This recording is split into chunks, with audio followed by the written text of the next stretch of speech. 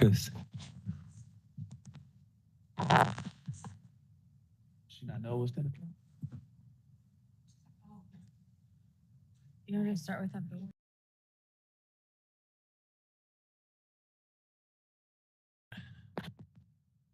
Um, First and foremost, as we start our 2024 budget sessions with the City of Little Rock Board of Directors, I want to share our appreciation for you making time to go throughout this process and this journey. As you know, by statutory law, it's our goal to have our budget passed by the end of the year, December 31st. We generally try to get it done between late November and early December.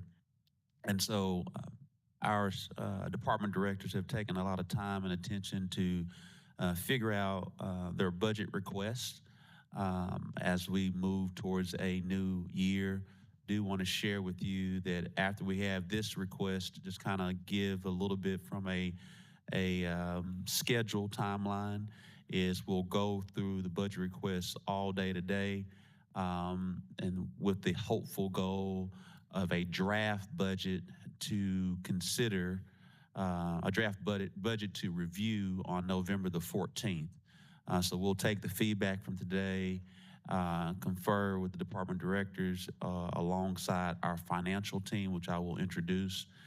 Many may not know all of the financial team members. We have here today Scott Massinelli, who is the interim CFO. Scott, if you raise your hand.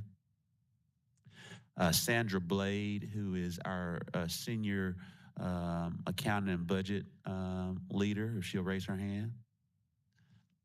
Amanda Watson is another senior leader and accounting and budget leader. Amanda, would you raise your hand? And then David Holt is our comptroller, if you'll raise your hand. These four members of our financial team have been working tirelessly over the past few months to get us to this point. I want to recognize their time and talent.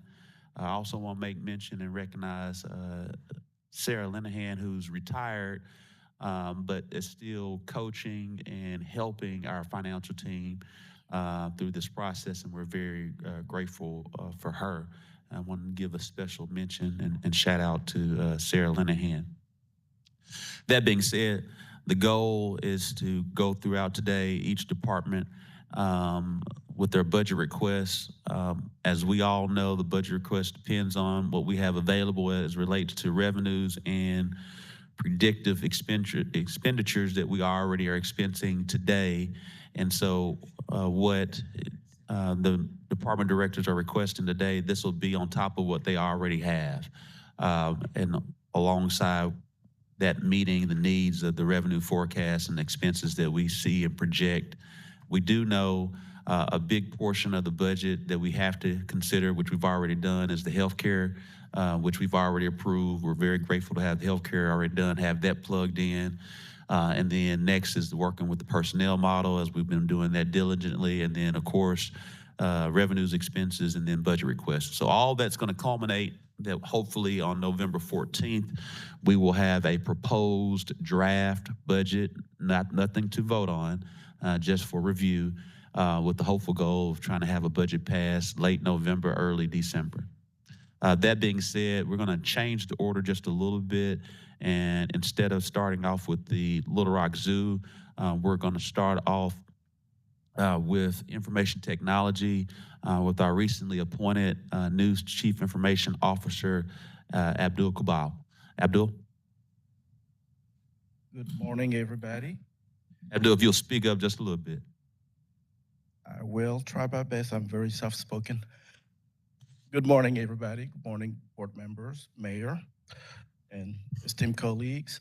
I've tried to group our budget request in big chunks.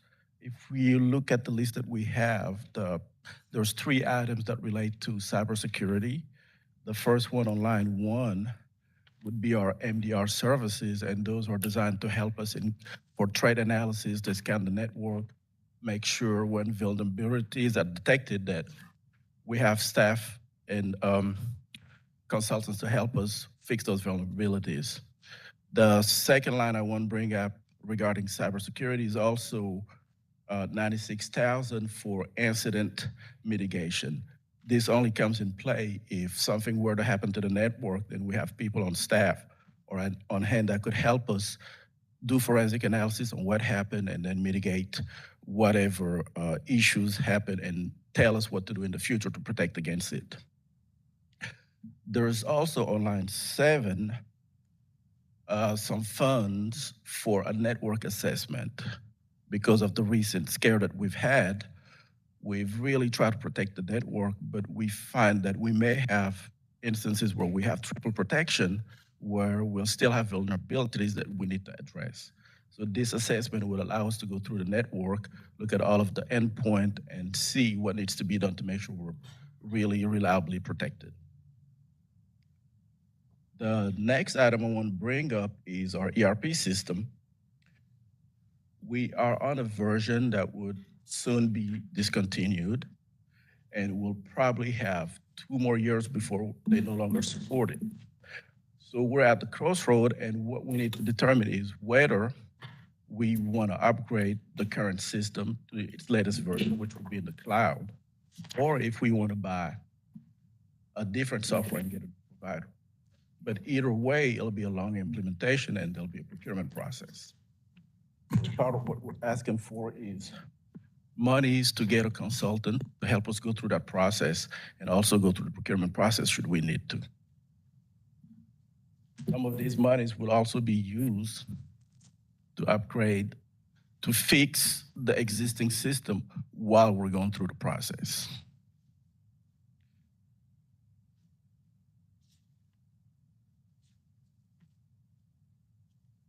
My computer locked up on me. Members of the board, any questions of Abdul? Director Adcock? Mayor, I cannot hear him at all. So if he could start over. Start over? These mics are better. Abdul, if you can just come to this chair and swiftly go back over what you just shared for Director Adcock. Swiftly.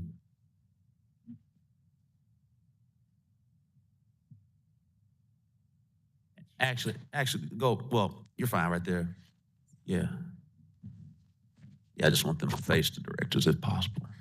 But All right, real quick, the first batch I just went through are all the items related to our cybersecurity. We have one component that was designed to help scan the system, make sure we're up to par with vulnerabilities, detections, and remediation. The second piece was for incident remediation. In the event something were to happen, we need additional help to go through forensics and figure out how to recover and prevent it. The second big item was related to our ERP system that is being decommissioned, and we have a 2-year window to decide whether we want to upgrade to the latest version or buy a different product. But either way, we'll need to go through a procurement process. We need to go through an assessment and selection. And we also need to fix the current one while we're going through the process.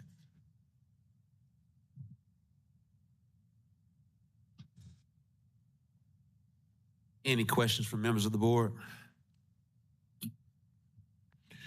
Here, Mayor, let me ask a question. Yes, sir. Abdul, let me ask you, as far as personnel is concerned, or is, Mayor, this may be, is there a standard raise for personnel? Is that included in this, or is that something that's looked at as a whole?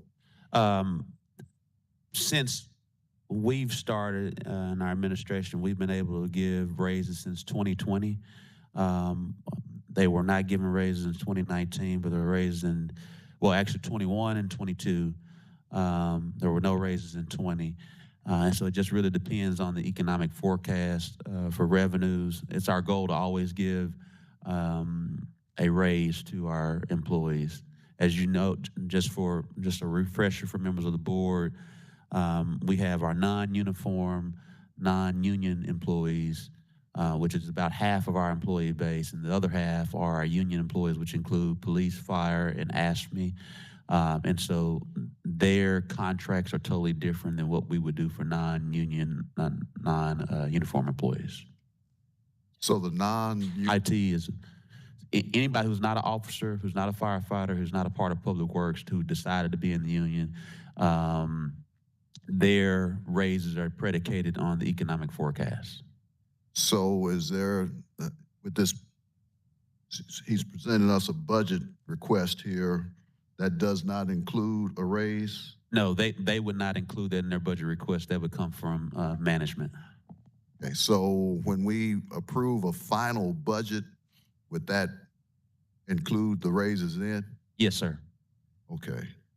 Do you have any idea what you're contemplating at this point? We contemplate every year to give a raise. Okay, all right. Is that a good enough answer? Well, I was thinking 2%, 3%, 4%, We try not to discuss that publicly until we release the private, but I'll take you to the side. a range. Okay. All right. All right, thanks. All right. And one other question, I guess, just for my general information, we heard And board members, if you all, just like in the board meeting, use your hand, not you, Director Miller, because you're talking now, but I'm out of order a lot. Just started and you're already out of order. Dang. All right. Got my hand up now. yes, Director Miller. Okay. We heard last night from housing that they were looking at purchasing some software. So each department, that's separate and apart from IT? Yes. So let me give you an example. So there are a lot of tech things that each department tends to purchase by themselves. And then sometimes they want our IT department to acquiesce to what they purchase. We are changing that culture as we move forward under the leadership of Abdul as well as Randy, that IT is making certain they're more involved on the front end to let them know what the system can and cannot handle versus a department purchasing something that fits their unique needs but may not fit the overall global scale of the city. And Mayor, I would add that several of the IT items, cybersecurity items, those obviously impact all the departments. And then the enterprise resource planning system, the ERP system request, that would impact lots of departments. All right, Director Adcock, did you have anything before we go to the next department director?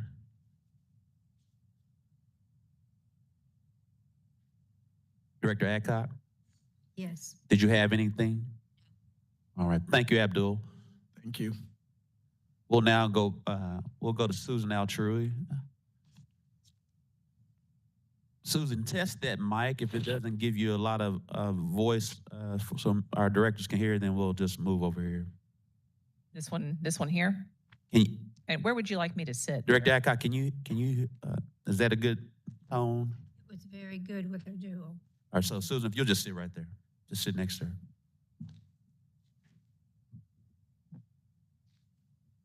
And just speak into that mic rather than handheld. Into this mic? No, Into this mic. yes, ma'am.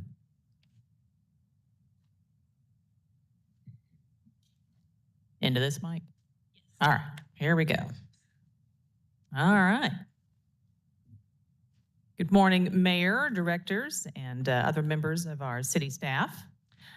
For the Little Rock Zoo, a quick overview of our mission, which is to inspire people to value and conserve our natural world. Our vision is we envision a world where nature is in balance and all living things thrive. Of course, this is an overview of our zoo personnel model, which you're looking at here.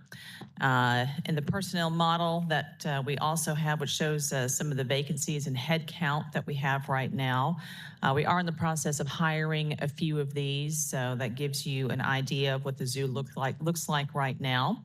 One thing I do want to note to all of you is that this year we did take some directive to make a business change at the zoo. We did hire out gift shop and food service with a company called SSA. So that has been privatized. So we are no longer utilizing one of our personnel, which is the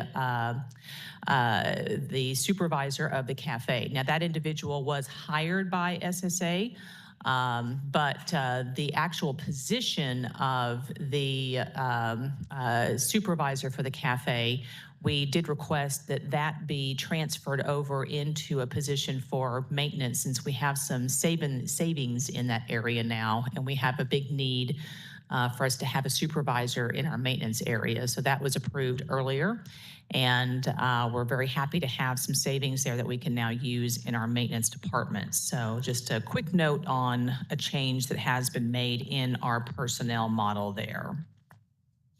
Moving on to our budget request. We have seen increasing costs, as I'm sure all of you have in your own organizations, businesses, and homes. The cost of feeding and caring for our animals has risen this past year, really the past couple of years, but especially this past year. We've seen inflationary costs rise anywhere from 30 to 40%. And so we are asking for an increase in animal feed and supplies of $65,000. That's probably the most immediate need that we have for the zoo. And then on the capital area, we do have some requests there. One thing that we would like to do, we like to try to invest in the zoo to attract more guests and to further the mission of conservation learning. Our Zoo Foundation has put forth a challenge. They're willing to match a $300,000 gift if we will put in $300,000 from the city. So the next capital request is to help to build a Komodo dragon exhibit. Next year is the Year of the Dragon, so it makes sense for us to build it in the Year of the Dragon.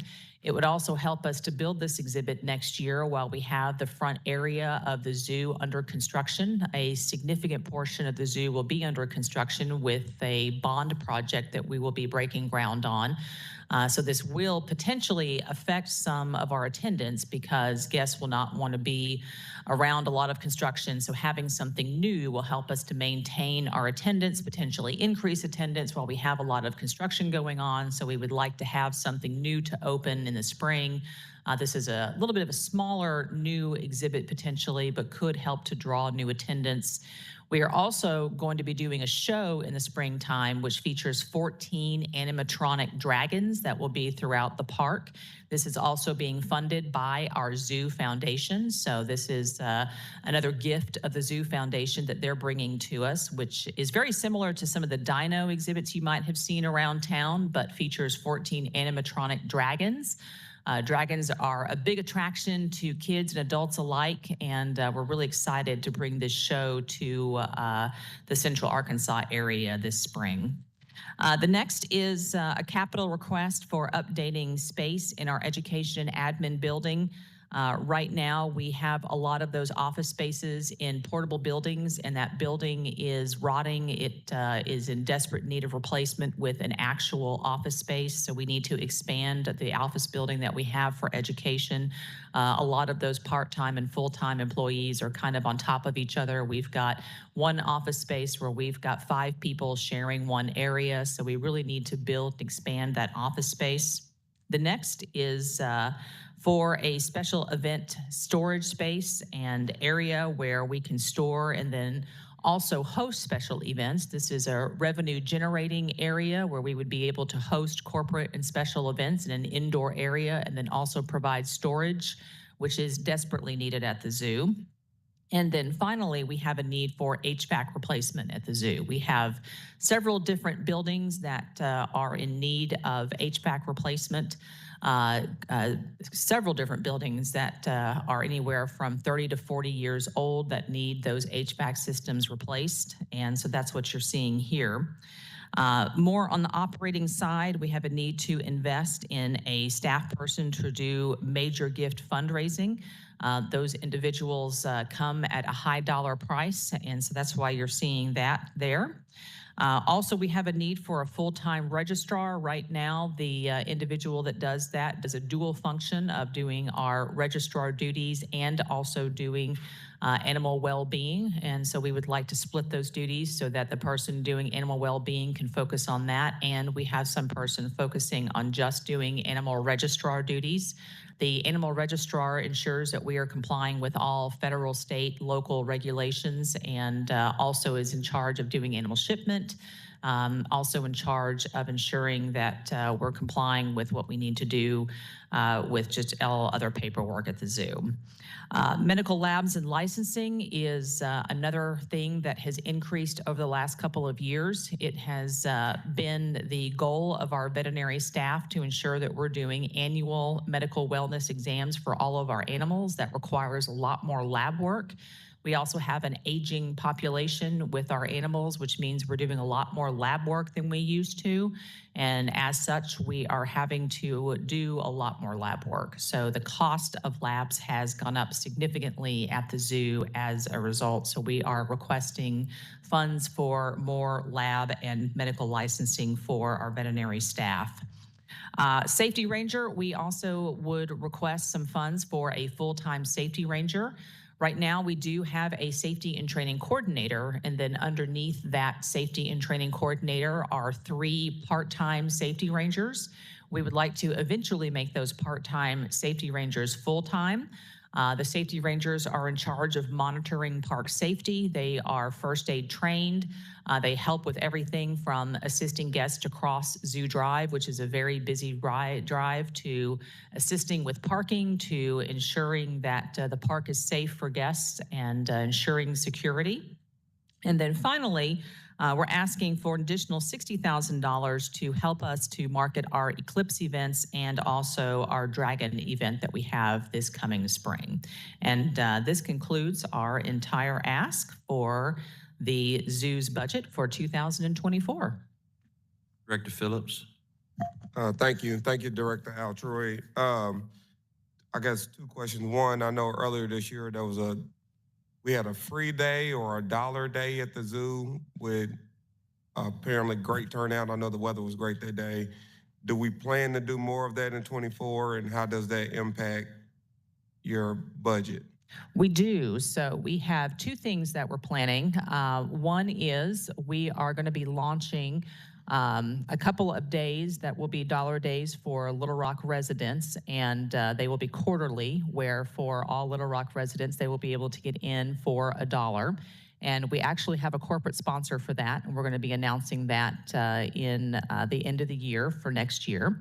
And we're also going to be doing a SNAP program that is very similar to what the Museum of Discovery does, where you'll be able to get into the zoo for $2 a person for up to a family of 6. And that will be for anyone that's in the state of Arkansas. And we'll also be announcing that at the end of the year for the year 2024. So I think the dollar days are great. I'm glad we had great turnout. So if I'm hearing you correctly, with this sponsor, it doesn't really have a negative impact on you financially because we have the sponsor covering the costs. That's correct, yes. Okay. And then as it relates to the major gifts, is that one person or is that a couple people? That's for one person. Okay. That's what I needed. Thank you, Director Altroy. Thank you, Mayor. Members of the board, any more questions? Mayor, for some reason, I'm gonna need someone to help me set up my iPad. I apologize for my tardiness. I had transportation issues. Susan, if you've already covered this, I apologize, but have we seen an increase in attendance over the last 2 or 3 years, or if we did like a 3-year snapshot, have we seen an increase in attendance? We did see an increase in 2020 during COVID, actually, and that was because during COVID, a lot of families like to be outside, and that was a nice little bump for us, and we kind of saw that nationwide just because being outside and being outdoors was something very attractive to most families. We've seen a little bit of a dip since then, but our attendance has been pretty steady. Thank you, and this may be an unfair question for you right now, but can you quantify that bump, that increase? Can you give me some numbers? Give us some numbers in terms of... Don't have that in front of me. I want to say it was about a 10% increase, but I can get those numbers for you. So if we quantify that monetarily, then you'll be able to provide that as well? Absolutely. All right, thank you. And I apologize for me missing your presentation, and apologize to my colleague for my tardiness. Thank you for what I've what you presented and what I've heard, and I'm glad we're seeing some bumps and some increases. And I think that's always important, particularly in lieu of the fact, Director Miller, that that's within, it's right outside the boundaries of our 12th Street corridor work, but it is close enough that we can consider it part of the 12th Street corridor, particularly that the fact that we got the Children's Interactive Library in that area and a number of other opportunities for children, youth, and families to participate in that part of the park, despite us closing my favorite golf course. It still is an area that's ripe for development of park-like activities and park-like children-friendly activities in that area. And I think that could certainly help our attendance at the zoo as well, particularly if we do collaboration with those other entities that we're talking about working with in that area. Would you agree with that? We couldn't agree more. All right, thank you.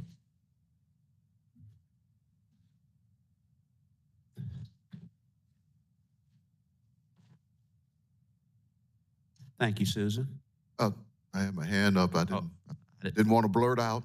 All right, thank you, Director Miller. I didn't see it. All right, thank you. Director Alturi, first off, congratulations on your foundation. It sounds like they're pretty active. They do a real good job, real engaged.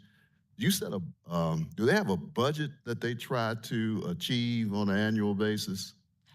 They do. That budget depends on whether or not there's a capital campaign going on. So this year, that budget ranged around 700,000. So in some years, it's been more than $1 million, $2 million. It just depends on how much we're trying to raise for whatever project is at hand. So this coming year, you're looking at the foundation trying to raise about 700,000? Next year, it will be more. The bond project that we are completing at the front entry will require a match. So we are anticipating that probably being around 2 million. Well, congratulations on your active foundation board. Is it Friends of the Zoo? What's the name of it? It is called the Arkansas Zoological Foundation. Thank you. And is that separate from Friends of the Zoo? Are they still active? It is separate. The Friends of the Zoo was dissolved about 20 years ago, and the Arkansas Zoological Foundation was founded in 2005. So could we consider this an evolution of Friends of the Zoo? Yes. Okay, thank you. All right, seeing no other questions, we'll go a bit out of order and transition to human resources. You to stay here? Yeah, you can just stay there. Good morning. My name is Pam Rather, and I am presenting the Human Resources 2024 budget in the absence of our new Chief People Officer, Sheridan Richards, who's out today.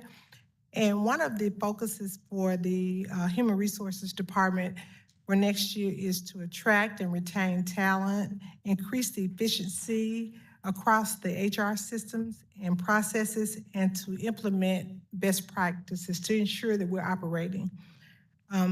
So I'll just give a summary of what our requests are. If you'll see in items 2 through about 9 or 10 on the budget document, the request, one of Sheridan's goals is to have all of the departmental employees in the Department of Human Resources to receive HR certifications. And as a result of that, you'll see registration, travel, and so forth, and fees, because as a result of, to actually obtain certifications, it requires an optimal amount of training, which would require travel to conferences and so forth, so that we stay abreast of the trends and innovations as it relates to HR practices and laws and so forth. The other thing is that we want to be able to attract. We have asked for a new position, and it'll be a recruiter, so that someone is actually focused on recruiting and attending career fairs. And we also want to partner with other organizations and schools across the state. And this team will also partner with the Marketing and Communications Department to create an employee value proposition that will be used to market the city of Little Rock as an employer of choice. The other request is for training. Sheridan conducted a SWOT analysis within the HR department, and she's also partnered with each HR director. And the thing that came out of that, one of the needs within the organization was for training throughout the organization. We have several new supervisors and managers within our organization, and the only training resource we have right now is through our NeoGov. It's our Learn system, through our applicant tracking system, and it's an online learning system. So we need more training throughout the organization. So as a result, we've converted one of our current positions into a training and performance manager. And as a result, that person will need support in conducting training. And it's not just for HR, but it's throughout the entire organization. So we've asked for two training staff members to assist the training manager in conducting training throughout our organization. And the other asks were just for materials and so forth to be able to be utilized in the, like marketing materials when our staff go out to participate in job fairs. And one of the performance issues is that we would like to purchase a new system. It's a 360 assessment, where typically when you do performance evaluations, you're only evaluated by your immediate supervisor. With this particular platform, you would you would get it throughout whoever your peers are, your subordinate employees, and your supervisor would actually assess you as far as from a performance standpoint. And those are our asks. Any questions?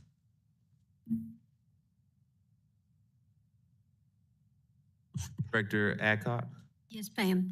It sounds like you are saying we need lots of training, different. Yes. Can you give us some ideas of what areas that we are needing all this training in? Well, just basic supervisory training, just the basics, one-on-one training, because what it has done as a result of us not having properly trained or just not having access to training opportunities, it has had a negative impact even on our employee relations issues. So based on her SWOT analysis, where she reached out and spoke with the department directors, it's an evident need that we need lots of training within our department. So that's one of our target goals for next year, is to implement training within the organization. In all of these job fairs and everything, that is to build all the departments? Yes, it's to recruit and market ourselves throughout for the entire organization. It's not just for the Department of Human Resources, but just for vacancies that we have within the organization. Most of the time when you think of job fairs, you think of young people. Are we doing anything to try to get other age groups to apply? Yes, we are marketing everyone, just like we just recently, for 2 years, we had problems with our even recruiting the assistant public works directors. So we've partnered with other organizations to reach out to. It's not limited to any specifically age group, because we need positions all over the organization in all respective age groups. Okay, so we are trying to reach out to all. Yes, yes. Thank you. Mm-hmm. Director Phillips? Thank you, and thank you for your presentation. One thing I've heard since I've been on the board from people in the city say, hey, I applied for a job, it takes so long. I want to come work for the city, and there's always kind of been a lag in from the application standpoint to when they hear back or when they on board. Does some of these issues help us become more efficient in bringing people on quicker to solve some of our vacancy issues? I think it will with the additional staffing, but one of our goals for next year, and we're implementing one of our performance measures, is to decrease the length of time that it takes to actually advertise and refer and get the positions filled. So we're trying to, as soon as we don't wait until a position closes. The typical time frame is about 10 days. So what our staff is doing is that they review and screen those applications as we receive them, and then they continuously refer them to the department. So as they get them, they don't have to wait until actually, so it cuts off the time frame. They don't have to wait until the position closes. They can go ahead and interview and start the process immediately as positions come in. We don't wait. So that's something that we're being intentional about. And that may be this not a budget question, it's just for my education on how the process works. So a person applies, HR checks, approves, do what you do, and then it goes to the actual department for them to interview and figure out whether this person is a good fit or Right. fits a need, correct? Right. Okay, I just want to make sure I understood that correctly. That's All right, thank you for that. Thank you, Mayor. All right, seeing no other questions? I have my hand. Oh, you still have your hand. I'm sorry, Director Adcock.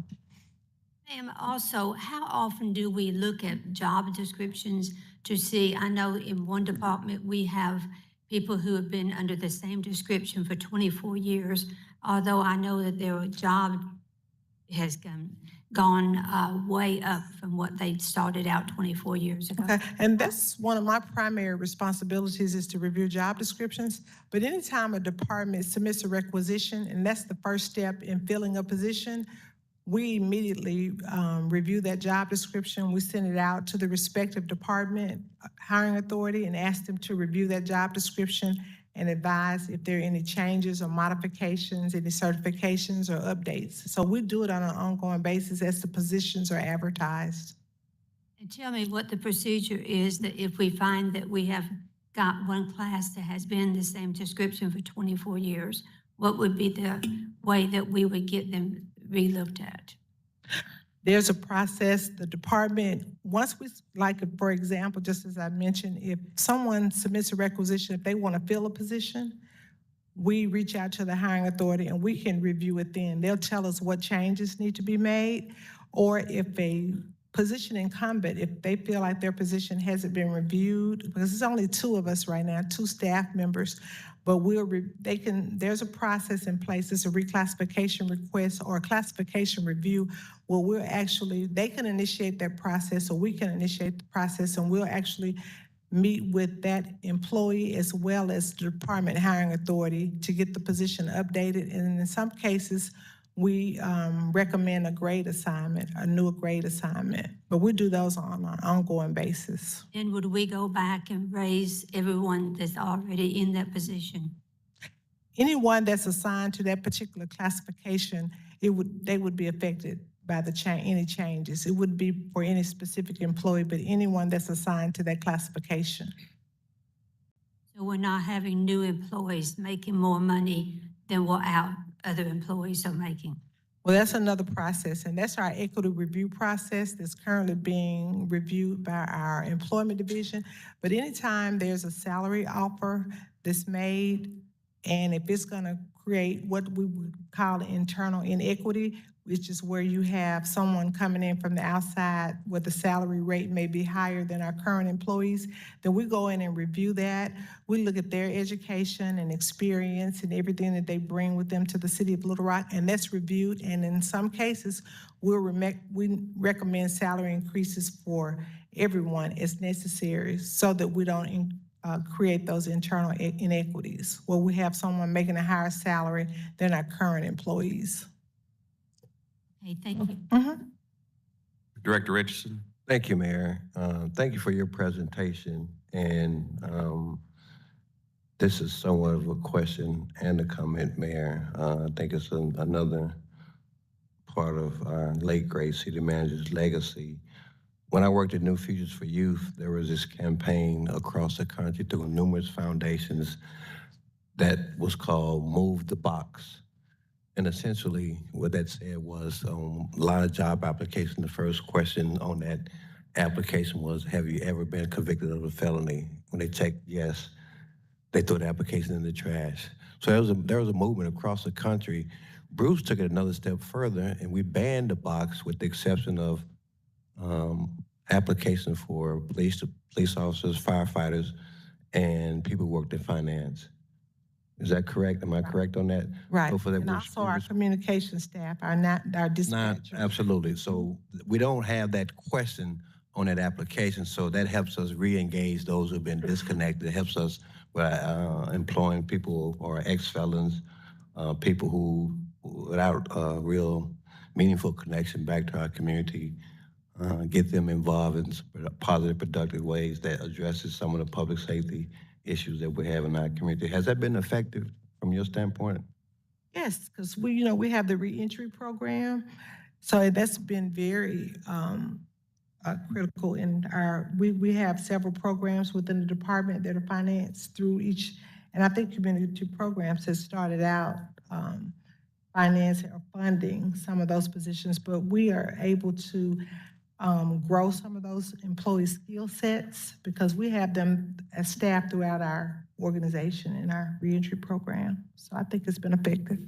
Well, I think that approach that we have from HR is probably a little bit more effective, in my opinion, with respect to more effective than a reentry program because a lot of reentry work, Mayor, was centered around sidewalk repair and asphalt kind of work. And once they completed that program, it was very limited job opportunities. But I think with respect to what you're talking about, we can hire across the city and people and they have a whole number of skill sets or opportunities or qualifications that we can look at without looking at whether or not they've been convicted of a felony. And I think it creates opportunities for us to fill a lot of the vacancies, re-engage a lot of disconnected adults and youth that we see in our community that are responsible for some of the criminal activity that we see. So I want to thank you and commend you guys for doing that and staying with that and being firm with that and following through with that. I know personally it's been helpful to a number of people who I've worked with in the past, and I think it's a wonderful opportunity. Now, there's another legacy that Bruce, he took it a step further, Mayor, rather than just move the box, he banned the box. Yes. Banned it. So it's not on that application. So if I wanted to get a job in Public Works, I wouldn't see that on my application, correct? Absolutely. Okay, thank you. Absolutely. Director Adcock, is your hand still up? No, thank you. Director Miller, is your hand up? Just making sure. I was going to put it up after this presentation. I saw your hand. Yeah, I was going to put it up after this presentation. Just in general about the process, which I think is great, going over all these department budget requests. But certainly, what I'm looking at is on these line items is funded by grants or special projects. This is not really the request. This is not really the budgets of these departments, the total budgets.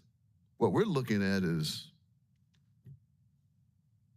so I don't know what the budget request is at the bottom line of it is. And I know this is your first budget.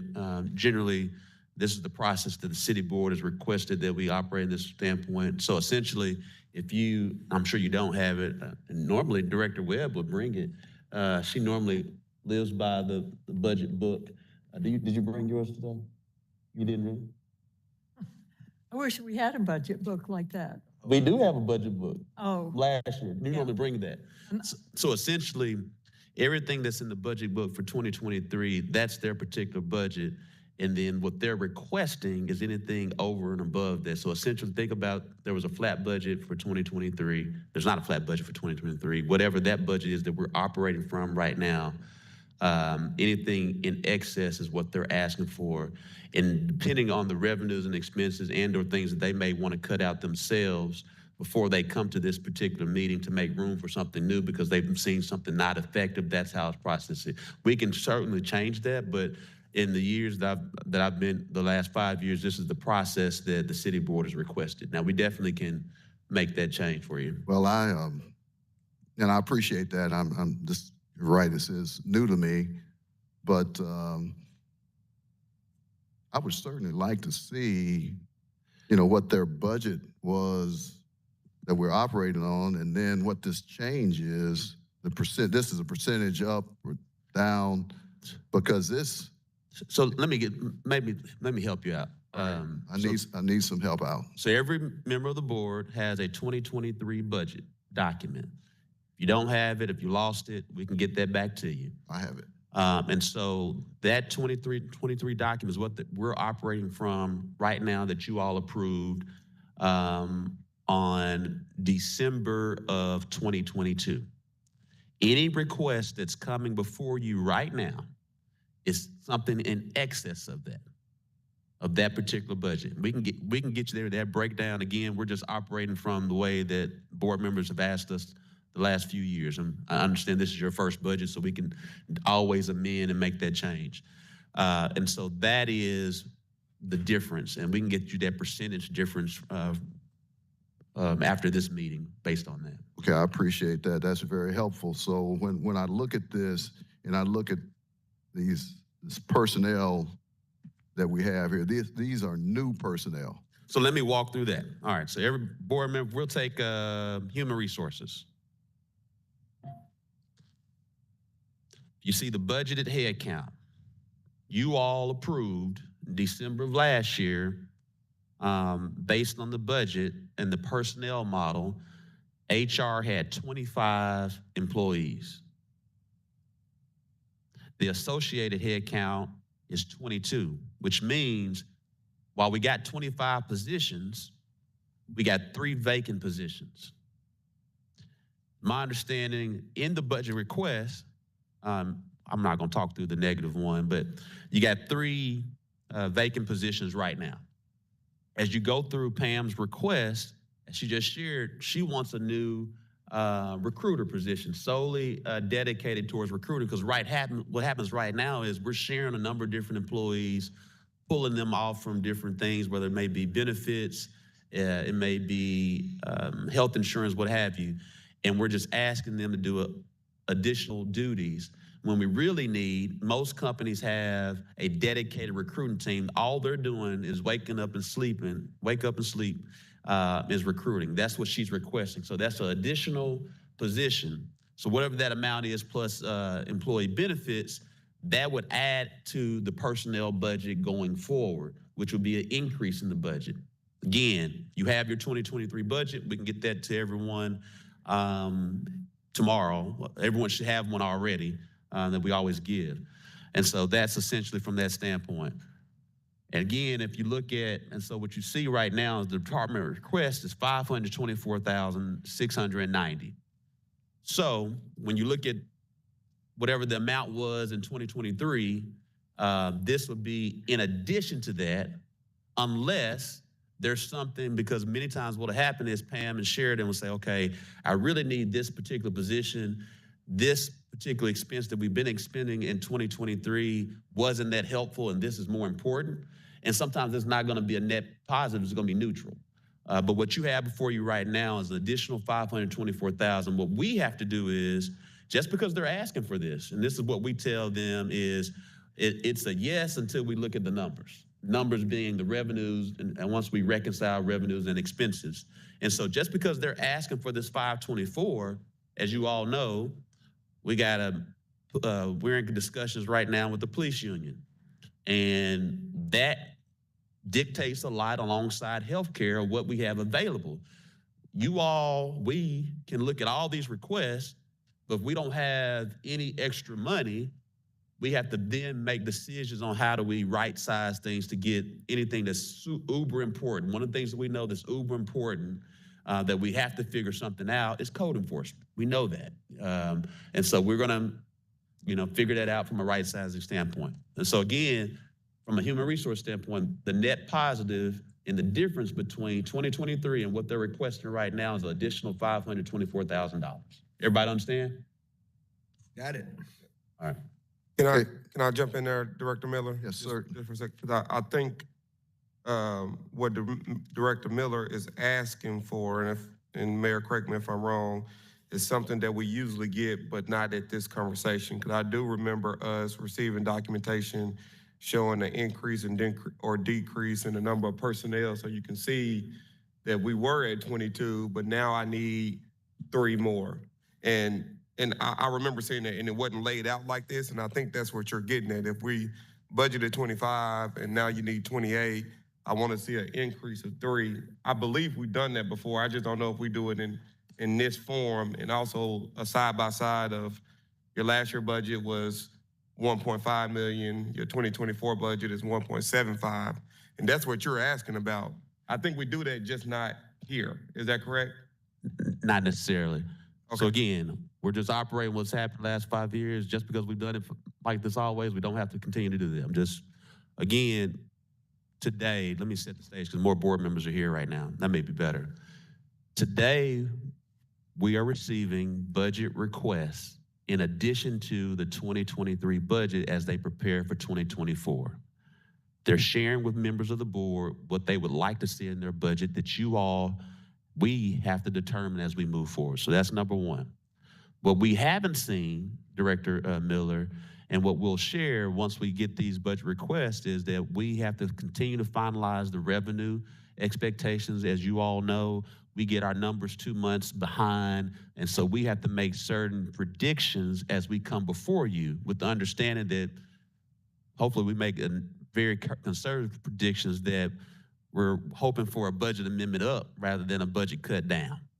And so that's what you'll have before us. And so you have the revenues that are still being worked on. And then once we culminate, and let's say board members like as much as this is possible as we're hearing feedback from you all. So when we're asking for questions, please say, hey, we agree with this, we disagree with this. Let Emily and myself know, because what we have to do is once we get done with this meeting is come with a proposed budget toward you all to consider. And so the next step, as I shared earlier, board members, is after we go through this, is to have a proposed draft budget to you all to consider on November the 14th. In that proposed budget, Director Miller, you'll see a lot more from that standpoint. So the meat that you're looking for is not right now. And that's what I was getting at. Yeah, and so what we're looking at as we stick with the human resources, in 2023, they were budgeted for 25 employees. Yes, sir. And what they're proposing some new positions for 2024. Yes.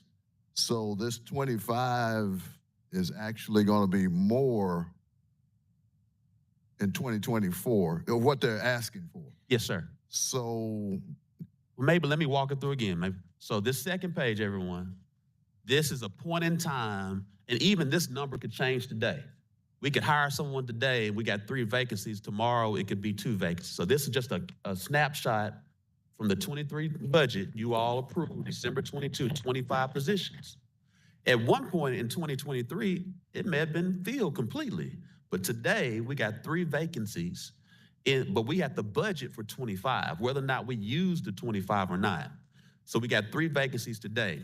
Then you go to the next page, and you have all of their requests 1 through 20, which equates to about 524 million. 524,000, thank you, Emily. Definitely don't want HR to have that much. In here, you'll see a few divisions that Sheridan and Pam and others and Jenny are requesting. Some positions, some things as it relates to the compensation study.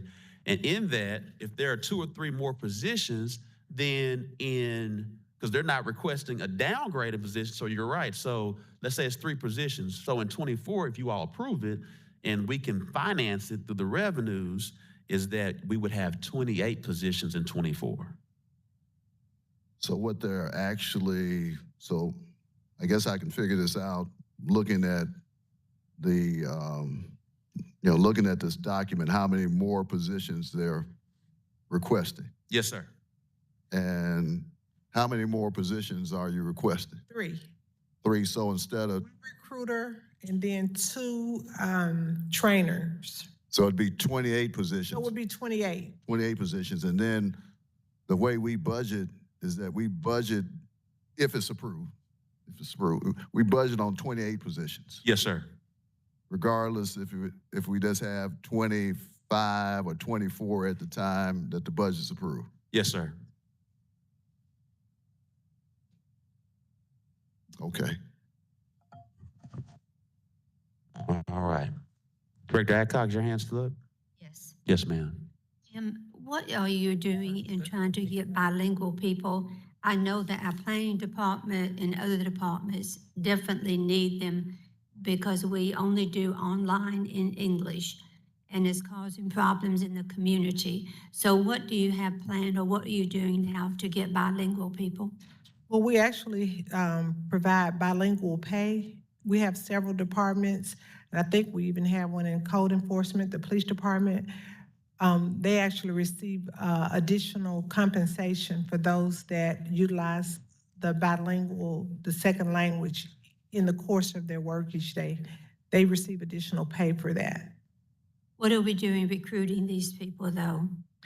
We always put it on our job announcements. As a matter of fact, some positions, we actually advertise them that way, that we specifically are recruiting bilingual individuals only. When we do our recruiting and advertisement, it's specifically for individuals that speak bilingual. I know some of our departments, it's a real problem for the residents. And maybe with the new recruiter, we can kind of push on. Yeah, we can be more intentional about seeking out, because they can focus on that. Wherever we see a need within the organization, they can be more intentional about addressing those issues. Thank you. Uh-huh. All right. Thank you so much, Pam. We'll now transition to our. I'm sorry, Mayor, my hand was up. I don't know if you saw it. I just wanted to dovetail Joan's question with respect to bilingual people in Little Rock. If I read the census data correctly, is a majority city. So are we doing the same thing for other minorities in our community as we try to recruit more bilingual Hispanic, I think is what Joan is referring to? Are we doing the same kind of intentional recruitment of people of color or other people that we classify as minorities in our city? Yes. I mean, we don't count out anyone when we're advertising. We're inclusive of the entire city population. Great. Like in some places, we may need even females. Gotcha. Like in the school system and so forth, because we have one now that they had a request from Central High School for specifically for a female. And for our legal, I see Tom is back there. I thought I saw Tom back there. Legally, we're not treating these as quotas, correct? Absolutely not. All right, thank you. All right, thank you. Tom, with the city attorney's office, Mr. City Attorney. Can't hear, you and Debbie will come up for your budget?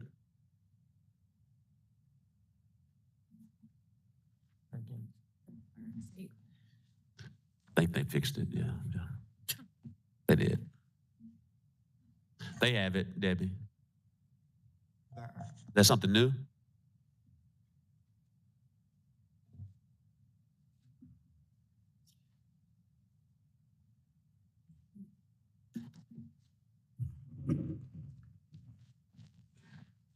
Do I?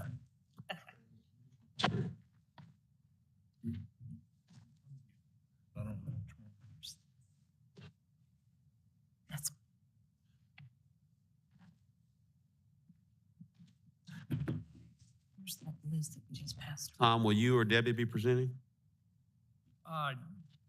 Yeah, you've got the You're going to. write out. We passed out a list of things that many of them, some of them are on there, some of them aren't. For example, Tom, if you'll speak into the microphone. be careful, Mayor, if it gets out in public that you wanted to hear from a lawyer, it will damage your reputation. And I can affirm that, Mayor, I was in court with him yesterday, so Yeah. we might want to get away from the mic. That's where I press here. This is just kind of a desire list to kind of go along with what you've got. One is for some new monitors for the office. We mentioned the midpoint issue. We've discussed that with HR.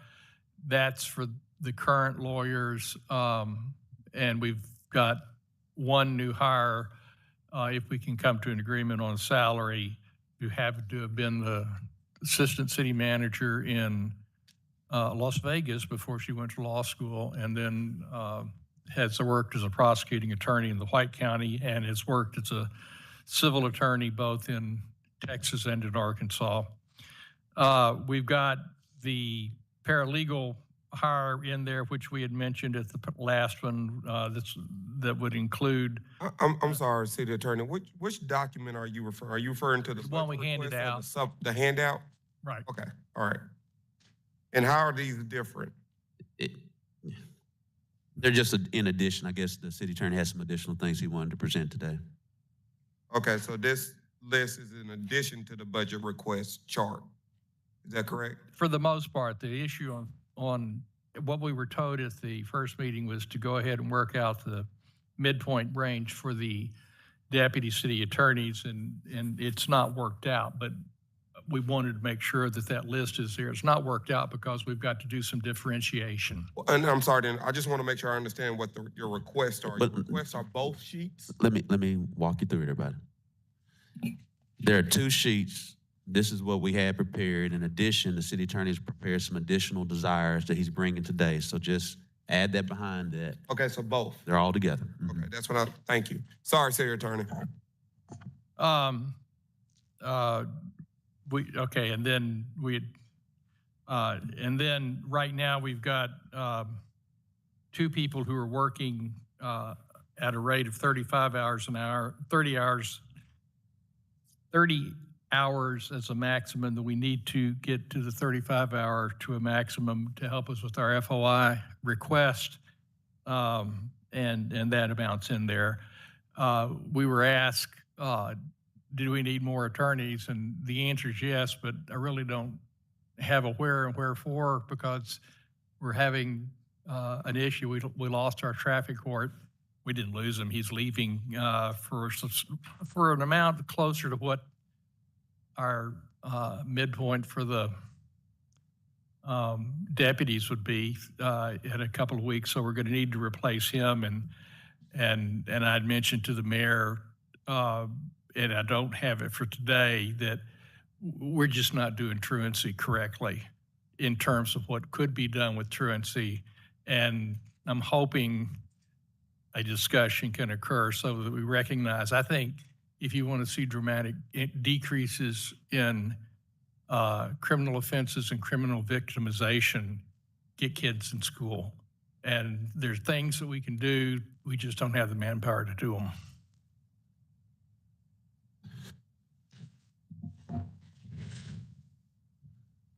Members of the board, any questions? I don't see any hands up. Mayor, Tom, can you repeat that statement about truancy and its impact on crime in our community? As one who's worked with young people, a number of them have been either dismissed or expelled or suspended or just plain out truant. And it's out in the community when they're not in a structured environment is where they get their PhDs and master's degrees or diplomas in criminal activity and criminal behavior.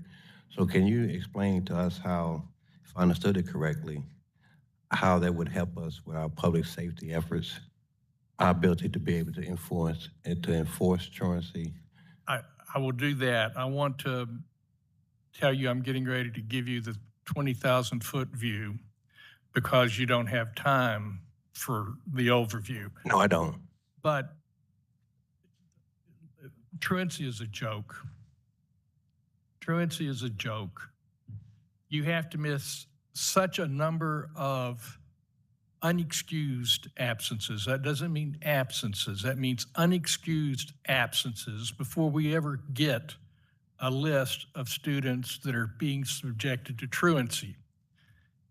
It's at least half of the number of days in a 9-week period.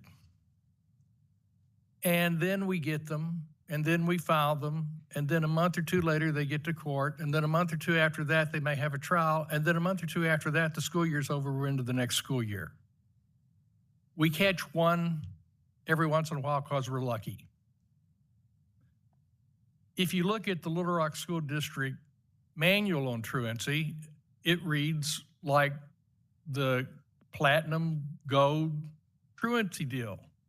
If a student doesn't show up, there is a counselor, social worker in school that tries to go in and find out what's going on. And they talk to them, and then they try to work with them. And then if they keep showing up, then we're having problems, then they start being counted. If they skip school, they get in service, which sounded like a great deal. I can tell you as a parent who wasn't pleased to get the phone call, that they go into this study hall and they sit there all day, but they have to do all their homework, and they've got a licensed teacher there to make sure that that happens. What happens is they go into study hall, they sit there and sleep. They don't even get their assignments from their classes. The licensed teacher in the high school may be an elementary school license, and that's really not going to do just a whole lot of good with teaching algebra to kids. And you're not going to get very far with computers without figuring out a little bit about algebra. And computers are ruling the world. I can't get past word processing and Outlook, but I've got people on my staff who can because I ain't going to be here that long.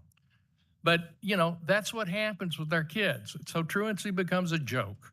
Now, what does it allow for? It allows for relatively massive interdiction on the front end, and if it gets to us, then it allows us to do alternatives to filing charges. But that's going to require social workers, investigators, lawyers, and people who can meet at night, because most of the kids that aren't getting to school aren't getting there because their parents can't make sure they get there because their parents are working.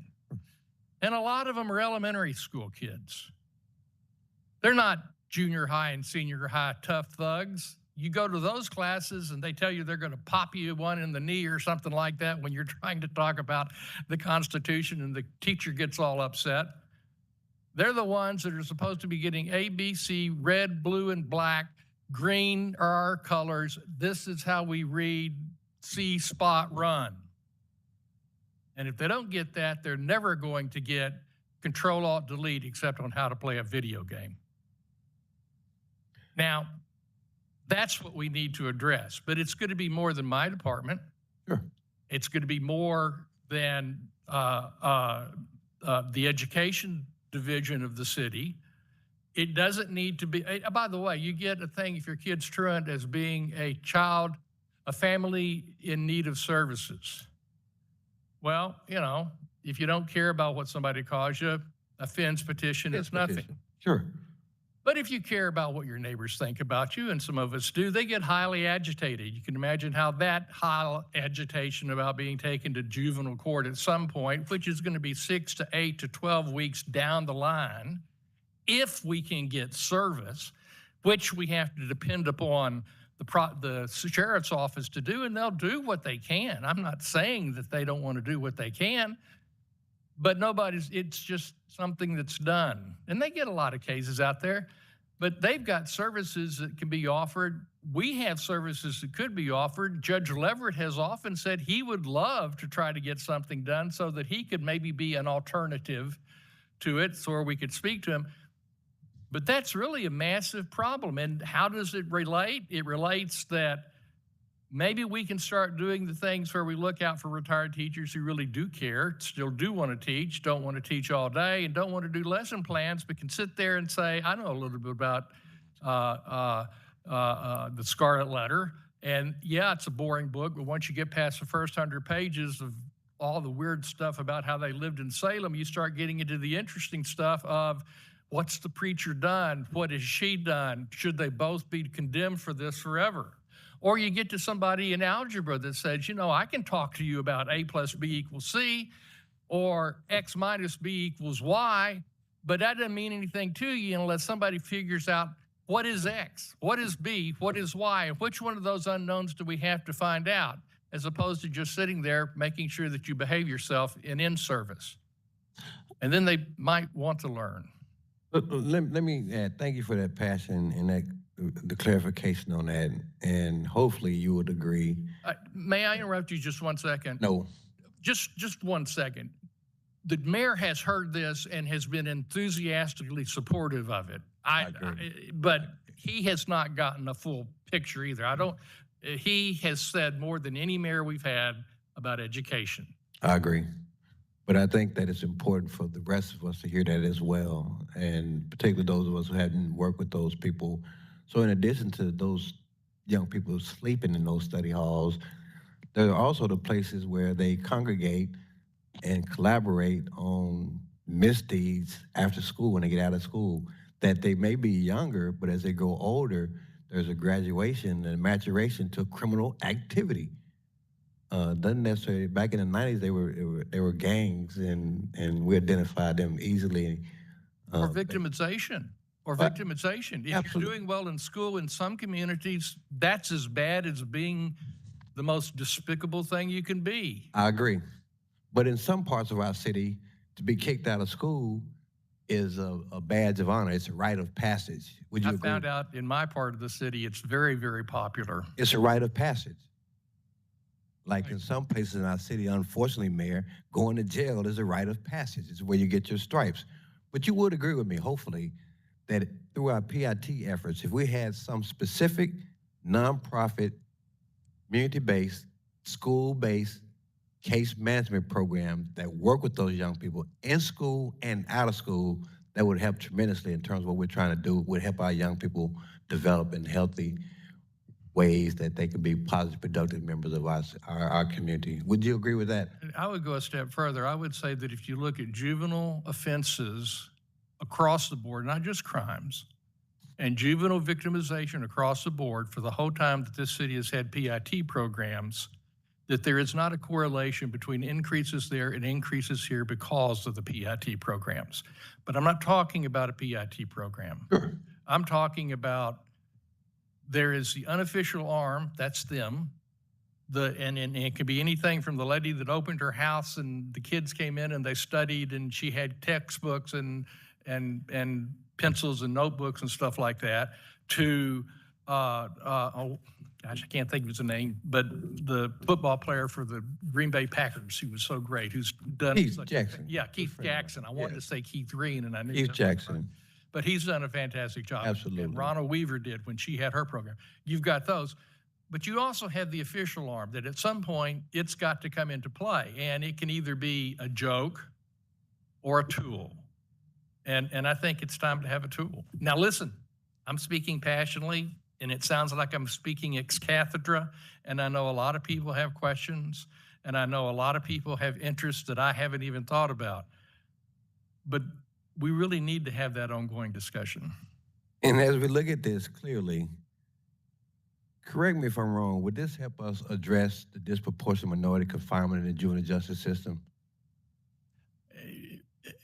I don't know how to answer that except to say we have a disproportionate number of African-American students who have been involved in the juvenile justice system. Fine. And when I work with New Futures, we monitor that. We try to address that within that system, within the school systems, within every system that interacted with that young person. We have a disproportionate. Back when I worked at New Futures, Mayor, we were looking at that from a proactive standpoint of how do we address this disproportionate minority confinement rate. Those young black kids are not committing more offenses than the white kids are. Some of them can't afford the legal representation, or some of them are punished selectively rather than objectively, but it kind of helps us balance levels of playing field. If we're gonna be honest about what we're talking about, we respect us helping all our young people in our community. We need to look at those things that are impacting them negatively based on race, sex, income, where they come from. Or just being strange to the area.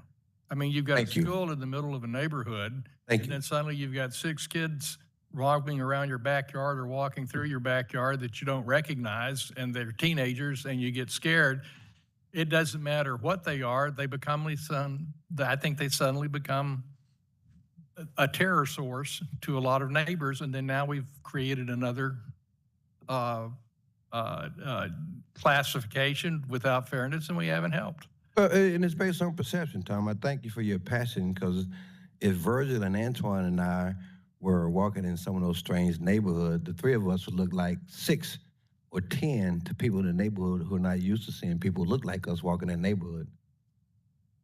But face it, if I was walking down 24th Street in the middle of the night, the same thought would be held. I'm not sure I agree with you on that, my friend. Let's try to get back to the budget as best. Sorry, Mayor. Well, Mayor was talking about a policy issue that was related to what he was talking about with respect to his comments on truancy. And that is a policy issue, and it is related to the budget based on his request. So we hadn't gotten away from, I don't think. We just talked about a little bit more specific things that leads up to that. But I agree with his comments on it, but I want him to expound it because he's had that conversation readily. He just admitted, you know that. He's talked to you about this. The rest of us don't know that. Yes, We need sir. to hear that if we're gonna look at his budget request. Yes, sir, totally agree. Director Phillips? Thank you, Mayor. And just a little bit to Director Richardson's point. I'm with you and I understand the truancy issue. I would support you in scheduling a policy discussion for us to talk about that because I do think that's something that we can be more impactful on how the city the city can be more impactful on our youth in that regard. So I appreciate your leadership and knowledge on that. City Attorney, a few questions. I just want to make sure I understand what's in front of us here. As I read your budget, I count 11 attorneys in your office, the position summary, is that correct? That's the authorized, yes. Well, I'm looking at the associated head count. You have 11 currently. It looks like there's you, 2 Well- assistant city attorneys, 7 deputy city attorneys, and 1 chief deputy. That's 11 in my count.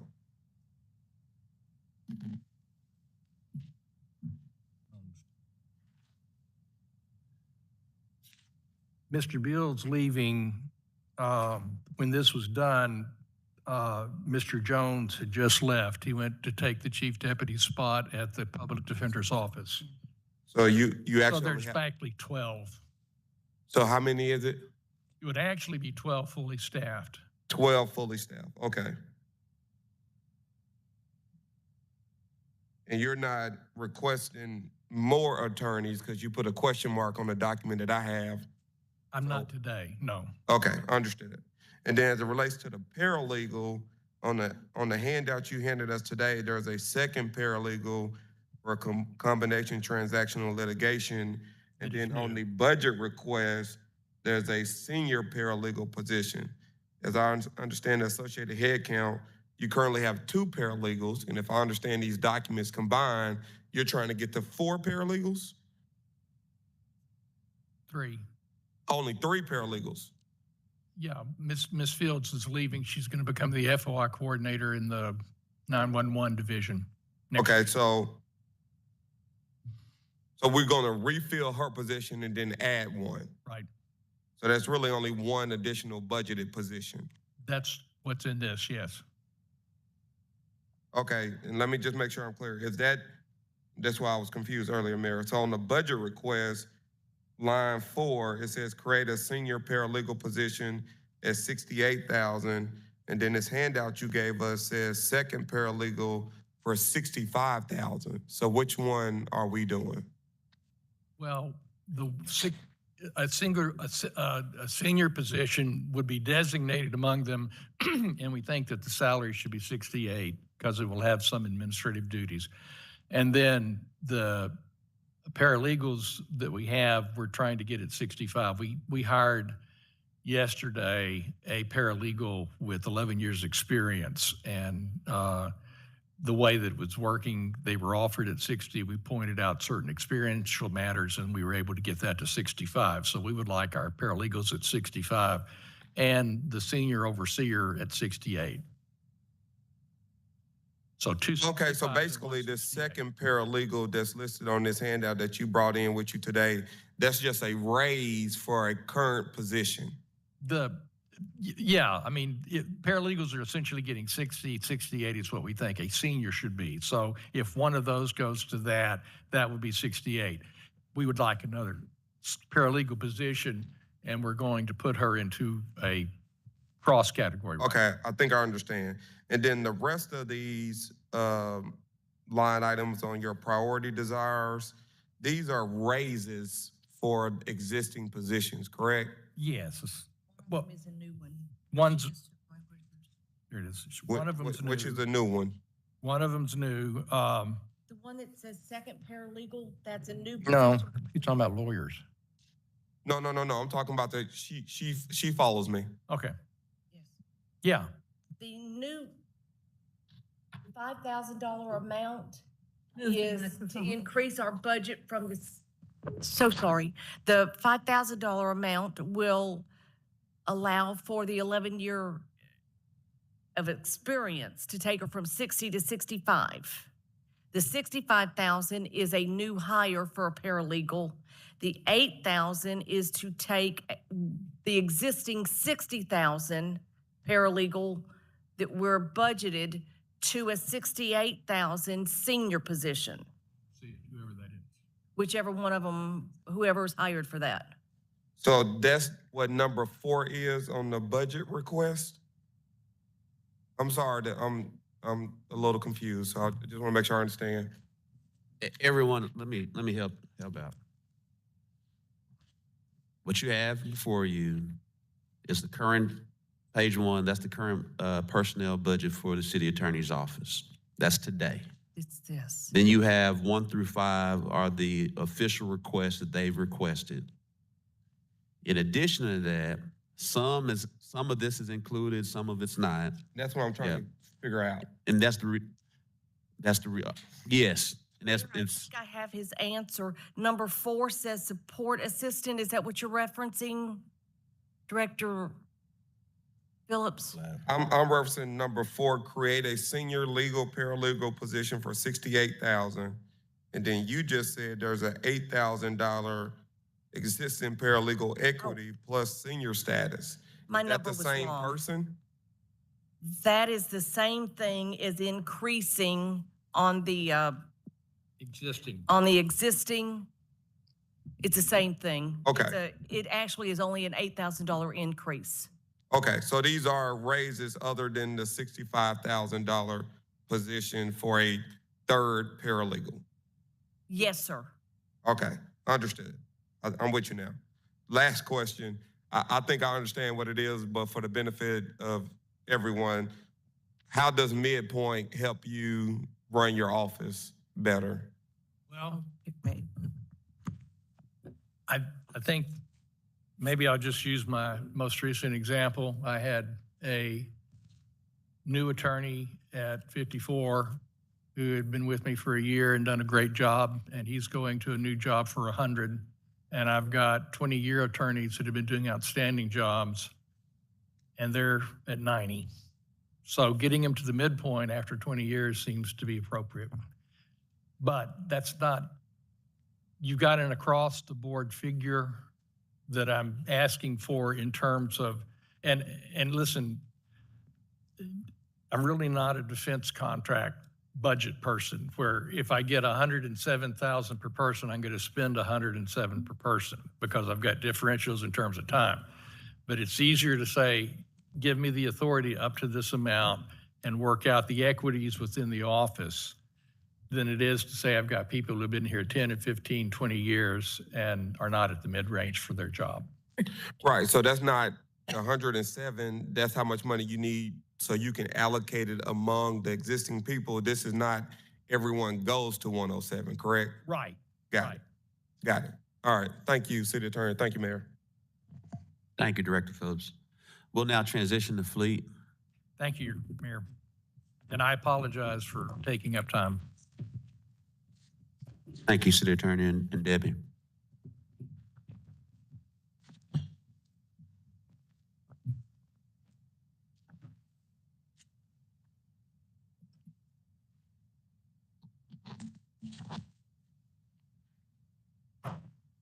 Mr. Hinton.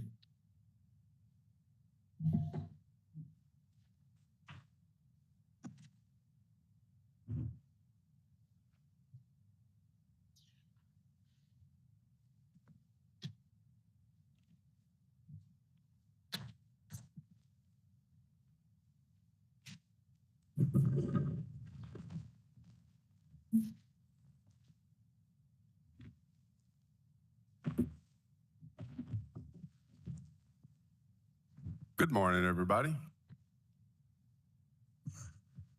Thanks for having us over to talk with you a little bit today.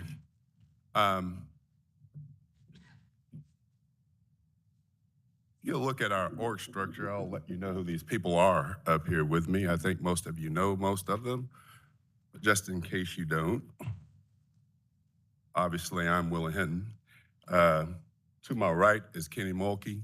He runs acquisitions and inventory. for us out there. And sometimes people ask me, what is acquisitions and inventory? It's the basic materials, functions, and we have our own purchasing group, which is acquisitions. That's what he actually does for us. And then to my left, immediate left, is Donna Faison. She runs financial services for me out there. And then Monica Creighton. Monica is not on this particular one. She's actually on the vehicle storage one as the fleet administrative manager. And then Walter Ederle, who runs the maintenance group out at Fleet. So that's who's with me today. So those are all the managers, with the exception of Shangus. Shangus is my systems and project manager, and he's out working on some projects right now, so he couldn't come today. So that's the org structure basically for fleet services. If you look at our head count from the budget model, you can see that we're budgeted to have 64 people. We currently have 50 on staff. We have 14 openings.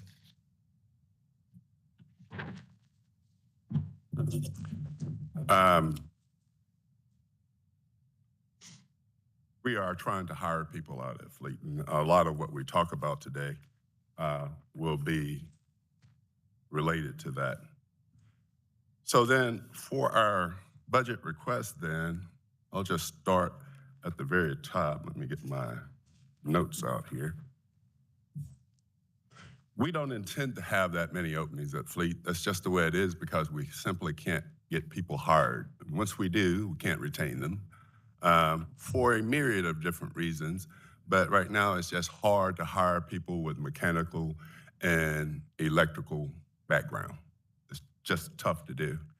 And a lot of it is what we pay. Some of it is the environment that we're competing with to get people into. So what we're doing, and number one, is we're going out and finding students or people that have other jobs that has mechanical and mechanics background, and we're bringing them in part-time. And some of these people want to work about 30, 35 hours a week, and they need benefits. And we can keep them here at 30 or 35 weeks. And then some of them will gain enough experience to go full-time. But in lieu of being able to hire other people, full-time people, I would much rather keep some of these part-time people that we are training, and then they can't work the exact schedule that we want, and then they end up leaving to go somewhere else and do exactly what they've been doing for us after our training. So all that one is, and number one, is actually for 5 people adding big benefits for part-time people. So that's what that one is. As you know, we have some very heavy apparatuses that we manage for the fire department. All of you know all about the ladder trucks and the pumpers because y'all get to talk about them on a consistent basis, right? And we have 5 people in the fire shop, and they're really good at what they do. Unfortunately, over the next year, we're going to lose 3 of them because they're going to retire. And we have got to be able to go out and hire some people, right? So we're asking to actually raise the pay of these heavyweight technicians to the market and a little bit above, because the truth is, I can't lose the folks that we have working on our fire trucks right now. We've already lost the people that we have working on the heavy equipment over at the landfill. And it's costing us a small fortune to actually hire people outside services to repair that stuff right now. So we've got to go out and hire people. So we're asking to raise the salary of 5 people. That's the people at that we have in the fire shop. And then I believe there's 4 additional people that we're talking about raising it over at the landfill. So that's 9 people in all. That's what that fund is for in number 2.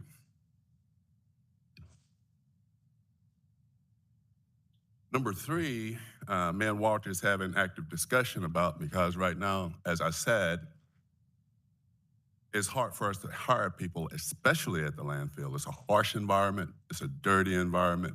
The equipment that we have on the landfill itself is it's not taken care of very well because we don't have the ability to clean it at the rate that we should. So we're bringing people in to do that as well. But one of the things that is very hard for us to do right now is manage all those outside services and manage the people that we have working over there as well. So this is a request that we add or that we make one of our supervisors or one of our leads a landfill manager. That is one that's negotiable because we're still negotiating it with ourselves. We just know that we got to do a better job of managing the equipment at the landfill. One of the big things that we have to do is not only hire additional techs over there, we have got to extend the life of the landfill equipment. That stuff costs too much money to get 6 or 7 years out of, and then we're in here asking you for more money to actually go buy equipment. We need to be able to take care of the stuff that we have. And we can. We just need to actually concentrate on it and get the right people working on it.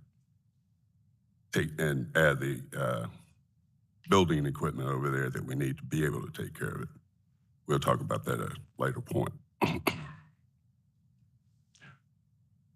The other thing that we have in number 4 is I made Walter a senior manager a few years ago.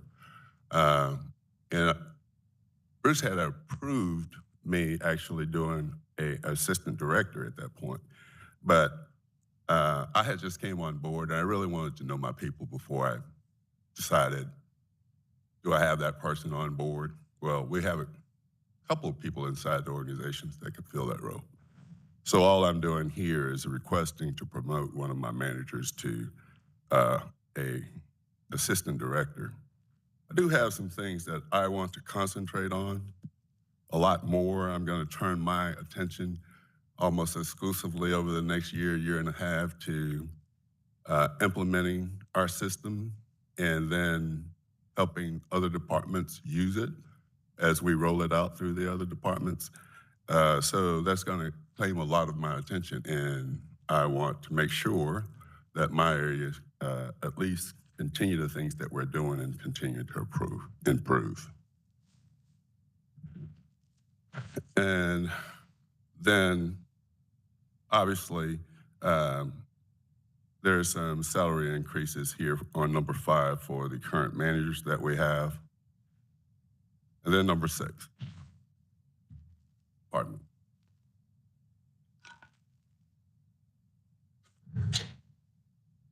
As many of you know, a few years ago, we leased a lot of vehicles for especially police and some of the other departments, but most of our leased vehicles are in the police department. And we are renewing some of those leases this year. And then some of that money that you see there is for additional leases for vehicles. I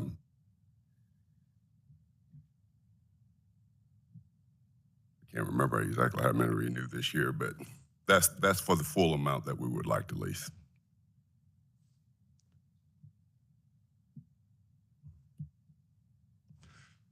We have a long-term employee that is our asset specialist who will be retiring next year.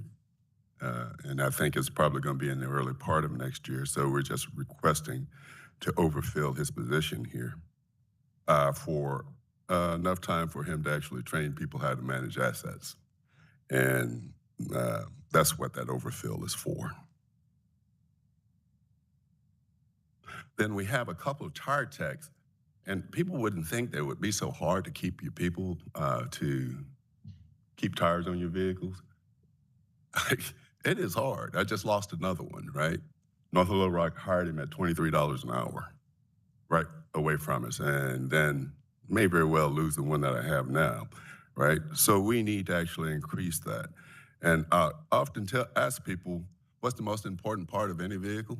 And you'll hear engine, transmission, roof. It's the tires.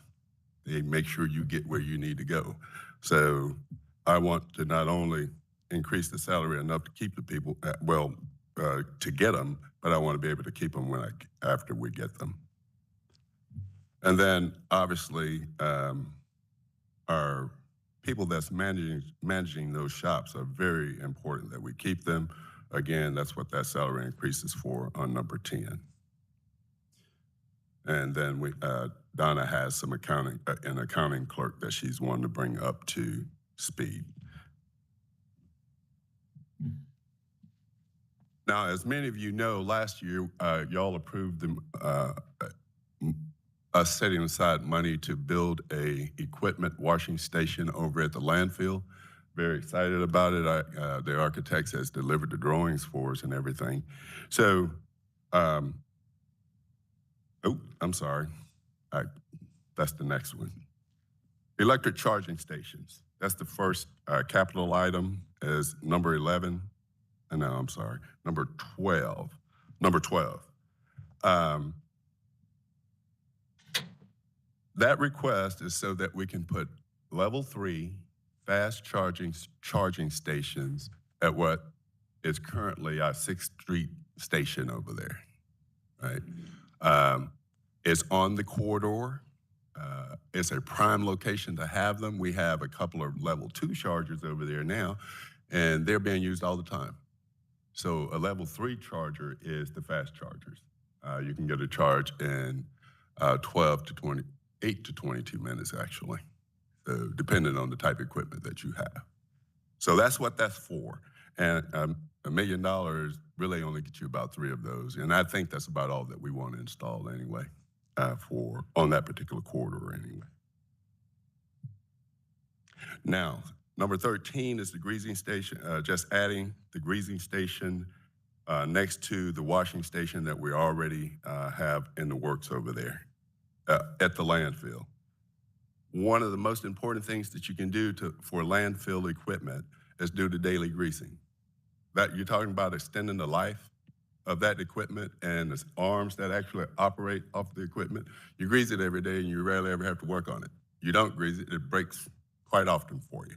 And that is not there right now, so we need to put it there.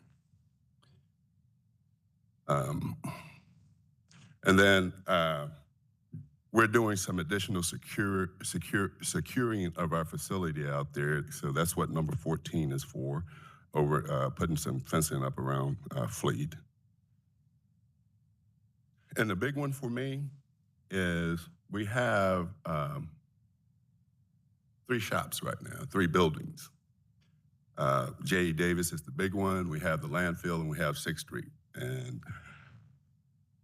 there are hot boxes in the summertime. It's hotter in those buildings than it is outside in the summertime. And that's part of why it's so hard for us to hire techs. So I want to temperature control those buildings.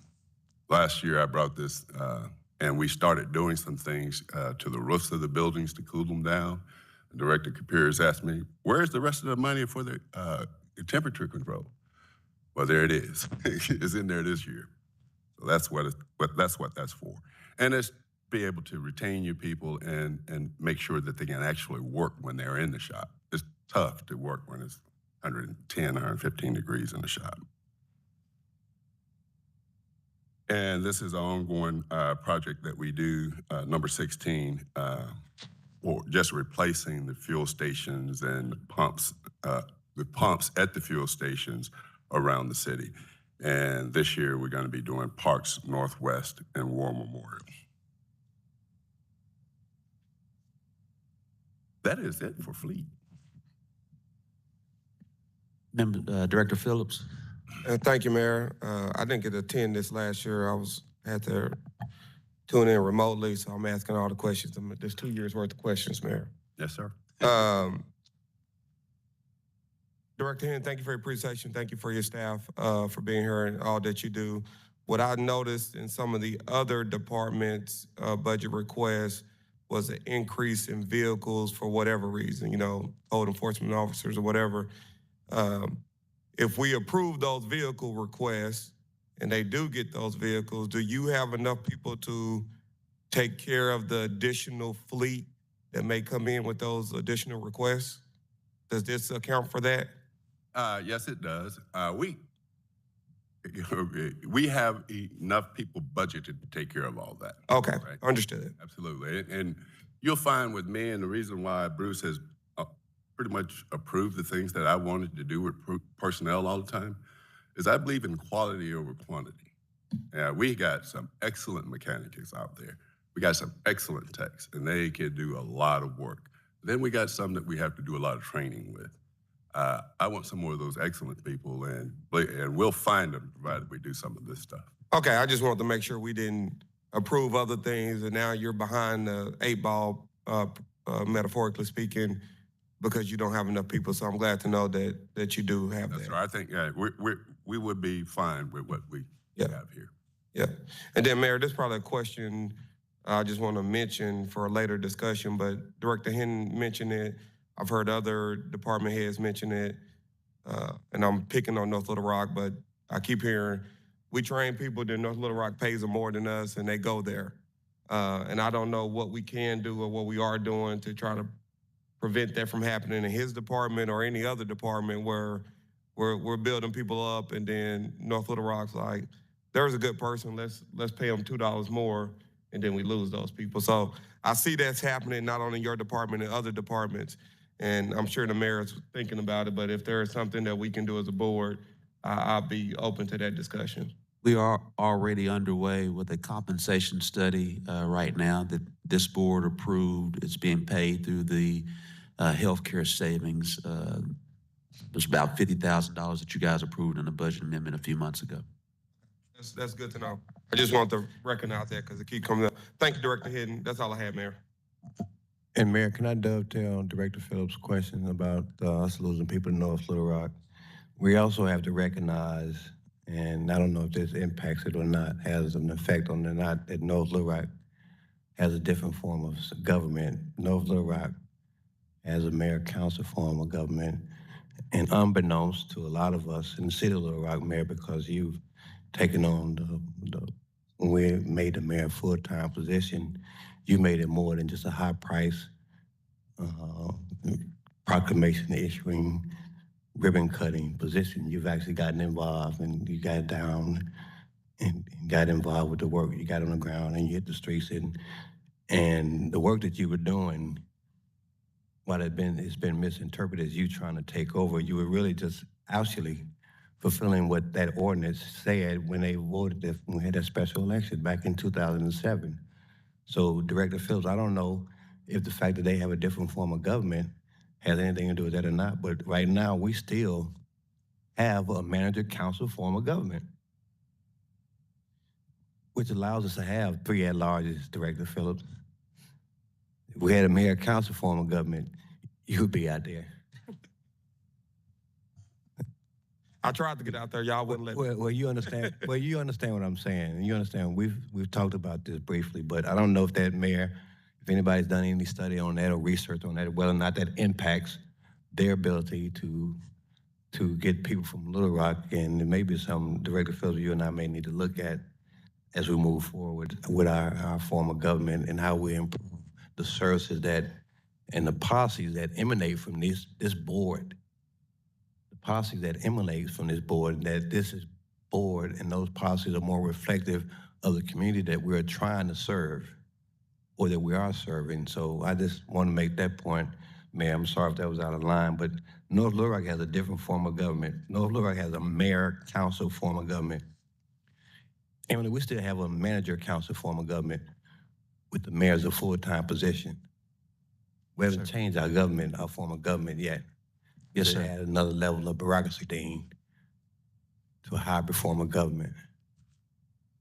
Yes, sir.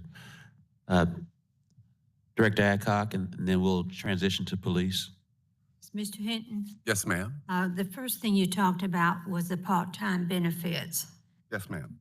If I'm not mistaken, and maybe Pam wants to answer this, do we have a rule or is there a policy against part-time benefits? Our part-time employees currently do not receive benefits, and what he's referring to is we have a minimum standard that they can't work over 30 hours because we have a look-back period under the Affordable Care Act, and from October to October of every year, if we have part-time employees that work over a minimum of 30 hours, then by law, we're required to provide them with health benefits. So Mr. Hinton then would need to have these people working over 30 hours. Right, which we would then have to provide benefits the next calendar year. So, Mr. Hinton, is that what you want, is to have them working 35 hours so they could get benefits? Yes, ma'am. Thank you. That's all. Mr. Mayor, I do have vehicle storage, and it won't take long to go through it, but I don't want Monica to throw me out the car on the way back because I didn't talk about her area. Yes, sir. So, all right, so the other area that I run, that reports into me, that my folks run them, is vehicle storage. And as you all know, vehicle storage is an enterprise. Vehicle storage actually operates, and you can see the org structure there. We actually made Monica the vehicle storage and financial administration manager like about 6 months ago now. I lose track of time. And you can just see the org there. If you have any questions about it, you can ask me. So our request for them is, and by the way, everything that we pay any of these people or anything that we actually buy for them is paid for out of the enterprise fund. It's currently almost $2 million sitting in that fund, right? So all of this stuff is paid for. So it's not, you don't have to add any new money for it. Thank God. So Monica is requesting that we create an intended to lead position. This is just making sure that we have a lead person to assist her with the other vehicle storage attendant twos, and that will amount to about $5,000 a year. I'll work through the operating items and then I'll go to the capital. For years, we have just had turnover over there for all of the positions over there. And it's simply because we don't pay a lot over there. And since we do have the money in the fund, we're talking about making several salary adjustments that will come up to about $150,000 a year. And that's about almost across the board. Now, this is one that me and Bruce talked about on the Friday before we left, before that Saturday of all that bad news. And he said, well, since you got all that, just go work with Sheridan and get things taken care of. And I was all happy over that. And then Saturday morning, I got the news. So those are the salaried items that we're talking about doing. And then the facility upgrades and the upgrade of the storage buildings over there is kind of a little high, but again, we have the money to actually do it. So the board don't have to find the money for us, it's already in the fund. And then obviously, number 5 that's on that list is a safety item. The forklift that they use over there, you can lift the car up off the ground and then it rocks a little bit. And I know better than that. I've been running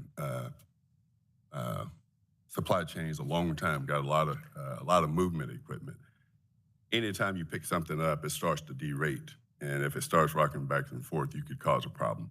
So I asked them to replace that with a wheel loader, and that wheel loader costs a bit, but we need something that's safe for them to use. So that's what that's about. Any questions about vehicle storage? Director Miller, I didn't even raise my hand. I saw you motioning, so I was gonna ask. So, Director Hinton, you said you already have the money for what? So with it being an enterprise fund, we charge fees and then sell the vehicles that we impound. And all that money is put in a fund for vehicle storage to use, right? To maintain the buildings, to maintain the grounds, to add new personnel, whatever the case may be. And that fund is sitting in good shape right now. Let me just put it that way. How much is in that fund right now? $1.9 million. And so was that budgeted? You anticipated that in 2023? Did you budget that much for that fund?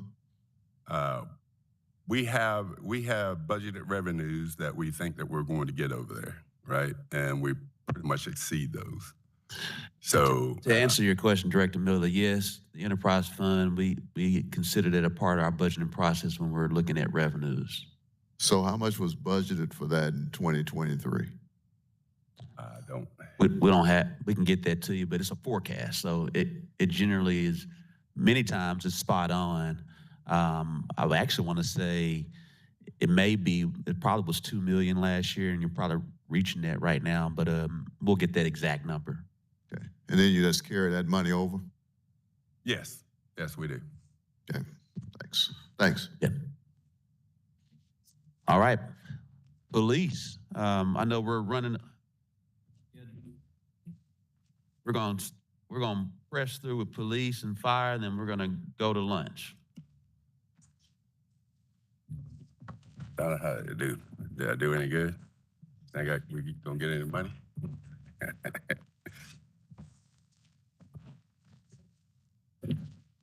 Man, don't ask for all the money now. Don't ask for all the money.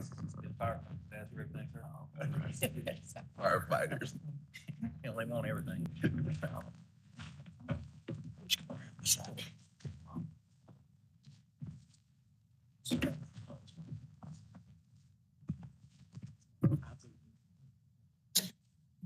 over here.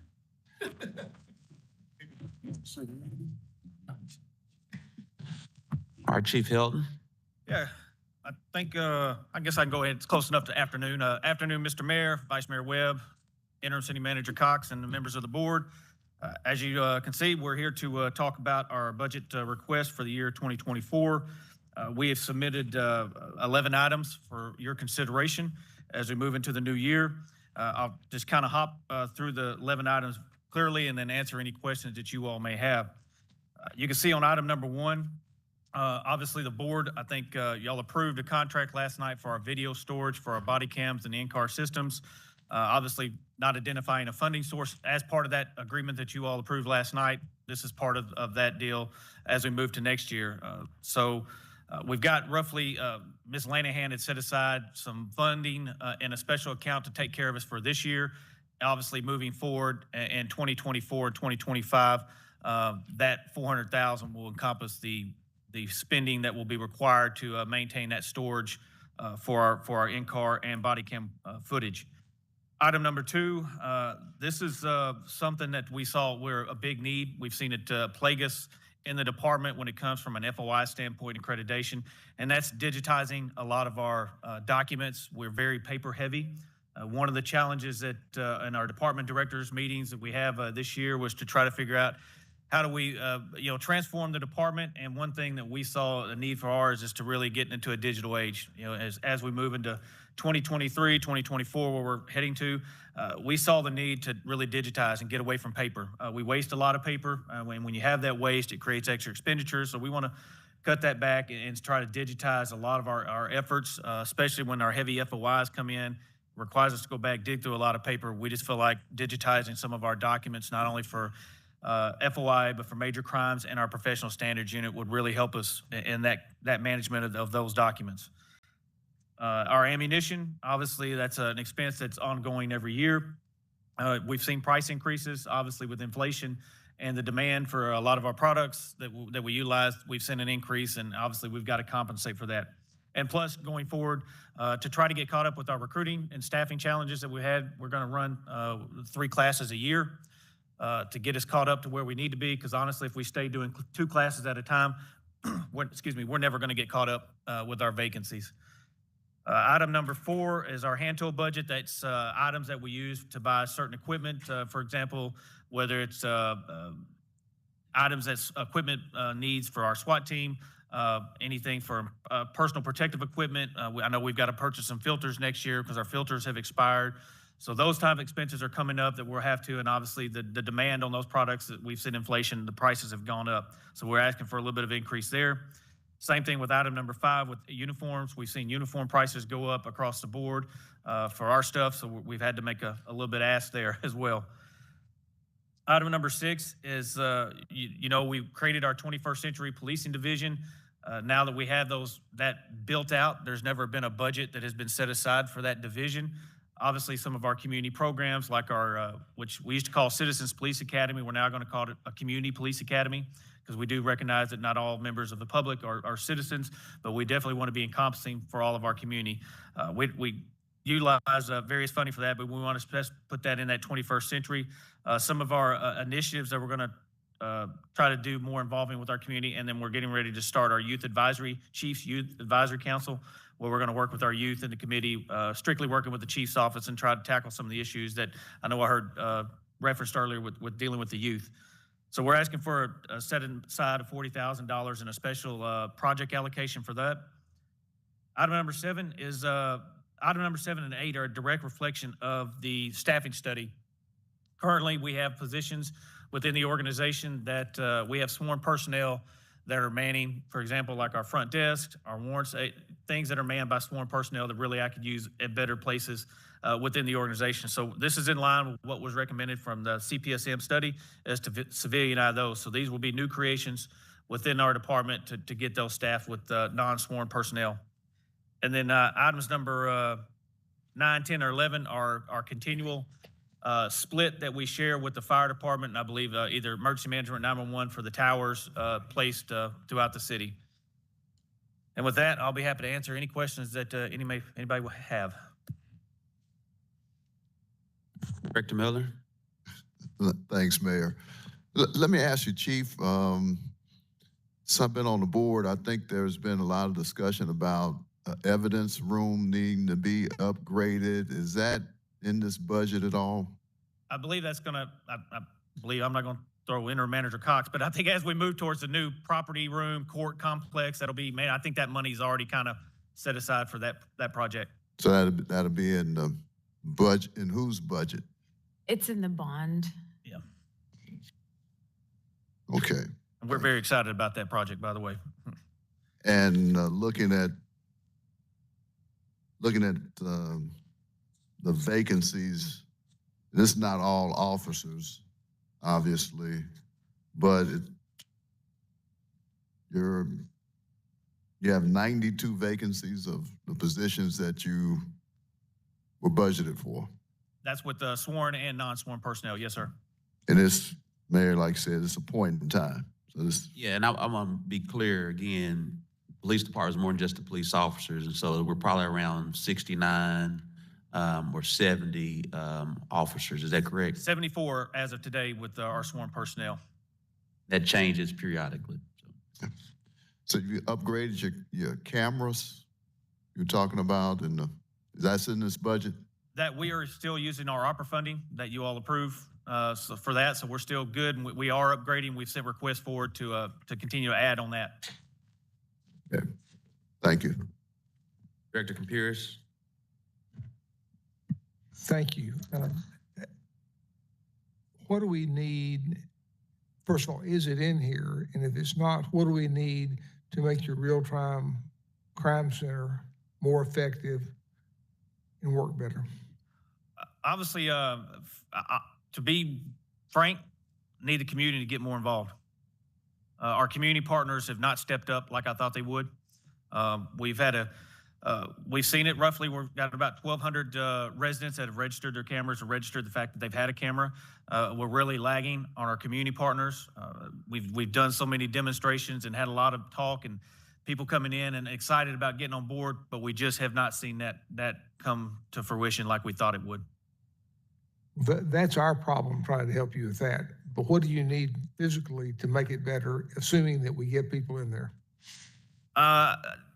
You know, I'd have to go in and look. I mean, obviously, we've made requests for more LPRs, more cameras, and that's ongoing right now that we've sent up. And as we continue to evolve, I mean, technology is, you know, rapidly changing, very rapidly changing. Which used to be anywhere from, you know, 7 to 10 years, it's 3 to 5 now. More like the 3 range. You're seeing technology flip that quick. And for us, is how do you stay ahead of it? And looking, because it's an investment, you know, and you know, very grateful that the board approved money and for us to move forward with the crime center. But it is an investment. It's an investment in our city. It's an investment in the public safety. And as that moves forward, obviously there's going to be things we're going to have to add. And you know, right now I think we're good. We're growing our platform. I think our biggest need right now is just community involvement. I've got some ideas about that, but we'll talk later on. And then the last question is, when I was up there, you had cameras set aside for high crime rates that you just put in automatically. Is that right? Yes. Is there any thought about us putting in cameras in different locations other than a specific shop or something like that, that would help us and help all of y'all do what we need to do, but put them in ourselves? I think, I know our city parks are one place that we'd love. I know Leland's probably made the ask before, putting cameras within the parks. Obviously, Little Rock Zoo is another location. I think any high value or high performing area that has a lot of people drawn to it, we should, as a city, should have cameras in those locations. If we said do that, what would that cost us? And don't tell me today, just, I mean, I don't want off the cuff, but if you said we've got parks that we can't open because we can't control them, because we don't know what's going on, and we want people in the parks, then it seems to me that that's public safety for us to invest in doing that. So, I mean, I'd like y'all to sit down and give us a number of what that would take to do that, because I'm tired of people coming up here and saying, we can't go to a park because we don't feel good about it, we don't have this or that. And if the question is we put in, you know, some money to put them in there and then have someone that just goes around and lock the doors to the parks at night, then you're doing a hell of a job, to me, of public safety. But we've got the center, and we own property that in my opinion, we need to have cameras in that know that there's not going to be the public coming forward. And I'll talk to you about that later off camera. But I think that it is one of those things where if you want to do public safety, then you say to people, we're going to put cameras in your parks. And as we all know, most of the parks are the areas we're having trouble. And so I would appreciate if you'd look into that and give us a number. Yes, sir, will do. Director Adcock, then Director Phillips. Yes. Chief? Yes, ma'am. I'm glad to see that you're doing some of the things that was in that study. And thank you for noting them on here. But I agree also with Dr. Campiris. I have lots of families that don't feel like our parks at night or day are safe to go into. So I agree with him. I would like to know what that cost would be. Yes, ma'am. Thank you. Director Phillips. Thank you, Mayor. Thank you, Chief, and LRPD for all you do for the city of Little Rock. And I'm gonna ask this question to you, but it probably could apply to a lot of different departments, but it's number one on your list. As it relates to the cloud storage, how long are we keeping videos where we don't have to keep all this data and spend all this money storing data? Is there a destruction period at some point, or because you're the police is different for you? Yeah, right now I believe it's 90 days, and then after 90 days things will fall off. And Okay. But we have to, because of the number of devices we have to make sure we have adequate storage on that as well. So, but 90 days is our time when it will fall off, but it's constantly being replaced. Everything, there's video falling off every day. Okay, And that's we what also I'm have to keep in mind for those cases that If it's of an incident that we maintain as evidence, then it's indefinite. It will be there forever. Okay, understood. Yes. All right, thank you, Mayor. I appreciate that. Thank you. Seeing no other questions, we'll transition to fire, and then we'll go to lunch. Thank y'all.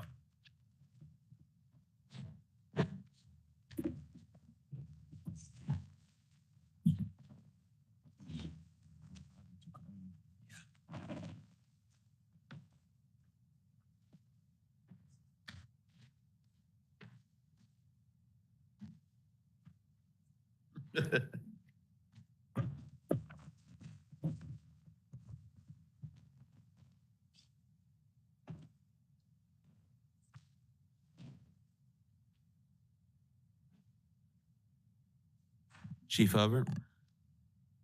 Satavia? Afternoon. Good afternoon, Mayor, members of the board. Appreciate you giving us your time this morning to present.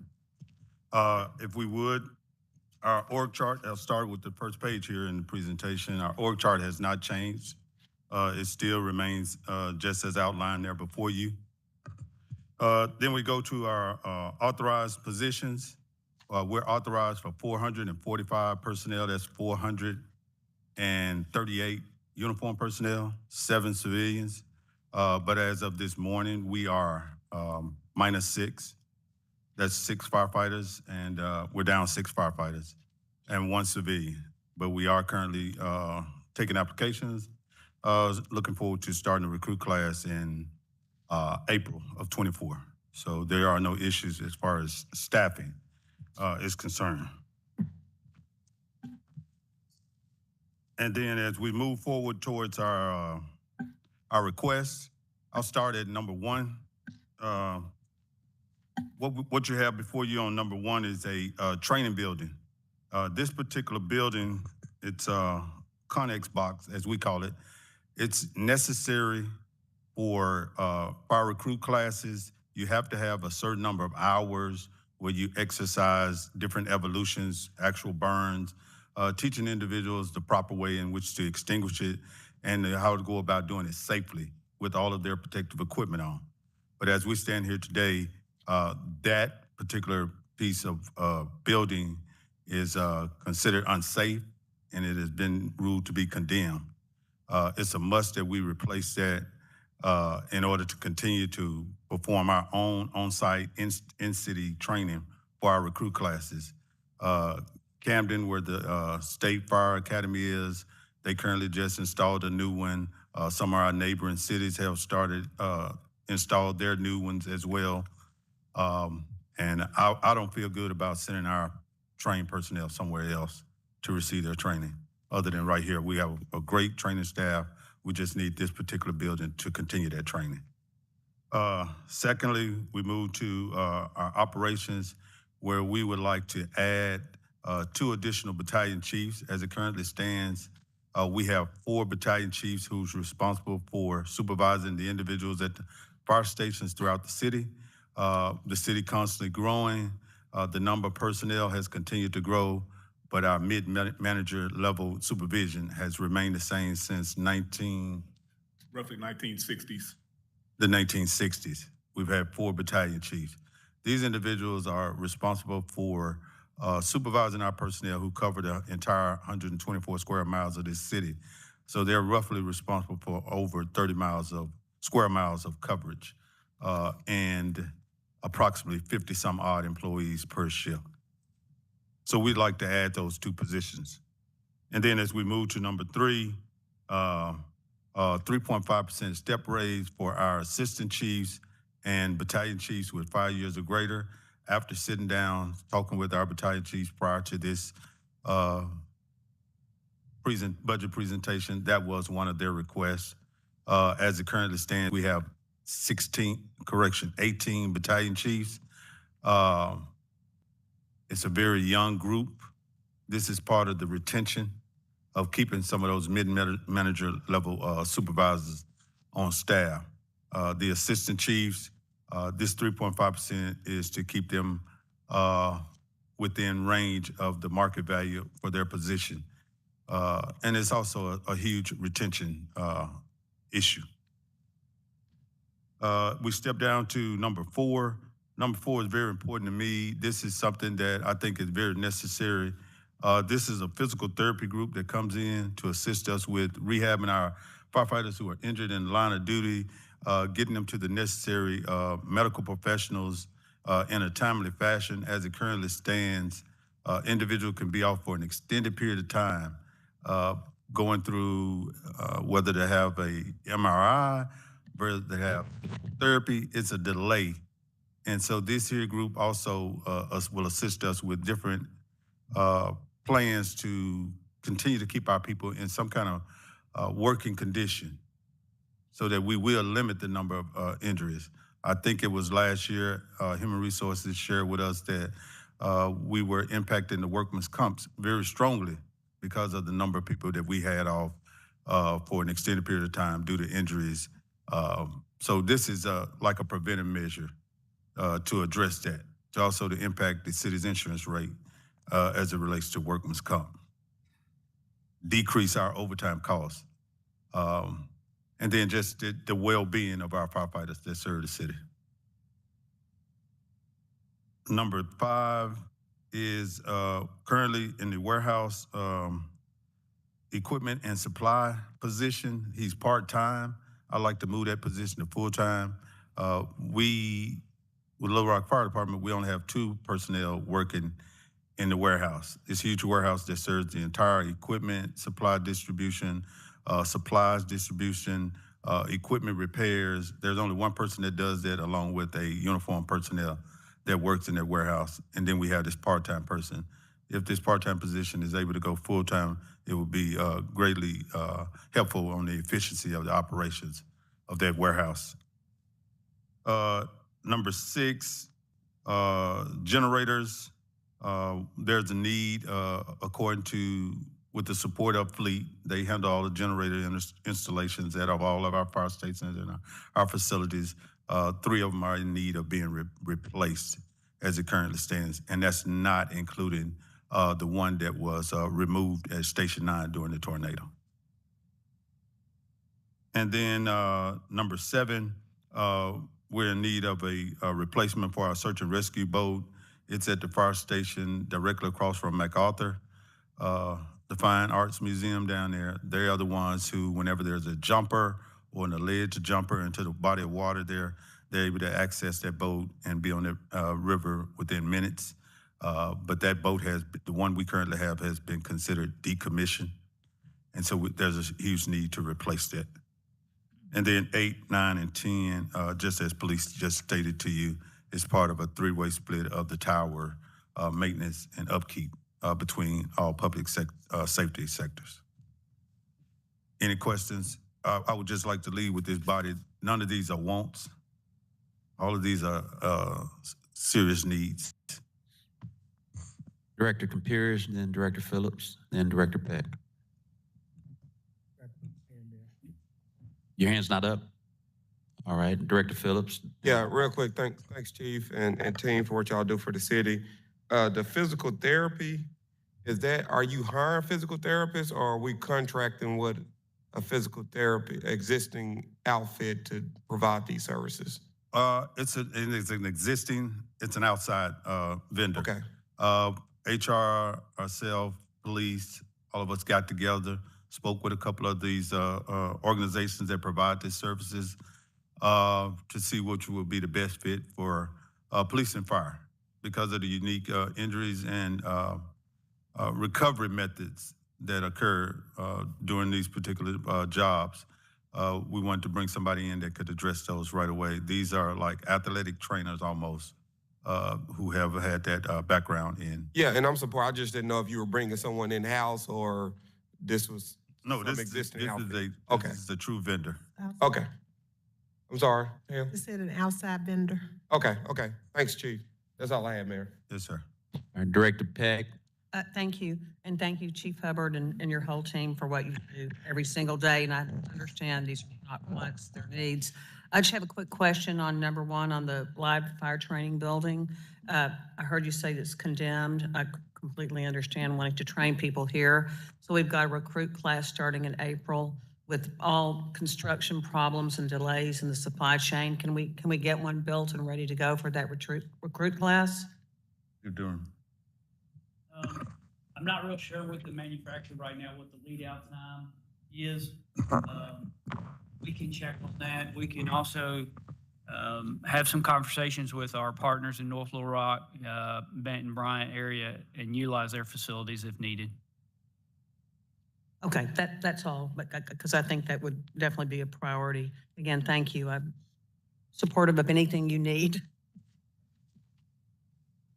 Director Adcock, then Director Miller. Director Compuers, is your hand up now? Oh, Director Compuers, is your hand up? Or Director Adcock, then Director Miller. Chief, is the physical therapy not covered without insurance? Yes, it is. I'm not sure.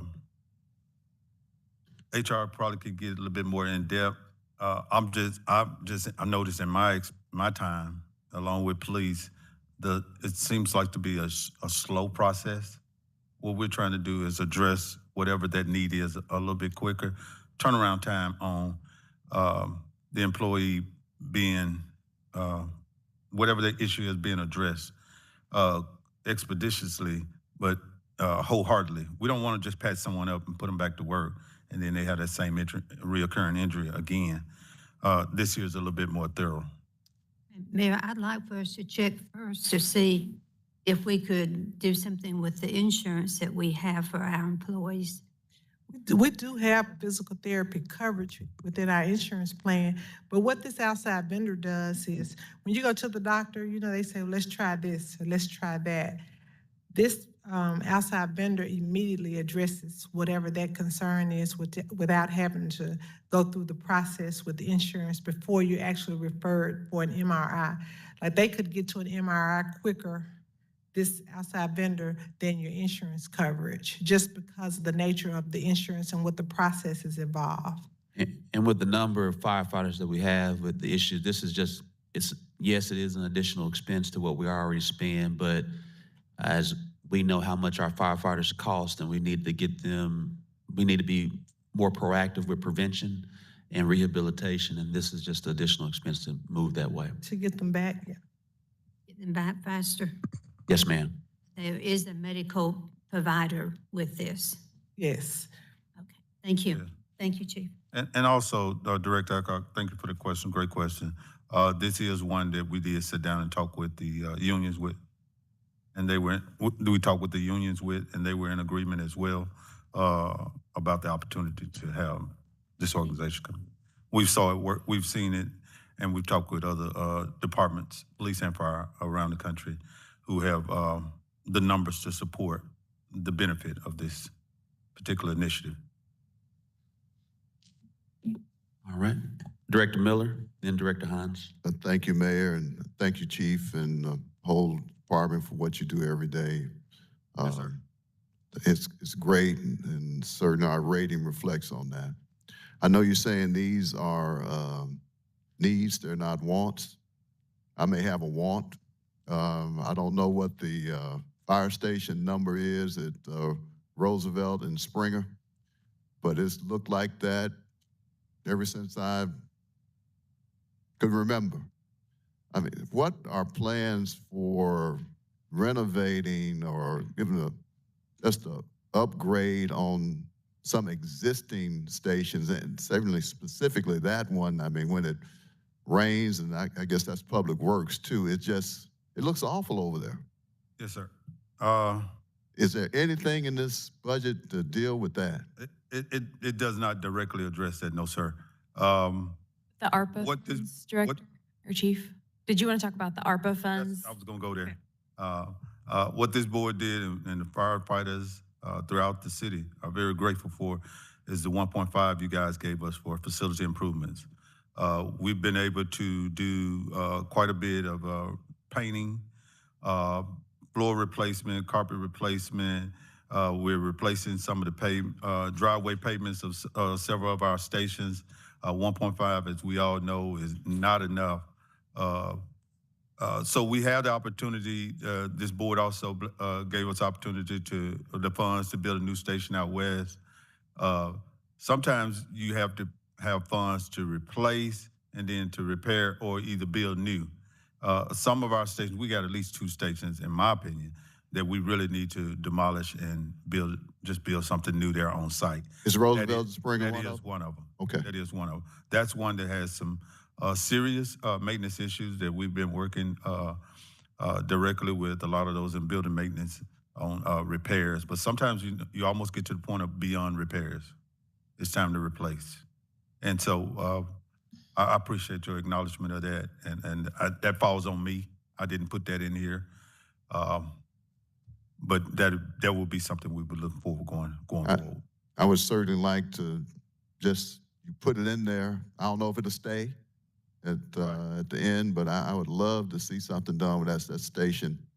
And that community takes great ownership in that station. They've come to me with a few things they want to partner with those firefighters at that station to do to beautify that station. So that means a lot whenever the community wants to partner with us, especially when they take ownership of that station in their neighborhood. So I hear from them too, own that. Chief. I hear from them too with that station. Second station, Chief. Ma'am? What's the second station that you said probably needs to be demolished? The station, if you go to the other end of Roosevelt, Yeah. that's an unsafe location. In front of Barton? Yeah, in front of the Kroger there. That's an unsafe location. Traffic coming through there. And there have been, prior to my arrival, there appears to be certain safety barriers that were put in place. But I don't feel comfortable with that location and someone come through there speeding, unattended driving, unattention, not paying attention driving. It's just an unsafe location to me. So I would recommend you put it in there, whether it gets approved at the end of the day. Yes, sir. That's for us to decide on. Let me ask this, because there is a lot of emphasis on physical therapy, and I see this in the request. I'm big on bringing forth mental therapy too, that we really need to have, and I don't know if that's something that we share with the police. I didn't bring that up, but we definitely talk about physical therapy, but just as important, I think, is, mental health of not only, our firefighters and certainly our police officers and our first responders. So, I mean, is there anything that deals with that? Great question. I'm a big mental health proponent. That is one of the facets that we, when we talk with these different groups, did they offer that? Because that costs us sometimes just as much time and money and overtime costs as a physical injury. So yes, that was one of the avenues that we asked each of them, could they provide? This was going to be something that they were bringing forth as well. So is that part of line item number 4? As physical therapy, I don't see anything about That's my bad wording. I said physical therapy, but it would be a part of that. mental therapy too? Yes, sir. Okay, thank you. Yes, sir. And I'm curious, because I don't think this would be a big line item, but do you guys keep a supply of smoke detectors that you give to the public? We have a nice supply. We always keep those. We don't give them to the public. We personally install them because of the liability associated with it. Yeah, when I said give them to the public. But yes, sir. We always keep those in stock. So you have enough of those. That's not a big deal. No, that's no. And I know we do a campaign to try to get as many smoke detectors out and installed into our residents, Yes, sir. citizens as possible. So that's an ongoing program. And That's continuous. That's year round. okay, all right, thank you. Director Hines? Thank you, Director Miller. I agree with you on that firehouse because I go past it every morning. My office is just down the street. So, and I think the issue with the standing water that I've noticed is more of a public works issue. Either there's a clogged storm drain or there just needs to be somebody come in there with a backhoe and dig a trench to the creek But I agree with you that, and I think that firehouse, probably the last time it was renovated had to be 20+ years ago, back before I got on. I mean, it was, I remember we did a big round of renovating our firehouses with a bond issue maybe 15, 20 years ago. It predated me coming on the board, but I do remember that. So that's probably the last time the improvements have been made to it. And I guess the question that Director Adcock was driving at, seems to me that if this is a needed service and it's specific to our fire and police officers on the physical therapy, and I understand exactly what you're talking to, and you have a difference if it's an on-the-job injury with workers' comp and how they do things, which is very slow. We may be able to, and this is where maybe HR and the city attorney's office can look at it, is we may be able to go workers' comp commission if we can prove that the efficacy of what we're doing gets our workers back on, back in their jobs sooner with a little extra cost. I fully understand between insurance and workers' comp, the last thing they want to do is do an MRI. And they make you go through a 3 to 4 week, Dean, you know, I mean, they don't want to pay for the expensive test. It's going to tell you if there is or isn't a problem. And I'd say my experience, having personally been through it, and a lot of people I've known anecdotally, I'd say 95 to 98% of it, you get to the MRI and you could have fixed the problem 3 or 4 weeks earlier. So I get it, but I think we need to explore. I'm supportive of doing that, but I think we need to explore the ability to be able to claw back these funds from workers' comp or our insurance if we can prove efficacy that, you know, and maybe it's one of those deals, if we do an MRI and there's no injury there, we eat it. And then if there is, insurance needs to pay or workers' comp needs to pay. So that's something we probably ought to explore further. I'm supportive of doing it, but if we can claw some money back from it through, I think that's something we should pursue. That effort only costs us time for staff and to kind of vet that out. And I'm sure that's where the difference is between workers' comp and our insurance, because if they have an on-the-job injury, that's going to be covered under the workers' comp realm, I'm pretty sure. And that's a whole different set of rules versus our own healthcare insurance. So if it's an injury that's happened outside of work. So no, I appreciate what y'all are doing. The only thing I don't see on here, and I missed Director Hinton's deal. Are you guys satisfied that we've got our head above water with your apparatus? I know that we've still got issues. I don't see any requests for more apparatus on here, but something tells me that there still is a need. I think Mr. Hinton, I was able to hear his presentation. He was spot on. There is a need for those individuals who do the maintenance. Mm-hmm. We got the help coming with the passage of the millage, and it's going to have a huge impact on our operations. But until they get here, you got to maintain what you have, and you got to have the right people and the right equipment to do it. And I support what his recommendation was.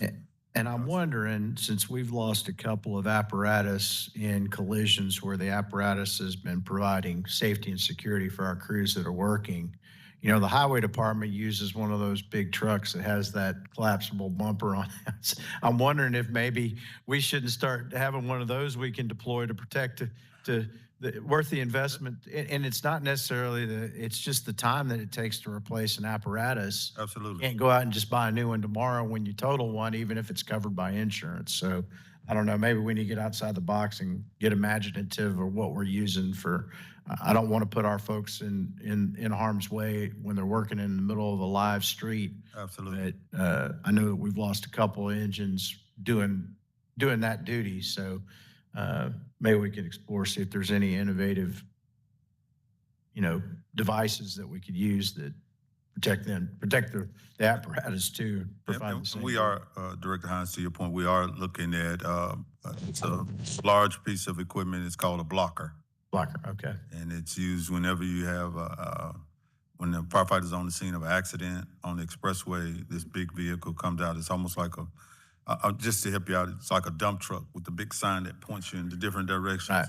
Right. But most importantly, it safeguards the firefighters who are operating in that area. Good. I'm glad you're looking into that. Thanks for the presentation. Yes, sir.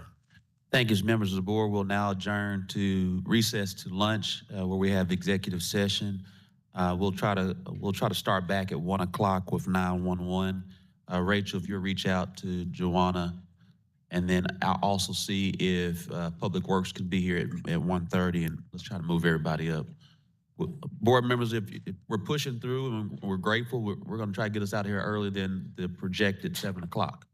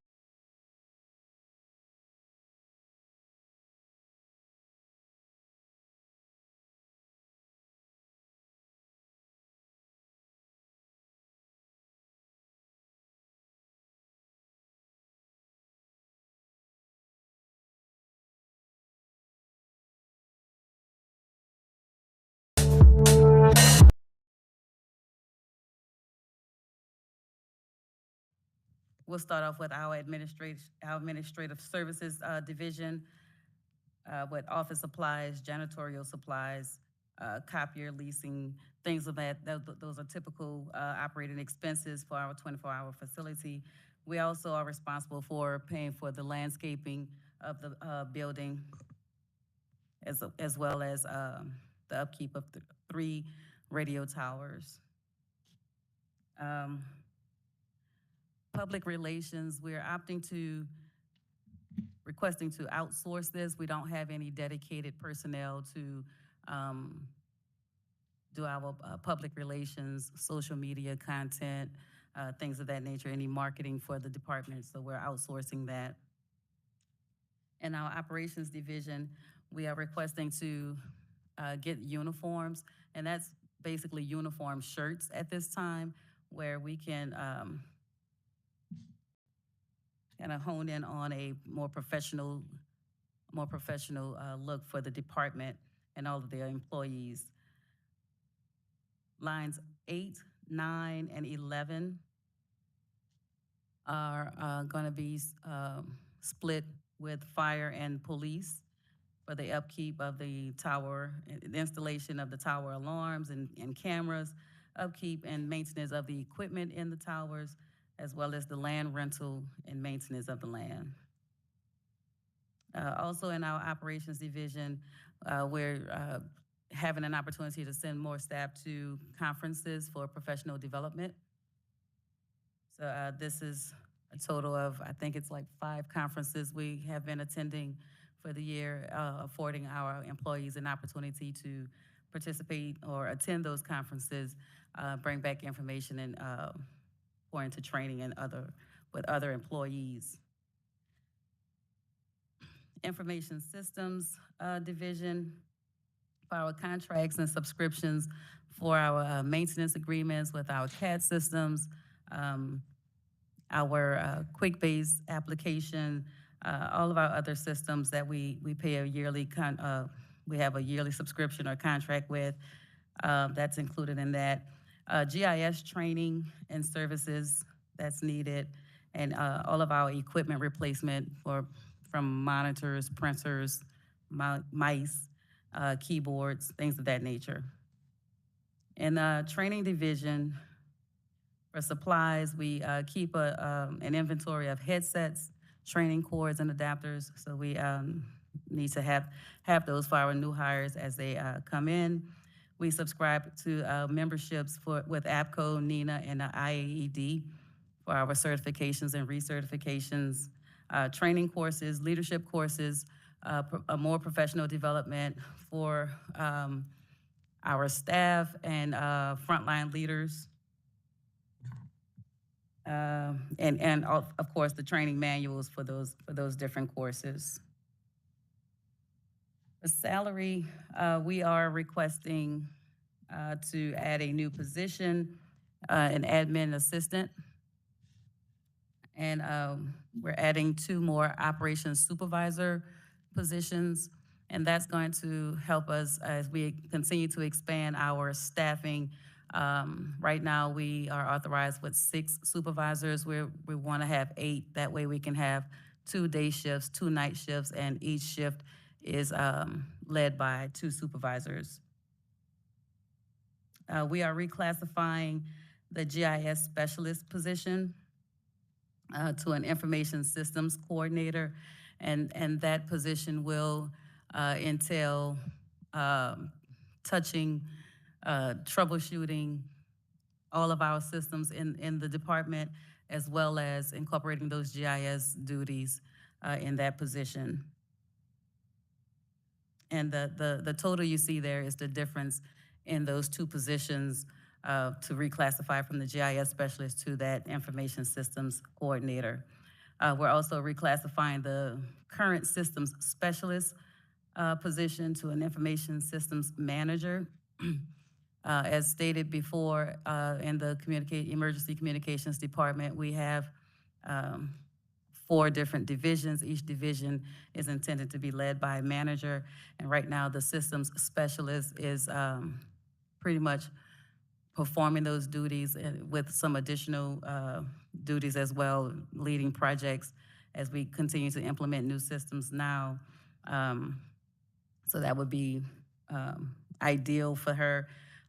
Also, that information systems coordinator would be that second person in the department that also have the knowledge to operate those systems, troubleshoot any systems, call out for any emergencies, anything we're having, any issues we're having with those systems, instead of just having that one person responsible for all of those duties. Overtime and sign-on bonuses, we were already approved earlier in the year to implement sign-on bonuses in an effort to encourage more applicants for the department.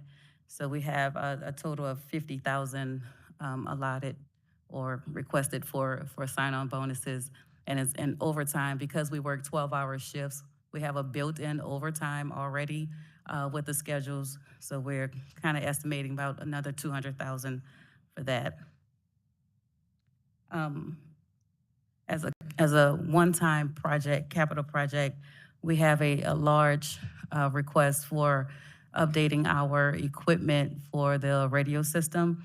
This equipment has not been updated over the last 20 years. Right now, it kind of impedes on the functionality and the operations of the radio system.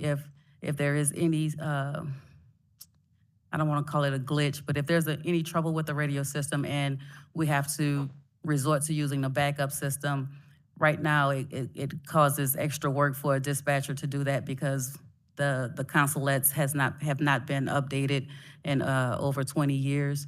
So we have to resort to using handheld radios at the console instead of just it being an easy switch to do that. But right now the capability isn't there because those systems are outdated. And those requests, the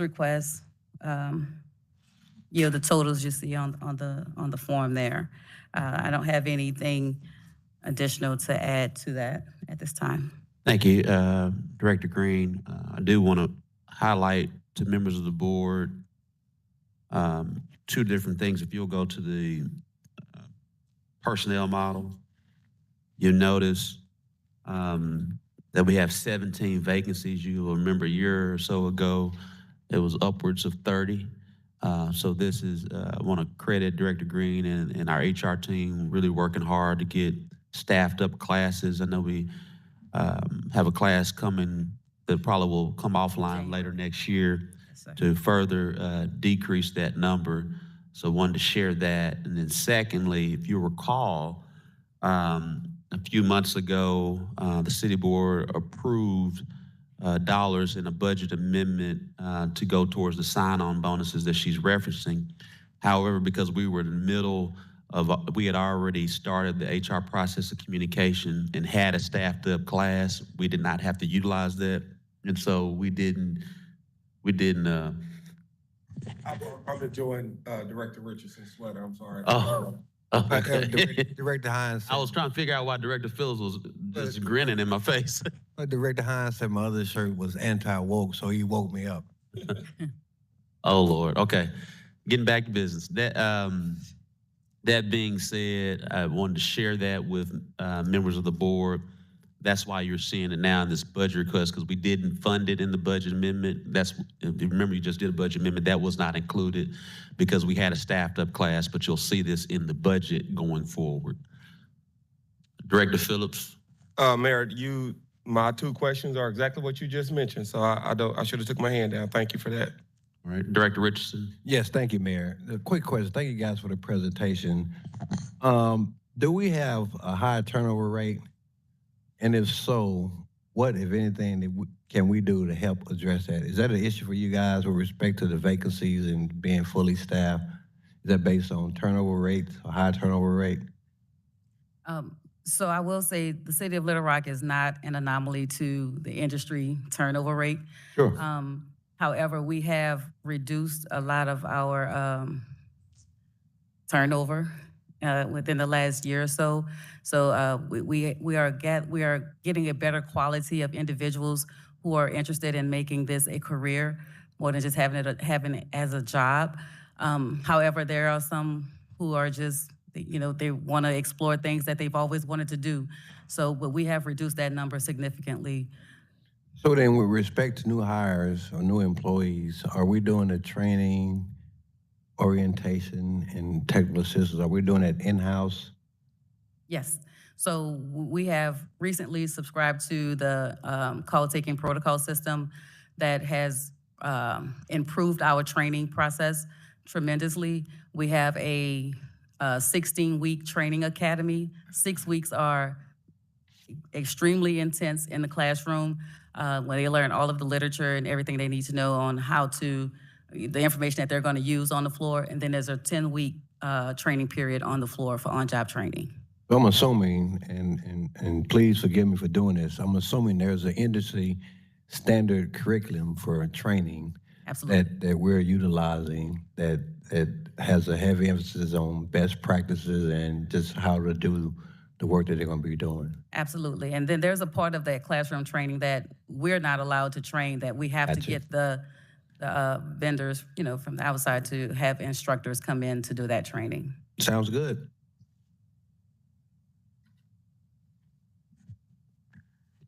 Director Miller. Thank you, Mayor, and thank you, Director Green, for your presentation and the time that you've given me a tour of the 911 center. So I have a couple of questions.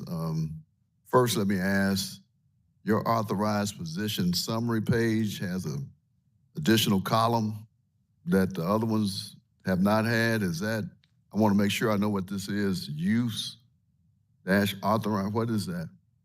None of the. That's just a spreadsheet thing. There's nothing for you to worry about. It's nothing. Oh, okay. Yeah. All right. Nothing germane. Okay, thank you. And again, Director Green, I did tour your building. Yes, sir. I see you have nothing in there for capital for a building. Is that, tell me about your building. Is it adequate? From what I saw, it looked like it could use a facelift. Yes, sir.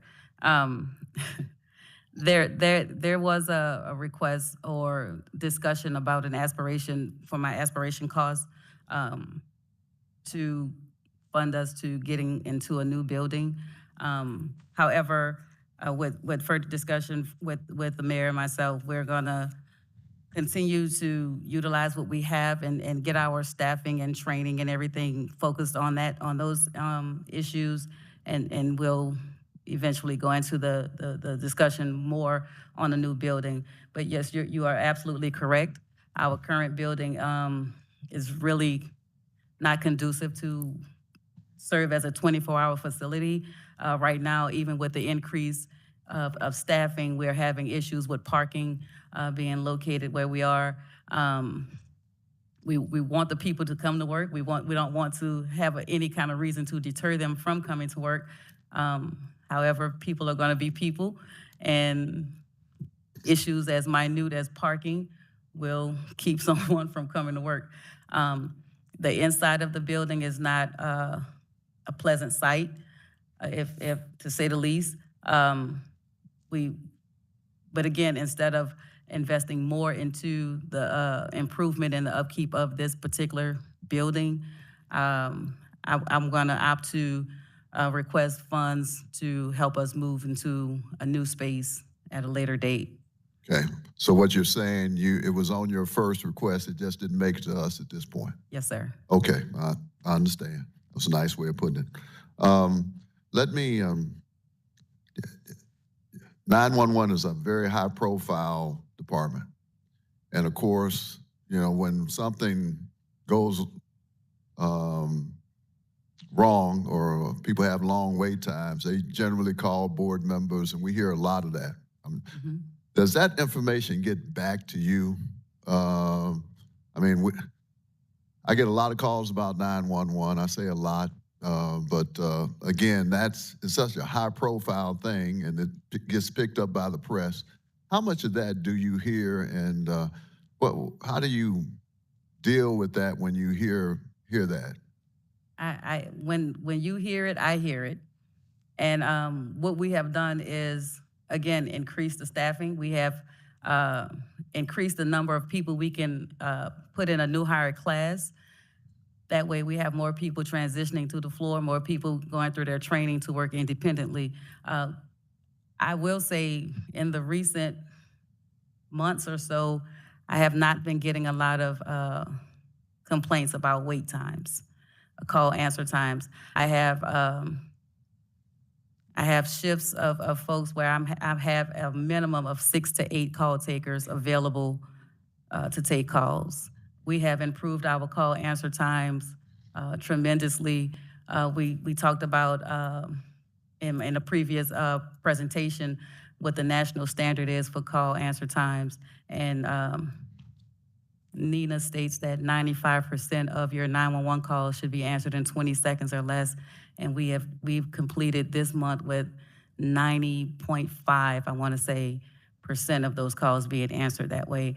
We have reduced the number of abandoned calls, those calls where the caller hang up before we have to call them back. So we've reduced that. So I want to say we're probably at this time around 12 or 13% of 911 calls being abandoned. So we're going to just continue to do what we've been doing, and that's hiring folks, training them thoroughly, and giving them the opportunity to work independently and be proficient at what they do. Let me ask also, from a staffing standpoint, you need bilingual employees. How do you handle that? Is it contracted out? Do you have the staff? So we subscribe to a interpreter's line for any language outside of English, and that is to reduce the liability of employees and the department, and to ensure that everything is handled consistently. So even if we have bilingual employees, and we had 2, I think, in the last class that left for personal reasons. They can be helpful to have bilingual employees. However, the call taking process must be done in a systematic and consistent way. So we would still have to contact the interpreter's line. That way everybody is getting the questions asked the same way. They're getting that same quality of service. So that it's not an issue. Language is not an issue because you have that bilingual not bilingual. Yeah, we subscribe to a service. Okay. To fill any request, any language request, wherever there's a language barrier. Yes. And let me finally ask, and I think I heard you say this, the building itself, do you believe if you had a more up-to-date building that it would help you with employees? Or? Absolutely. Absolutely. A more up-to-date building that would consist of an actual training room, a decompression room, fitness center, nice break room, things of that nature all help with having a pleasant environment for your employees to want to be there and want to come to. There's no doubt improving the building or having a better building to go to would actually help with employment. And I said it was my last question, but it wasn't. We talked a little bit earlier about physical therapy. Your employees sometimes, they do need to decompress, as you said. Do you have mental health services that are offered to your employees? Right now, we always use the resource of the EAP that's offered through the city, and we also partner with the police department with their wellness unit. And occasionally, if it's a fire incident, we'll partner with their folks, and they'll include us in those debriefings in order for our people to express themselves and release that mental anguish that they've experienced. Now, this is my final question. I'm just curious, what was your ask for building that didn't make it to us? At the time, and we're still gathering numbers, but it was an estimate of upwards of $15 million at the time. Okay. See why I didn't make it to you?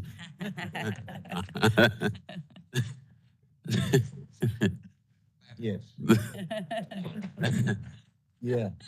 So, but serious, I know I said that in jest. Board members, you'll recall that earlier this year in a budget amendment, the city purchased the Shepherd's Building that's somewhat across the street from the old police headquarters, which is no longer there. If you drive down Markham, you'll notice that the demolition is commenced. That being said, there's also some facility needs for information technology, and one of the conversations that Bruce and I had in looking to lock up that block was to have a IT center combined with IT and 911. So we do have a space.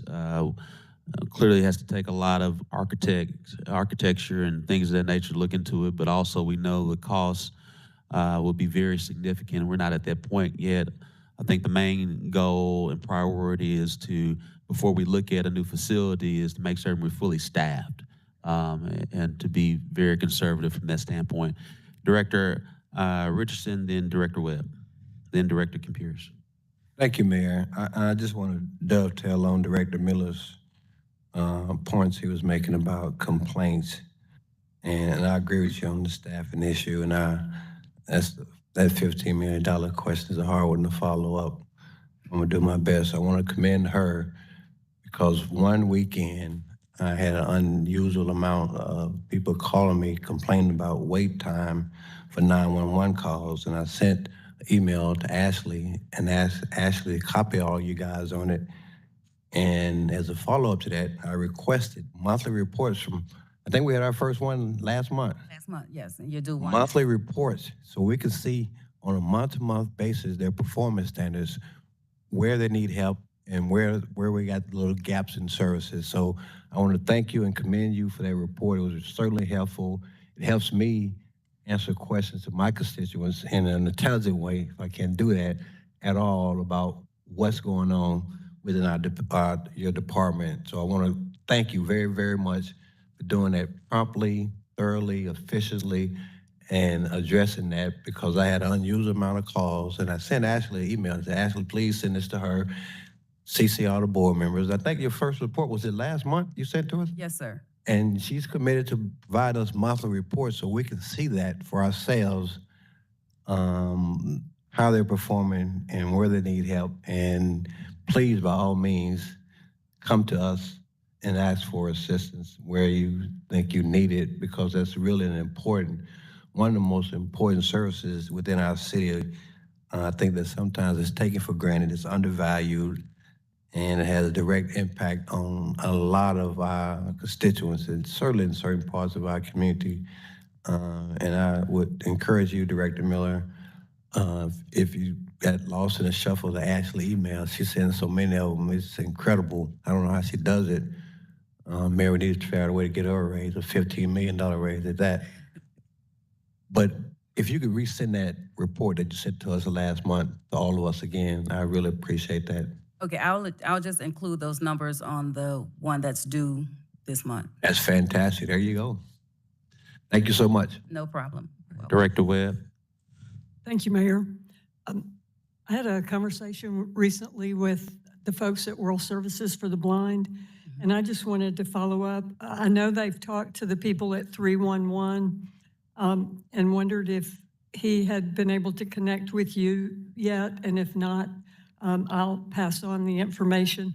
There's a lot of things that they can do because of technology, and it might be a way for us to help narrow the number of vacancies we have.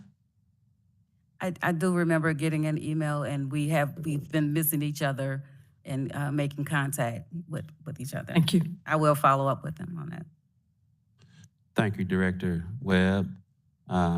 Director Computers, then Director Adcock, and then Director Richardson, and Director Lewis after that. Okay.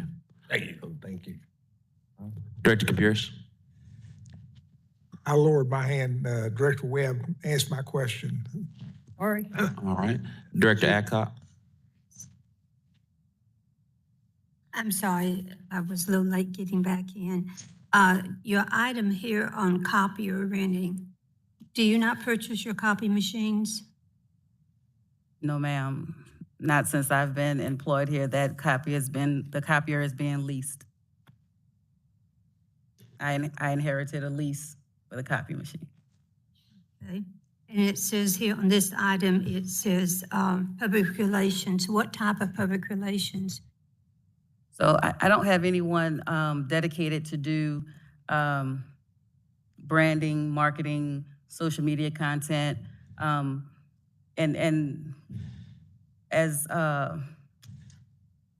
spoken with the mayor, you know, this is something that we're all departments are kind of responsible for, getting that content out and making sure everything is uniform. I don't have a staff member to fully dedicate to that, so I'm outsourcing that. This is for a staff person? This is just for the service. 1,000? This is for the service. It's for service. So Director Adcock, one of many departments, as you know, our population is, many people aren't on watching TV or listening to the radio, they're on their phones. And so we're sending a lot of communication via social media, just like the police department does and the fire department. And so she's needed, clearly with all the things they have going on, she's requesting some additional help to do some of the things as well, because people are going to social media as well to ask questions about 911 rather than make a phone call. And not about the actual 911 call, but just 911 operations. That's all. The item number 23, what type of sign-on bonuses are you going to offer? It was approved to have $2,500 to each individual once they've completed, that will be paid once they've completed training and has been released to work independently. How many openings do you have now? I have 17 vacancies in operations right now. Okay, thank you. Thank you, Director Adcock. Seeing no other hands, or Director Richardson? Yes, thank you, Mayor. To put that number in perspective, what she just mentioned, I think for new police hires, I think we offer a $10,000 bonus, a $10,000 payment just for completing recruit school, and I think $5,000 bonus if they commit to living in the city, buying a house, and $2,500 to live in an apartment. Put that in perspective, but I think what they're doing is just as important, if not more important, than what police are doing, because they're the ones, they're that link between the community and the police. And if there are issues that are going on, people call them, they need to be able to contact them, and they need to be able to have the resources to contact the police so the police can be dispatched to whatever the issue or area that they were talking about. Actually, I'm powering down again. Mayor, the question that I was going to ask or comment I was going to make was, we've heard from her, we've heard from a couple of department heads. Willie talked about the vacancies there. Are we partnering with Workforce Development Services to help with training and recruitment and ideally, hopefully, employment with the city of Little Rock in these places where we need employees? Do we have that kind of partnership? I know at one point in time, your predecessor, and we were in a steel case death match, he eliminated the liaison position for the Workforce Development Center. They still call that from the board. And we were in a steel case death match because I felt that role. So do we have any partnerships or collaboration with Workforce Services to identify and work with them and have them train people who are looking for employment? Those people are looking for employment. They're looking for employment, and help identify the needs that we have within the city and coordinate that with workforce development, workforce services on university. Yes, our HR team works with them heavily with that process. You know, clear this is not an excuse. I think 911 doesn't get enough credit that it's not the most desirable job due to the type of calls that they receive and it can have on your mental bearing. Yes, sir. And that plays a large role. Thank you. Thank you. Thank you, Director Green, Ms. Jackman. We'll now go to Public Works.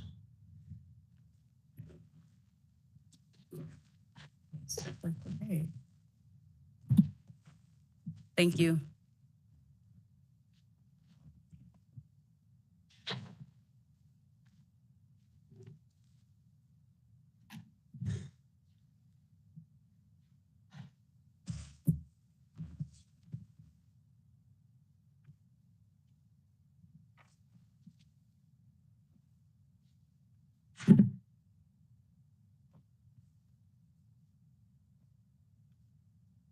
Thank you, Mr. Honeywell. If you'll begin.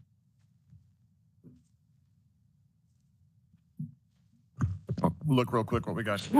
Excuse me for a second.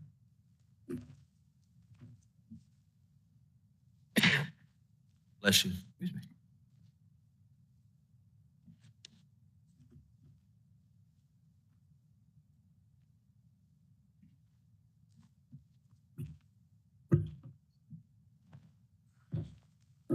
All righty. Good afternoon, everybody.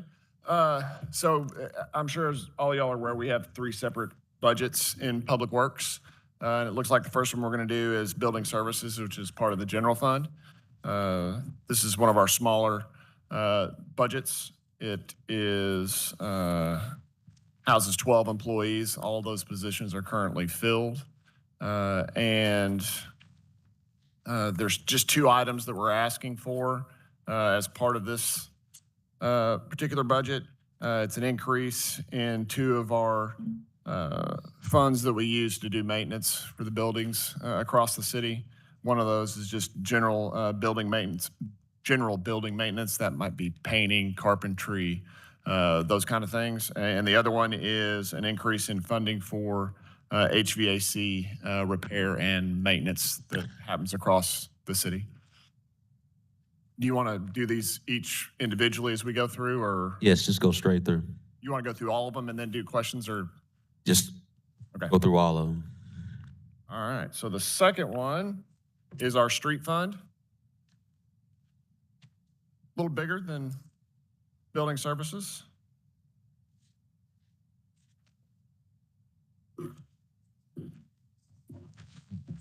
You can see in our personnel, there are vacancies, but those are things that we are continuously having turnover in those, where people come and go, and we're constantly filling those positions. We don't really have a huge amount of shortfall other than the normal turnover rate. Our CDL positions are still probably most difficult to fill just because of the market and the competition in that. We did raise the pay for those positions several years ago, and that seems to have helped us. Obviously, it's still something that we continuously have to market and work on getting employees to come to us with those skills, but it has gotten a lot better over the last couple of years. So our list of asks, and this is a pretty long list, items 1 through, let me see, 9, these are all smaller budget changes to cover just increased costs in providing these types of services. It's overtime salaries. That's where we're seeing more overtime being necessary. Obviously, this year we had a little different circumstance with the tornado and some of the weather that we experienced earlier in the year. So we're looking at anticipating costs for next year and increasing that overtime budget to cover any of those costs that we may see next year. Uniforms, that's something we supply our employees in our street operations uniforms. So this is covering the increased costs that we've seen just across the market with that. Let's see, the next one, office supplies, hand tools, minor apparatus, contracts. We're wanting to bring that up. And that's another one where we use those funds for various smaller contracts that we have, be be it someone that's doing, oh, help me, my mind's gone completely blank all of a sudden, for stuff that we contract out. Well, not right, those are a little bigger individual contracts.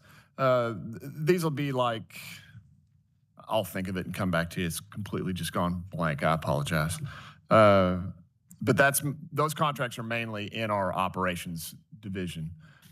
Safe,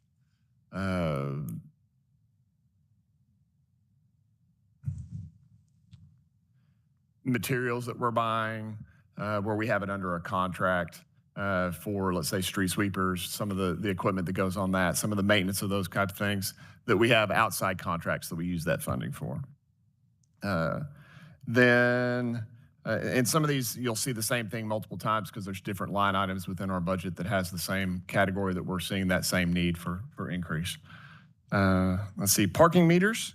This is asking for not the meters themselves, but this has to do with the equipment that we use when we're doing parking enforcement. And then also, we're asking to have some of the parts and pieces to the actual meters themselves that are out on the street, replacement parts, where if something breaks, and we just need to replace a single part, this provides us the funding to be able to replace those and keep those operating the way they need to be. Let's see. Uniforms again. Utility cost increases. I think everyone's familiar with that. And then we get into the reentry sidewalk replacement program. This is something that we've had going on for some time. Excuse me. This is just the funding that we're asking to continue with this program. This pays for the labor for those employees that we hire through the reentry program that go out and actually learn the skills to do that sidewalk construction, both demolition and construction in the field. We still have some funding that we have from previous programs available to help offset the cost of the materials that they use. So right now, we're just asking for the funding for the labor itself. Excuse me. The next one is a continuation of the funding for the right-of-way mowing contract. That's something that we've had going the last, we're in our second year of that, or just starting our second year of that. So this will give us the opportunity to continue that contract moving forward when this one expires in the middle of 2024. The next line item is capital for vehicles, and we do have a list of all those. It's mainly replacing older and aged equipment, everything from dump trucks, snow plows, mowers, and all those types of equipment that we use on a day-to-day basis doing the jobs that we do across the city for the streets and drainage areas. Another one, the next one is a vehicle for our administration civil engineering office. We have a shortage of vehicles right now for our employees, especially those that have to go out in the field every day. So this will help us get back up to the amount that we need to cover those requirements for our employees getting out and doing what they do out in the field every day. Next one is control equipment, and this is just another one where we've seen increased costs with new employees replacing computers and some of the other hardware equipment that we use in the office. So we're just wanting to bump that budget up a little bit to cover the anticipated costs of getting the new equipment that we need.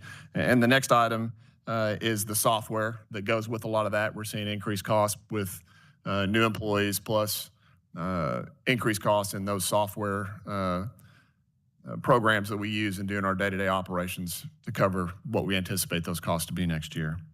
And then into traffic engineering. These are costs that we have associated with our signalization and control of those signals across the city. It's a small increase in that budget to help cover what we anticipate to be those costs.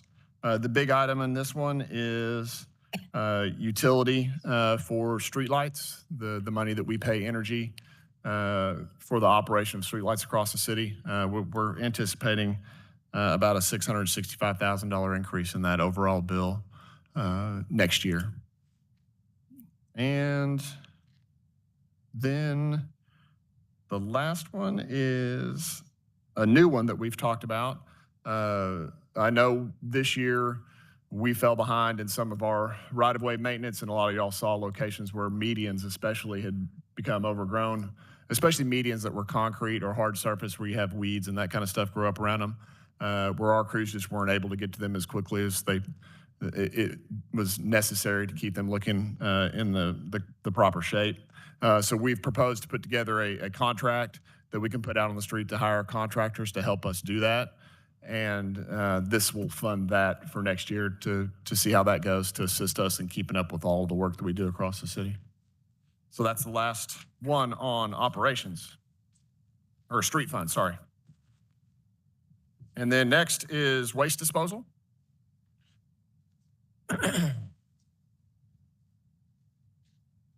Our staffing, and this is very similar to our street fund. Most of these positions, we have some turnover that just is something that's a nature of that business. However, we have been able to keep most of these positions filled as far as having the number of drivers that we need to be out collecting the materials out across the city. We've been pretty successful the last couple of years, so we don't really see any need for change in total number of drivers or employees at this time in solid waste. We do have 4 items that we're asking about trying to fund. One of those is a new mower, tractor mower for the landfill itself, trying to keep the vegetative materials that grow up around the periphery and internal to the landfill. We need to purchase a new lawnmower. Currently, we're borrowing one from operations when they have one available to help us maintain that property. We really need to have one on site that we can use on a regular basis at the landfill. The second one is to do some refurbishment of some existing equipment that we have. There are large dozers that are out in the landfill that are used in the compaction and moving of the garbage and trash once it gets to the landfill site. Both of those are pretty old, and we've worked with Fleet and our vendors to discuss what's the best option for those. And through a lot of back and forth, we feel like spending the money to have those completely refurbished is a much better spend of city dollars versus trying to go out and purchase brand new equipment, because it's probably more than double the cost to buy new versus having it completely torn down and rebuilt to look like new. So that's what we're proposing to do here, is to refurbish 2 of our dozers out there that we currently have now. The next is cover dirt. That's I'll probably have to explain that a little bit. That's also part of the landfill operation. When you put garbage and trash in the landfill every day, you need to cover it with some type of material that prevents birds, bugs, other vectors from getting into that garbage and trying to haul it off or try to live in it. So we need to cover that every day. In the past, we've been able to have enough spare dirt at the site to help do that daily cover. We're starting to get to a point where we don't have the necessary, we do have dirt, but we don't have enough that we're going to need. So we want to use some of this funds to go out and identify a location where we can source some dirt that we can use to help with that cover. We have looked at some other alternative cover methods that were approved by the board that are more mechanical type stuff that we're going to be implementing, but we still need to have this source of material as an option to stay within our permitting requirements through the state with the landfill operation. And the last one is to add a position. This is in our sustainability office. That department has grown, at least their responsibilities have grown quite a bit. They started out basically as our recycling group. It was 1 person. Now it's 2. We have an educator and then a sustainability officer right now. They have really gotten involved in a lot of the city's efforts for energy efficiency, solar, a lot of other stuff that the city's looking at across the entire city. And we really feel we need this person that's going to help us meet the goals that we've set in regards to that energy efficiency and other things sustainable for the city. So that's why we're asking for this additional person in that division to help cover those needs for data collection and planning when it comes to that sustainability effort. And I think that's the last thing we have, so I guess we'll go to questions at this point, Mayor.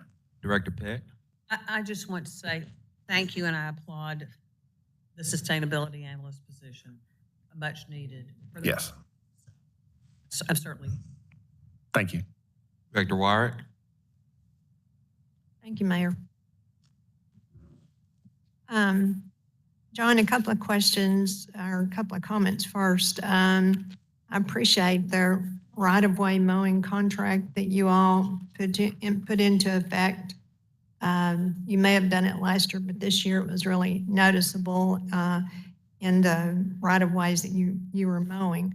I like the fact that they pick up trash. That's nice. And then they zoom through and they're gone. What I'm wondering about is on item 12, under the list where it shows Public Works Street Fund, it shows was 400,000. Are you reducing the amount of money that you're going to put into the 2024 right-of-way? Or are you asking for 400,000 plus 250,000? No, we're actually reducing that to the 250,000. When we originally budgeted for this program, we estimated that it would be that around that $400,000 mark. The contract that we actually entered into wasn't that amount. So we actually have a little funding that we have left over that we'll be able to use to cover any shortfall for this $250,000. So we actually have a little money available to do that work. Still doing the same job as Yes, ma'am. what you thought it was? Correct. Okay, and then item number 20, this is additional right-of-ways that you're going to take care of. What is the difference between, this says medians and the other one says right-of-ways? Right. So the first one that we already have in place now, they mainly mow the grass areas on the outside edges of streets. We used to spray them, yeah. Yeah, potentially in the past that we may have done some of that. This one is going to be specifically oriented more towards those stretches of bigger roads where we have those medians that other contractor wasn't dealing with. It would have been with our crews. So University is a good example where you have when you get sort of north of First Tee Way where it's concrete and not grass in the middle, where we had, and it goes all the way to Cantrell, where we had the grass that grew really tall on that median. I know y'all got tons of phone calls, we got tons of phone calls. It's that type of right-of-way that we're going to focus this contractor on. And it's areas that aren't necessarily covered under this other contract. So a lot of these median and sidewalk curb areas that we're going to talk about doing with this particular contract would be more weed eater hand type cutting versus somebody with big equipment to go out and do that work. It's helpful. One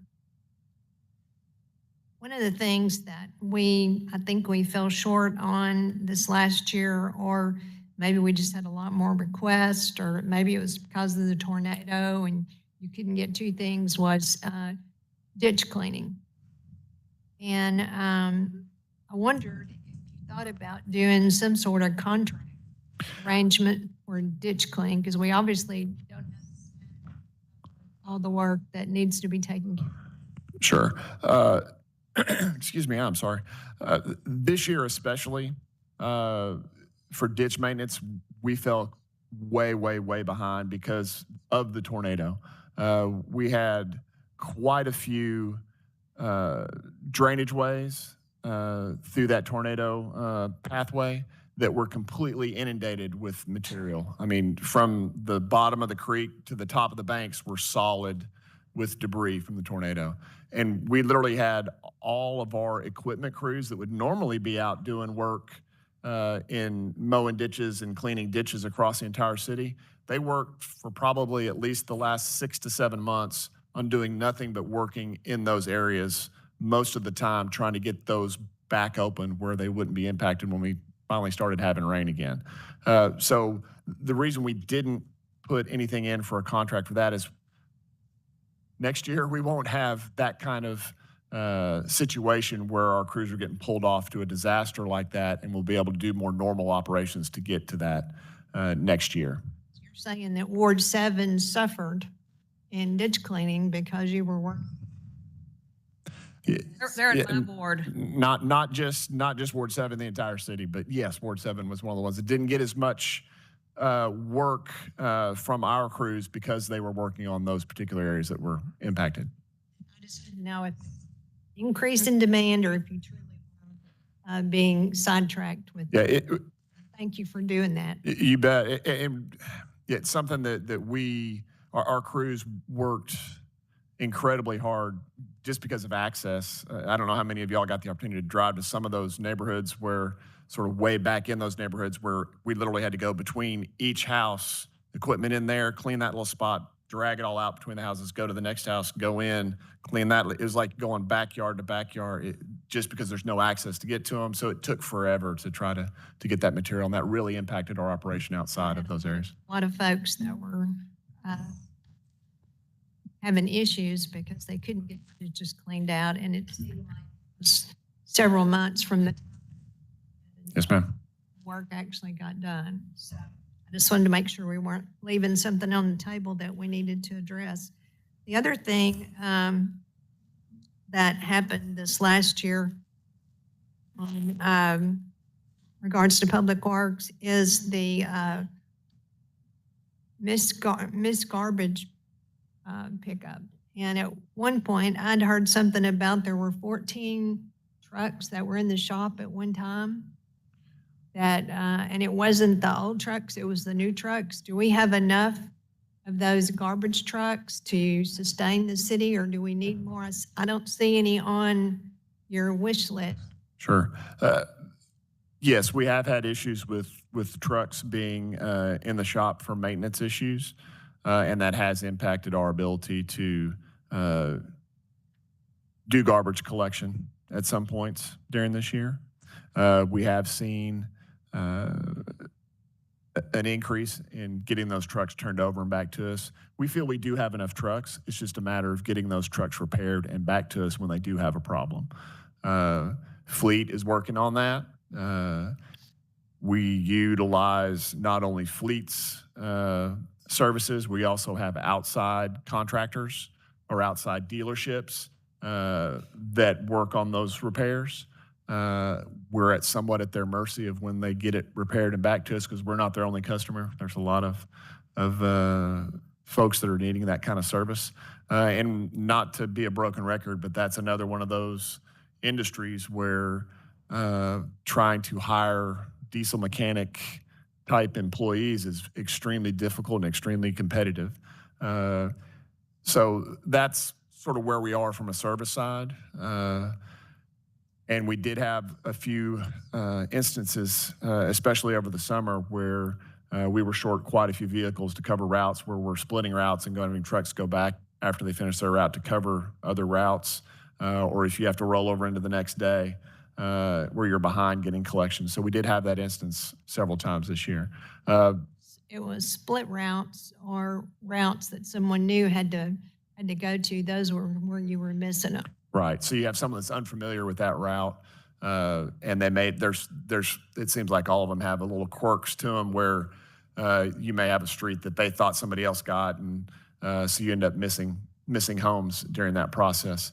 We are going to be working on some better ways to do that for our route tracking and how our drivers are directed to do their routes as far as the electronic assistance, be it a route that they follow on a map, to how we GPS track them to make sure we're monitoring. If they do miss certain parts of their route, we're able to identify that before they go home at the end of the day. We're working on some new ways of doing that all the time. My big concern was that you had the equipment. You don't think you need additional trucks, and that the issue with the trucks has been. Sure. I won't say we don't need additional trucks. We need to replace existing trucks. How many do you need? I would probably say a minimum of probably anywhere from 6 to 8.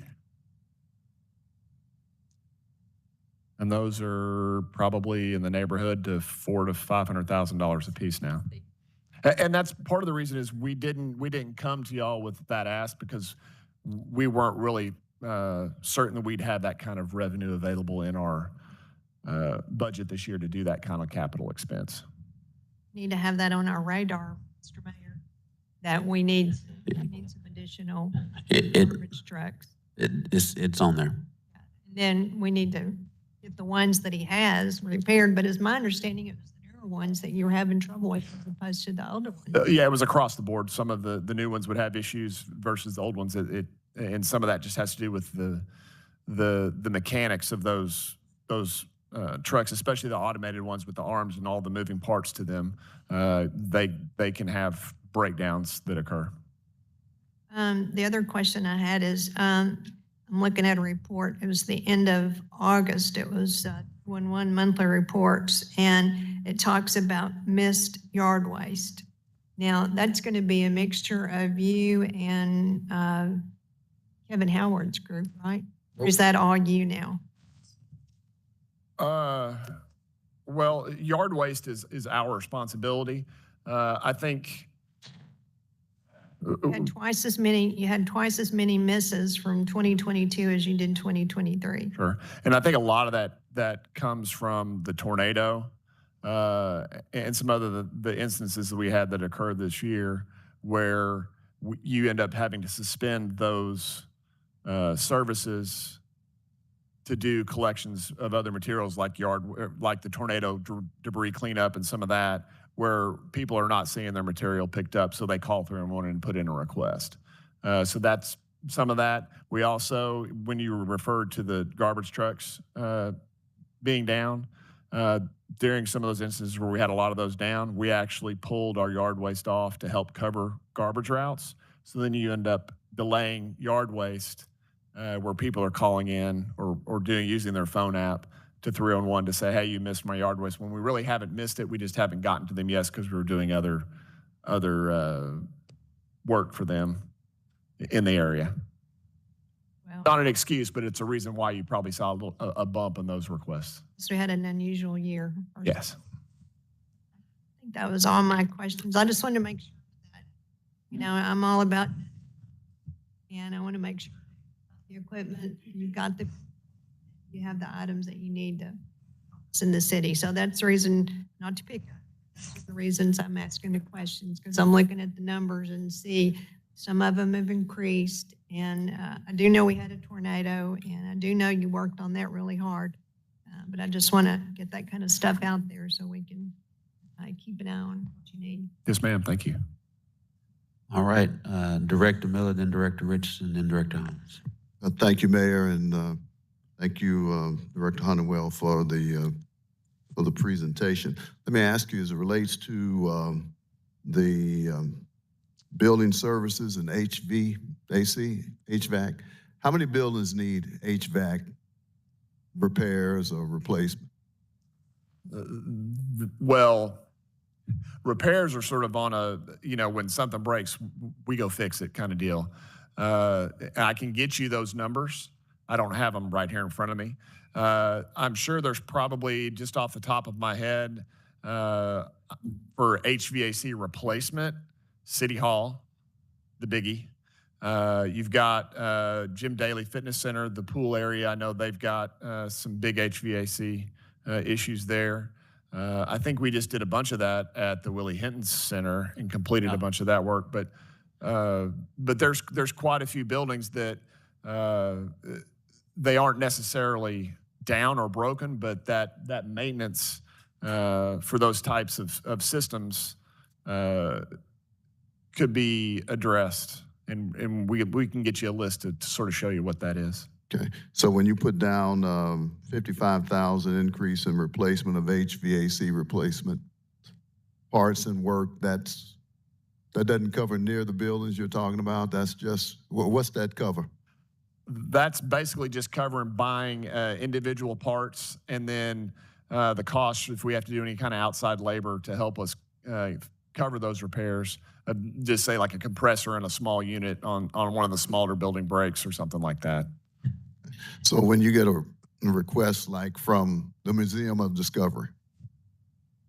How do you prioritize what needs to be done? Does it go on a list? How does that work? We have a list of maintenance requests or items that we keep. It's a pretty extensive list. So we do have that. And then when we do have funding available or something completely ceases working, that's when we try and find that funding through some other source to be able to do it. Okay, thanks. Bicycle racks. You have bicycle racks. When businesses request a bicycle rack, does this go on a list that you can get to later? How does that work? If we have someone that requests bicycle racks, we'll go out and look at the spot where they want to do it. There's a few things we need to look at for that location to make sure we're not causing impacts to ADA requirements, doors parking on the side, cars parking where the doors swing and that kind of stuff. So we'll locate it in that general area, and then we'll issue work orders to try to get those installed as quick as we can. I don't know that we have a backlog of requests for those. If you have one that somebody's request that you know of, please let me know, and I'll make sure we get it taken care of. Okay. Because we do have a stockpile of bike racks that we can put in. Okay, I can get that to you. And with the I-30 widening project, there's a lot of confusion over who controls the street, the traffic control lights, the other lights. I would encourage just some type of meeting with those folks to determine who is responsible for what lights and traffic control, because you can imagine, I think you probably know, I get phone calls about that. So whatever you can do to mitigate that would be appreciated. Sure. I know you sent us one that we're able to look into. Some of those signals that are actually functioning as signals, we have control over programming those. Some of the other ones that are still in the active construction zone, the highway department or RDOT and their contractors still have ownership and possession of those, like the ones that are flashing, I think, over on the east side of the interstate. The ones on the west side are ones that we can probably work on tweaking. And I know that we looked at some of the ones that you asked about, and we tried to work with some of that programming to address some of the issues that folks were having. And that's the traffic signalization. The actual street lights themselves, I don't know if that was part of your question or not, but I'm sure everybody probably gets asked about that as well. The circuit that controls a lot of the street lights downtown, especially those on 4th Street, 3rd Street, River Market, those are all tied to the circuit for the actual trolley system. That system is still not up and running yet.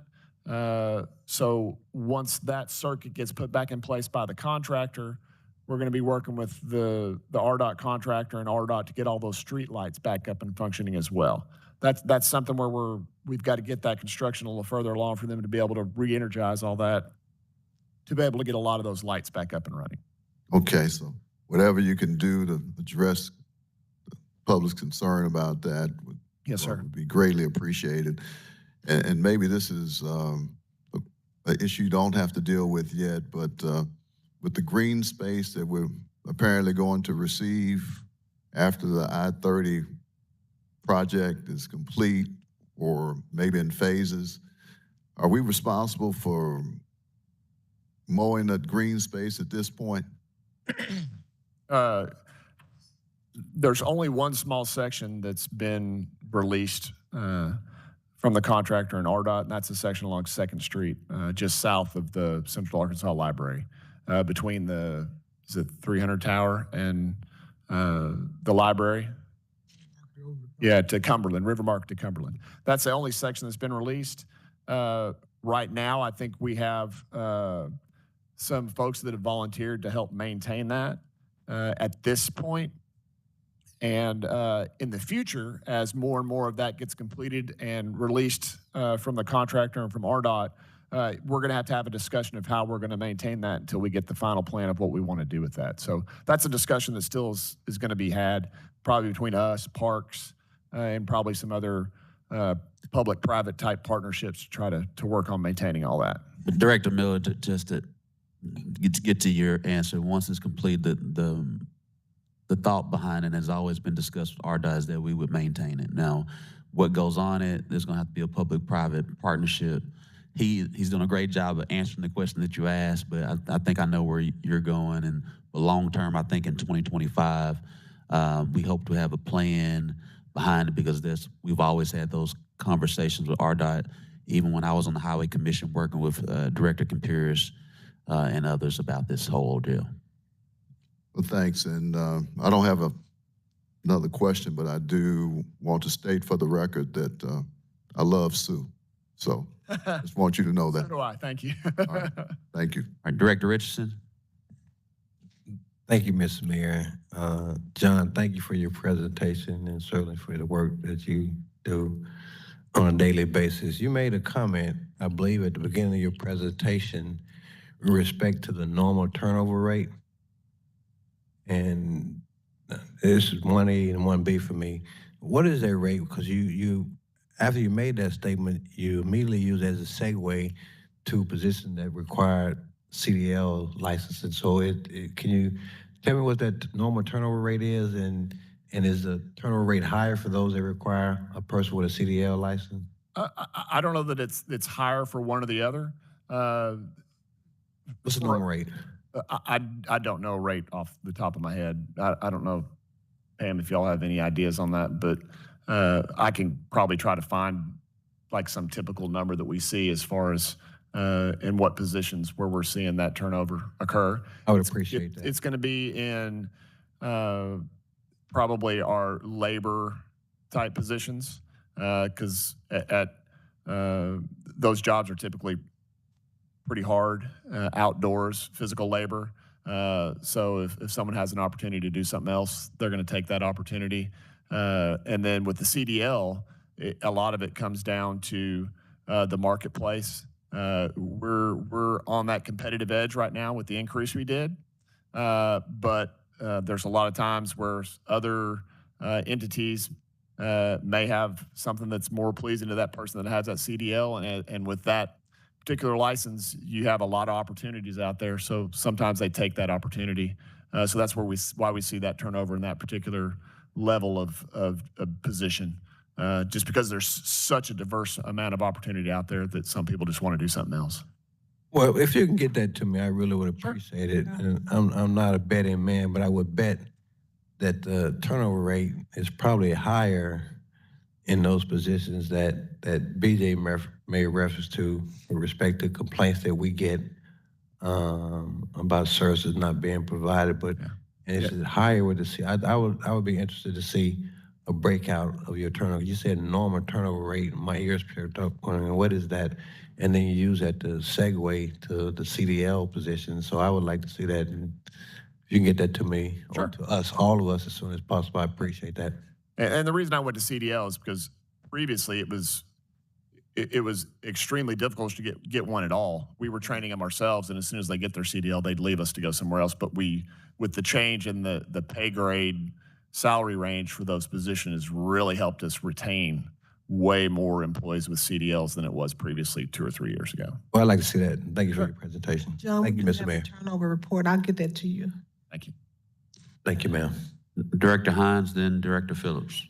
Thanks. I'll try to keep this short. John, so on just going through the 3 different budgets, so Public Works, Building Services, that is primarily, does each department allocate stuff out of theirs, or does the repairs for all the city buildings come out of this budget?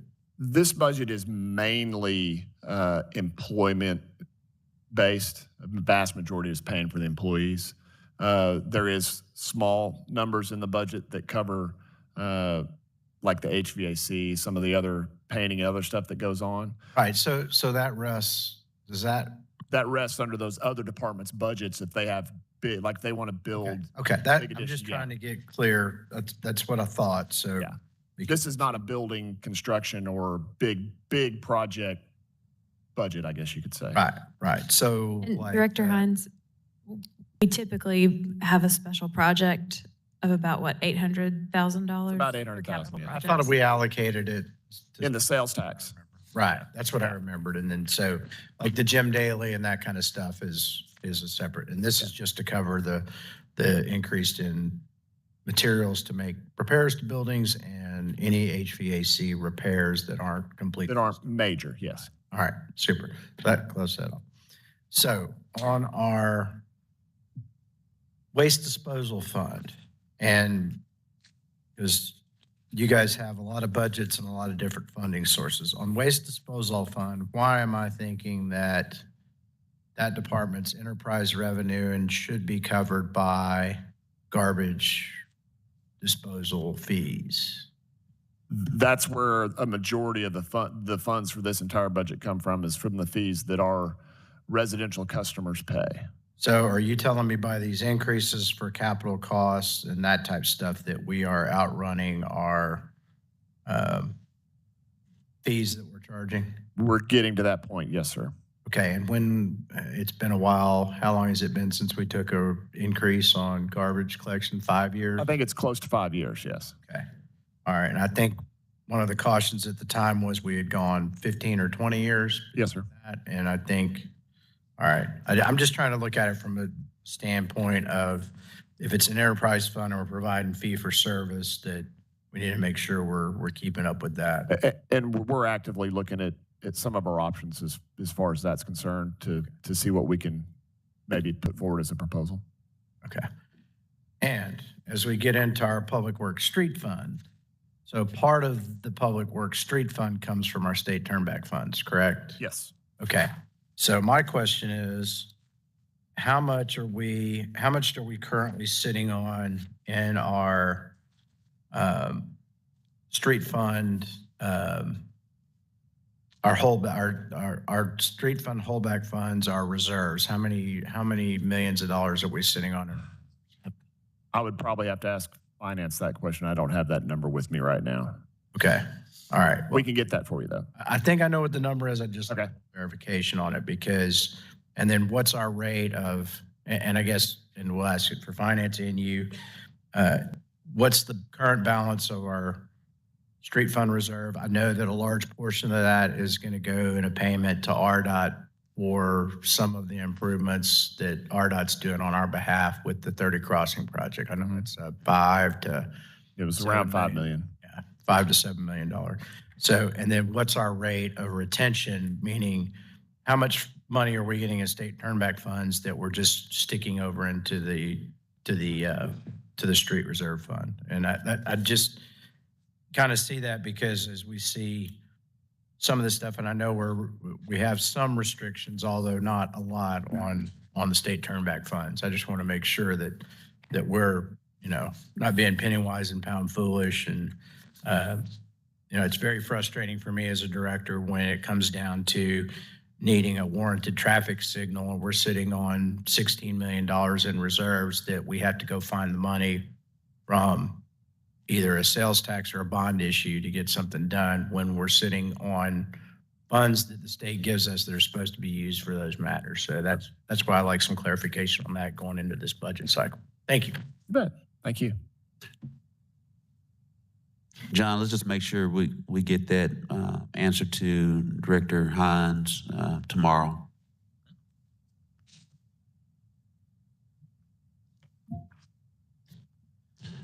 Director Phillips. Thank you, Mayor. Thank you, Director Honeywell and team. I got, I think, 3 very specific questions. I won't be long. Got word from a constituent this morning about our bike lanes. And I think this was somewhere near Capitol. When we put in the bike lanes, do we have any mechanism in place to ensure that the bike lanes are being used for bikes as opposed to people driving in the bike lanes, and how do we handle that? Sure. You're talking about 7th Street. Yep. So that's a little unusual scenario. That particular corridor was identified on our bike master plan as having separated bike lanes on it as part of that overall plan. We resurfaced that street in 2022, early 2023. And as part of that resurfacing, we went through the process of working with all of the property owners along that corridor to come up with the best plan for how to minimize impact to those owners while also accommodating the bicycle master plan. What we ended up developing for that corridor was what's called a cycle track, where you have bicyclists going both directions on one side of the street. That way you don't impact parking or any uses on that other side of the street through that corridor. As part of that development, we ended up striping all that out. We've been trying for probably the last, I would say, 6 to 9 months to work through how we're going to put up it's got a hatched out buffered area on the pavement that separates the bicycle from the vehicular lanes. We're actually going to be putting a bollard type system down that buffered section that will keep cars separated from the bicycles and better identified as a bicycle track versus someone thinking it's just another vehicle lane that they can drive down.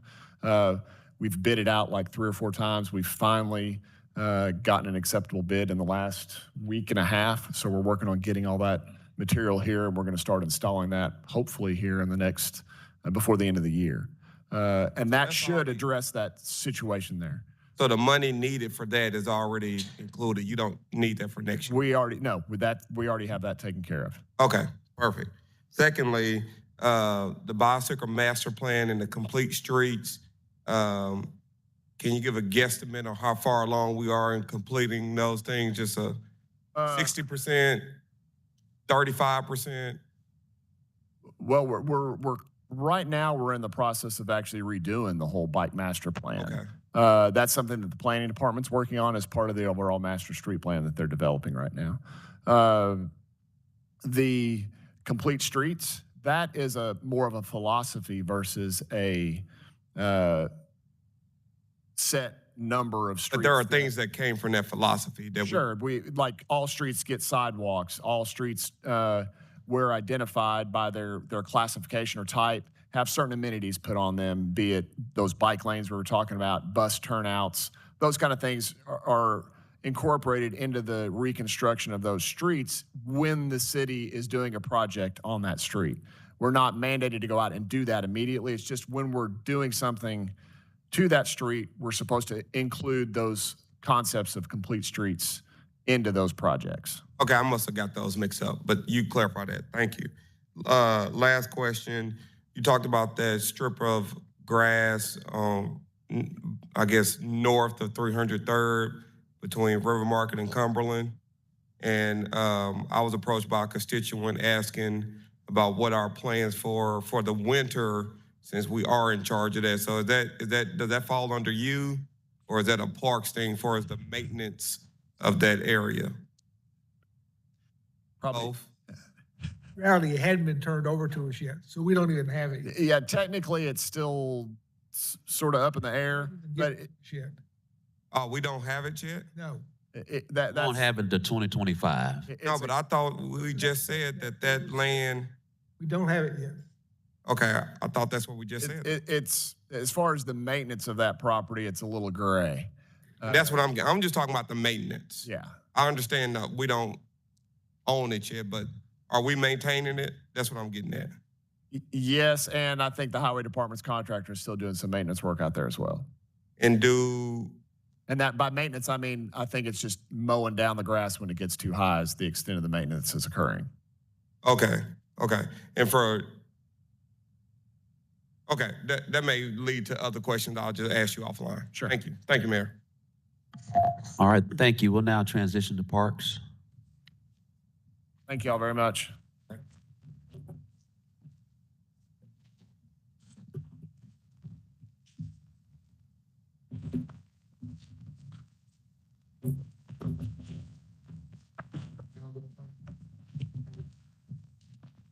I'll just follow whoever.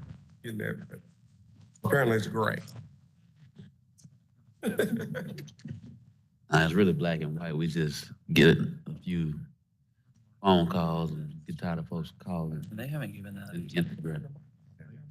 That's the truth. I don't care. All right, Leland, you ready? So they released the Director Lewis, I'll turn it over to us. Got it. Yes, sir, Mayor. Good afternoon, members of the board and everyone. Excited to be here, and I'll start when you're ready. Ready. Okay, good deal. So I'll just start real quickly, and if anybody has any questions at any time, just let me know. On our vacancy and our staffing levels, right? So we currently have roughly 130 full-time employees, and we roughly have, generally speaking, about 20 vacancies, and that's where we are today. The difference between this year and last year was last year we had roughly most of that was in our upper management and our deputy directors, managers, and all that. And today I can say we have filled those positions. And so now we have more of a vacancy down in our maintenance and other staff members like that. And Leland, if you'll bring the microphone close to you. There you go. And then secondly, just give us, because it's going to be asked, let's go ahead and address it now. Just a very brief update on Jim Daly Fitness Center pool. Yes, absolutely. Real quick, Jim Daly, as I think many of you know, the whole time frame, I'll just say where we are today is we did close a bid last Thursday at 1 p.m. We had one successful bidder, that was Hydeco. We're currently reviewing their bid. Their bid total package was $1.9 million. We have allocated 1.5 for the project. So right now we're reviewing that. I have been talking to Jeremy Hyde, who is the president of Hyco, and asking some different questions of the process of the bid and different items that we can go through there. That's currently where we are. We haven't made any decisions on how to move forward at this time. Just do some value engineering, but we'll make up the difference if we'll figure that out. Okay, yes, sir. All right.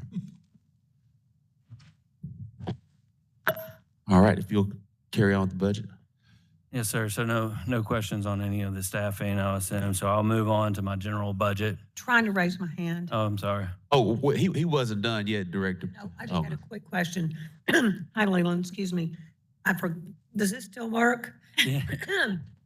So, say we do go forward with Hydeco. Any idea of a timeline?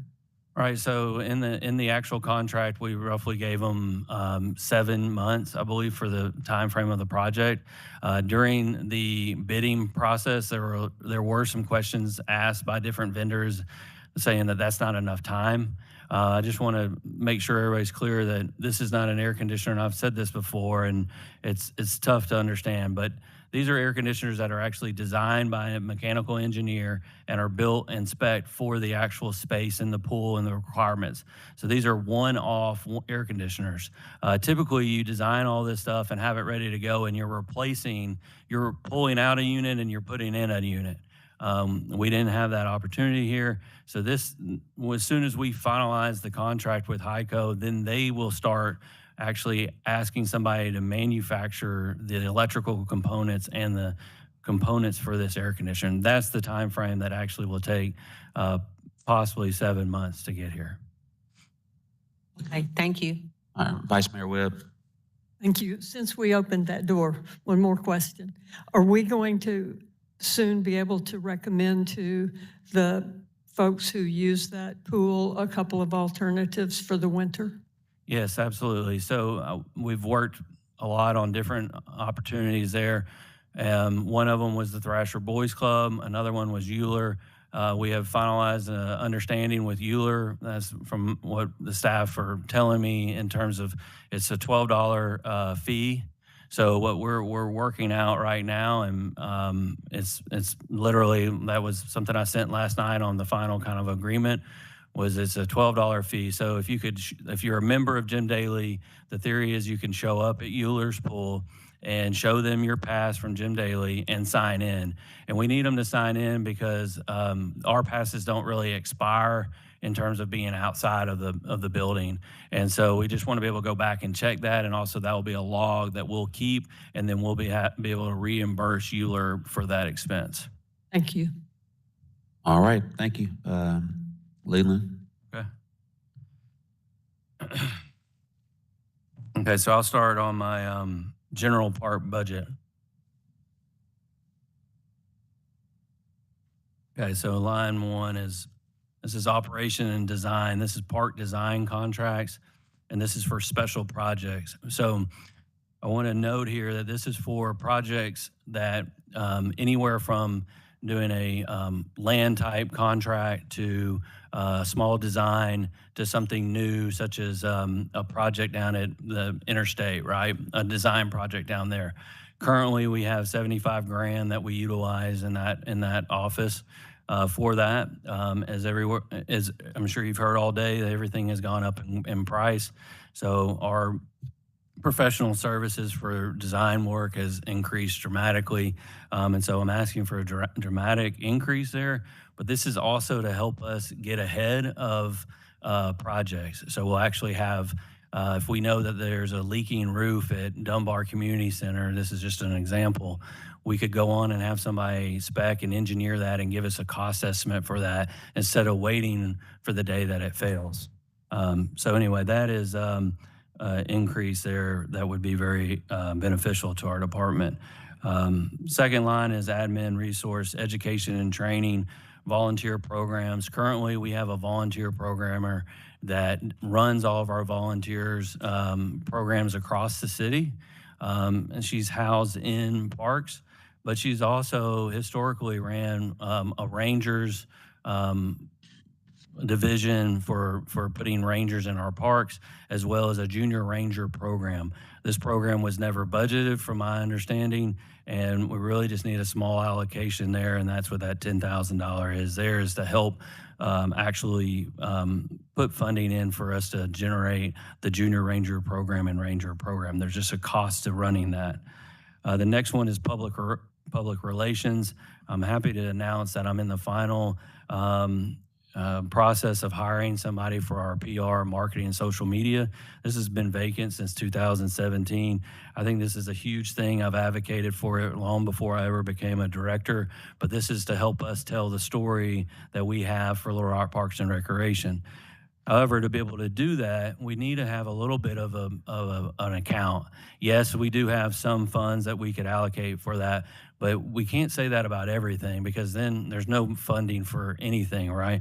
So I'm just asking for a small amount of money there. This would be for Facebook posts, social media, different costs there, maybe a guide that we currently produce, different flyers that we produce. We've noticed a big change in how do we get participants in our programs. So our programming, say like football at Southwest Community Center, has less demand right now. We used to just put a flyer out, take flyers to schools, all that. That has changed dramatically, and we want to be able to use this position to do that, as well as have a little bit of capital to be able to fund that. After that is our contracts for admin. We currently have a reservation system that manages all of our pavilions, all of our spaces, all of our programs. It is a very vast system, but it's very antiquated and outdated, and we want to be able to update a new system called, one of them we're looking at is called CivRec. That's just one vendor, and a current operation of that would be $35,000 every year. This is not just for one community center, this is for department-wide. So it would say if you wanted to rent this room, you could go into that system and rent that room there. So that's a whole new operating system that would be very nice to have for our citizens to have a much easier ability to rent things. Moving on down is going into our cultural museum. So our museum at MacArthur Park, their staffing costs for part-time is it's just in the hole in terms of we have this in a lot of our areas where our part-time, we've increased some of our part-time salaries, their hourly costs. And so this is to help offset the deficit there.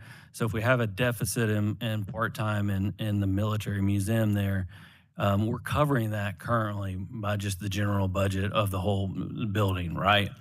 But this will help shore that up so we're not having that deficit there.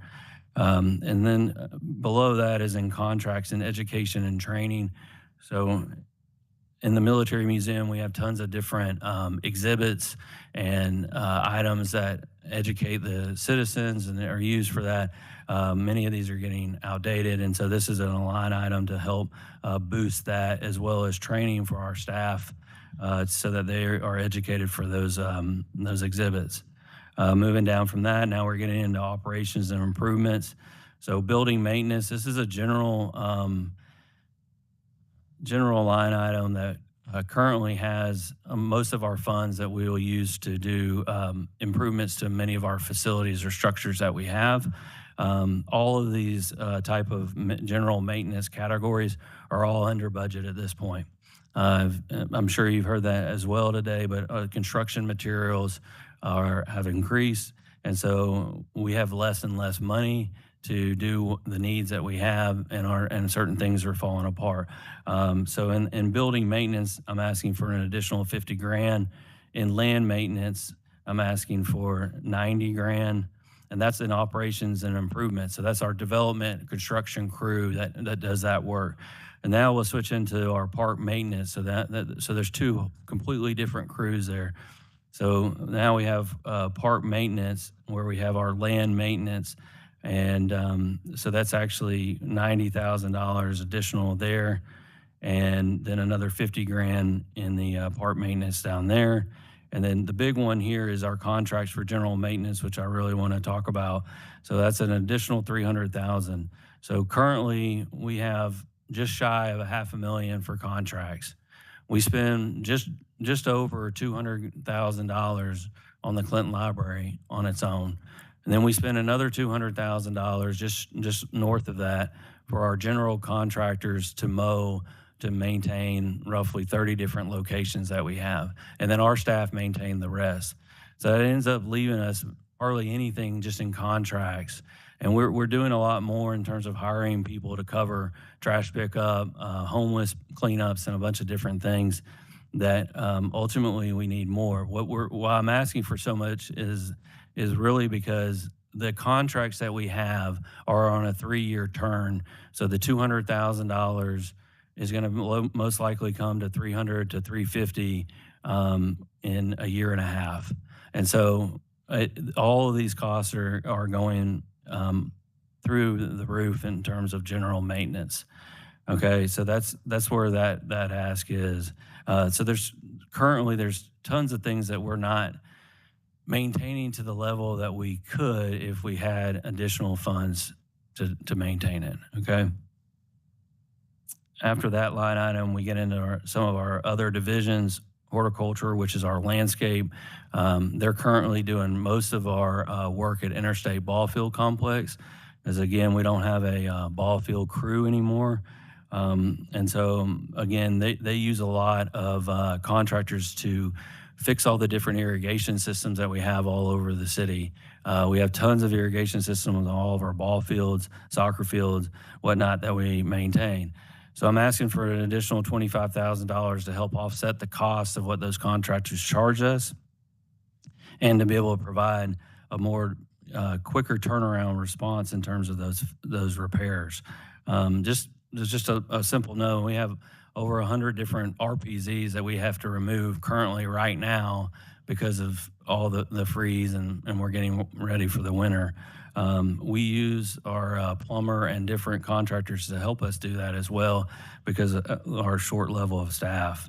Moving down from that, a different item here is tennis, number 12, for contracts for security. So we started picking up at a lot of our locations where we have parking lots that are constantly full of citizens parking, and we constantly hear of break-ins in their cars.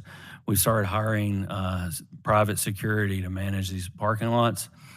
So at tennis, which is right here, our Resmond Tennis facility, we have an increased cost there. We currently have a deficit in our contract account where we're trying to cover this. And so I'm asking for $20,000 to cover that cost so we can continue to have that security present there. Operations, urban forestry, other contracts, same thing. So our contractor there would be, so Robbie Hudson, our urban forester, does a lot of great work for us across the city. But when we come across something extremely large, like a large oak tree that fell over behind the military museum next to the Fine Arts Museum, we knew we needed to get that done immediately. That was a $7,000 tree removal that we had to have a major crane and contractor company come in and take care of. There's those type of services across the city that we're not just managing trees in the 6,000 acres of parkland that we manage. We're also managing trees across the city in the right of way and working with our Public Works division as well. Under operation, part-time salaries, admin support, we currently don't have part-time dollars in our administration office. We're constantly trying to find some additional help and support. That $30,000 would go a long way in terms of helping us hire some part-time staff. We currently do that by utilizing some offsets of maintenance part-time dollars where we have some vacancies and not able to hire currently. Then we get into, these are a couple new positions. This is a new position, number 15. We've asked this for a while. This is a spray tech, and so a spray tech is a gentleman that would be, or a lady that would be responsible 100% of the time to go out and spray and take care of our lands that we manage. Why is this so important? Well, this would help with all of our weed control that we currently just constantly mow down. And so if we could spray our different open spaces, fields, and different items like that, then we could have a less of a turn on our cutting, which would help us maintain our grounds much more effectively and efficiently. This would also help improve certain things at our ball fields and areas where if you go to Murray Park right now, you'd say, well, the grass doesn't look spectacular. Well, we need a spray tech that can spray those grounds and constantly stay on that. We're doing this work, but it's taking away from our general maintenance. So we use some of our maintenance guys to go spray. An example is all of our playgrounds that have loose surfacing, they'll have weeds or different grasses that grow up, but we have to spray and maintain that. So we're doing that, but that's offsetting the other maintenance that we could be doing in the parks.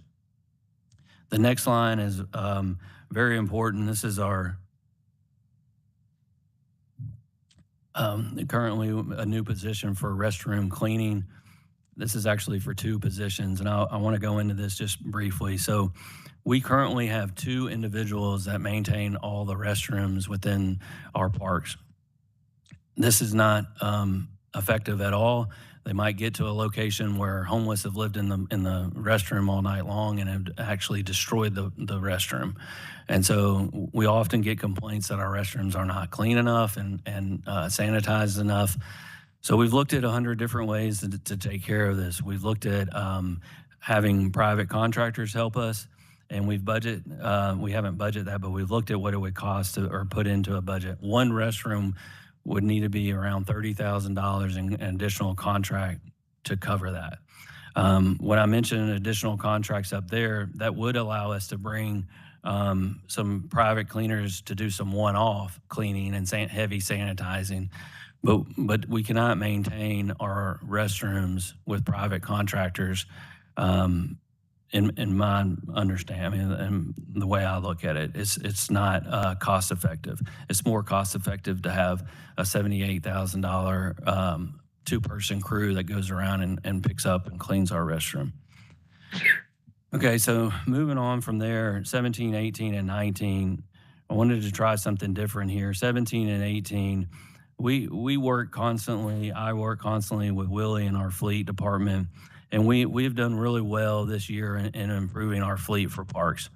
Partly mainly because we received a 583 funding account that was a one-off from last year that we've been able to utilize, as well as we utilized a little bit of our bond money to able to buy some new equipment. But currently, we're always behind on our fleet, and I'm not really talking so much about just our larger equipment. This is like our mowers and smaller equipment. So from past experience, this is only my second year in doing this, but I've asked for lump sum special allocations for, say, mowers, right?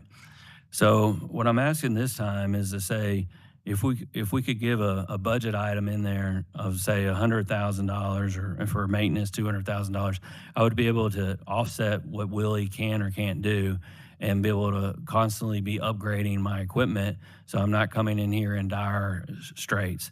I'll get into golf fleet later on, and I'll explain kind of what I mean by that as well, because it's another concept in that as well. But anyway, so that would be funding that would help allocate for our equipment. I'll give one example of one piece of equipment that is interesting, or you should understand why this is so important. So Urban Forestry, who we've spoke about briefly, they have a bucket truck that they go 60 feet up in the air and manage our tree canopy and all kinds of different things. That piece of equipment is 20 years old. So it's well past its time to be replaced. I'm working with Willie. It's still capable of doing its job and all that, and it's still safe to put out there. But those are things that need to be replaced, and I would like to be proactive about it instead of after the fact. And also, many of y'all always ask me to go out and take care of a tree somewhere, and people will say, well, we haven't made it yet. You haven't made it yet. You haven't made it yet. Well, that's because our 20-year-old piece of equipment is being maintained in our fleet yard because it's 20 years old. So these are things that would help us on our rapport with our citizens in terms of a better turnaround.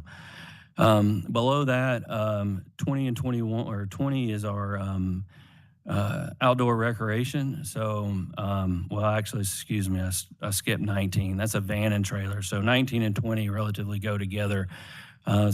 Part of a vision that I had was starting outdoor recreation and really focusing on that in our department. I really believe that after COVID, some of the sport activities have changed a little bit, and we really, as a department, need to be focusing on outdoor recreation.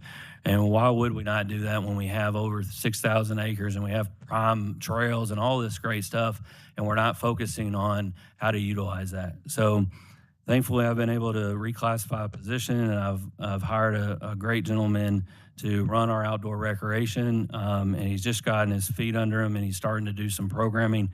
But guess what? He needs a vehicle and a trailer and an outfit to be able to go do his job. So that's what 19 is $65,000, and that's why that's a special one-time thing, because that is a special area.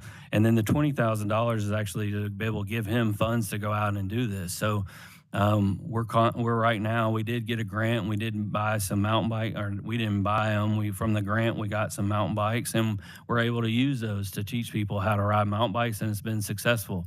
But we want to be able to grow that, and we just need a little bit of capital to be able to do that. So we could go buy some kayaks, some paddle boards, different things to where we can utilize our parks and our assets that we have.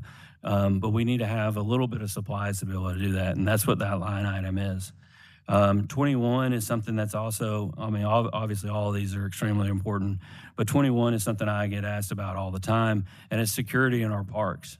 We're looking at data all the time. We're trying to figure out different ways to minimize our break-ins in all of our parks. We get something stolen all the time. We had a golf cart that was back here for our maintenance that just got stolen a couple weeks ago. It is a constant challenge for us. That line item there would help us put in cameras. I don't have funds right now to put in new cameras. I am working with Little Rock PD, but they're asking me to fund the cameras. We are putting black boxes in all of our facilities. They were looking actually today at putting one in this facility so they have access to all of our cameras. But at our Resman Golf Course, our cameras are 15 years old. They just don't connect to that kind of stuff. So this is really important there to get the cameras and be able to fund things that the Little Rock Police Department want to be able to do, as well as things that we want to do is in terms of lights. We really believe that there's an opportunity to put some type of lighting in some of our high-use areas at night where the parking lots are well lit. We do have some lighting, but we can do other one-off poles that have a lot of light on them and a camera on them, and we can see what's going on. Those are just some different opportunities there, but that's highly important right now so that we can address some of our security issues. After that, 22 operations. So similar to like Jim Daly, I currently, since we don't have any tax funds, I don't have any capital dollars or any large funds to be able to go and say buy a new air conditioner or heater or some kind of major facility upgrade at any of our facilities.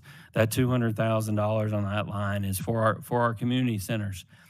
Yes, you might say, well, don't you have some ARPA funds, or aren't you doing something with that? Yes, I do have $2 million in ARPA funds, and we are planning and designing through all that, and we plan on moving forward with that. But $2 million across, we're doing it across 4 centers. That's only $500,000. And I say only because, let's say, look at Dunbar. Dunbar needs a new roof of about $250,000 and a new air conditioner and heater unit. The heater could go out at any minute there. That's about $250,000. That's $500,000. Nobody's going to notice that we put a heater and a roof on that facility. Our gym floors need to be replaced. I could go on and on. Our community centers are in dire strait of some capital improvement. They haven't received any capital improvement since before I've started working here, and that's been 17 years. The last one was Dunbar, and I think that was in 2004. So that's just my ask to be able to put some money into ongoing money into our community centers, and not for just contracts. We do have some of that, but this is actually for, specialized for renovations that our operations department would be able to utilize. 23, fleet maintenance. This is a sustainable effort, really trying to change some of our operations in terms of how we look for increase our sustainable efforts in our department. And this is actually asking for 2 battery-operated utility vehicles. We have a lot of utility vehicles. Riverfront Park has 2 of them, for example, and these would be battery-operated. We've already tried some out. They work great. We really like them. Riverfront Park would be able to utilize these great, and so that's what that one-time allocation is there. And then 24 is an operation. That's this is just a special project, really special request, as I've been working at the River Mountain Park for a while to get an outdoor recreation service provider. We went through a whole RFP process. We've selected that gentleman that's going to build a small facility there under our improvement or under our authority, and he's going to lease mountain bikes and kayaks and do a lot of things that the citizens are constantly asking us. And our outdoor recreation guy that I spoke of earlier, I wrote into the lease that he has to work with them, and so this is where we can utilize that as well. But part of that whole agreement was that the Parks Department would ultimately put in a fishing pier or some kind of launching system that the gentleman that has his service provider leasing the area would actually be able to utilize. There's a whole nother system that's down there currently. I won't get into that history of that facility, but they have a private dock and we can't access that. I want to build a public dock that all citizens have access to it. But this gentleman who is our leasee or leaser, anyway, will be able to utilize that as well. So it's just really important. This area is one of our primary locations for citizens to use. They love the area. I just really want to double down on that and make it even better. And I just say, why not? I mean, this is another one of those opportunities that we're really missing out on. I think it's something we should really focus on. So I'll move on to golf unless we want to go on with questions on that.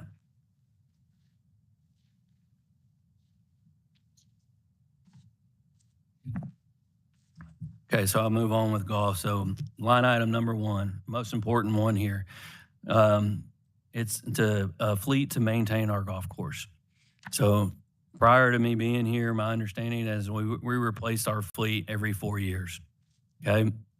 Last year I came in this situation, I came here and asked you to fund $2.5 million in fleet replacement. Our equipment currently is from 2014. So now it's 10 years old. It is just not cutting it anymore. We're actually hiring, I mean, it's kind of funny, but I mean, literally, we're hiring other contractors to come in and mow parts of our golf course because we can't maintain our fleet. And so this is a major problem, and it could get even, I mean, it's just going to be, it's to the point to where there's going to be a major breakdown at one of our facilities. Our backup fleet is from 2008. People just don't keep golf fleet like that old. And so we have bought, I believe it was 2 pieces of equipment. Roughly, they're each of them, just to give you an idea, are $150,000 a piece. These are very specialized pieces of equipment. And the other problem with this is that they take over a year and a half for them to get here.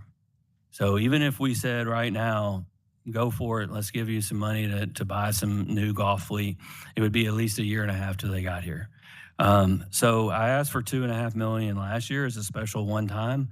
I'm coming at this at a different direction this time, and I'm looking at trying to fund a actual replacement fleet number there at 475 every year so that we can start just constantly buying new pieces of equipment and buying them as we see, as you know, we understand what we need. I mean, the other would be is to replace them all at one time. But this is just a different way that I thought maybe we could discuss a different way to do it.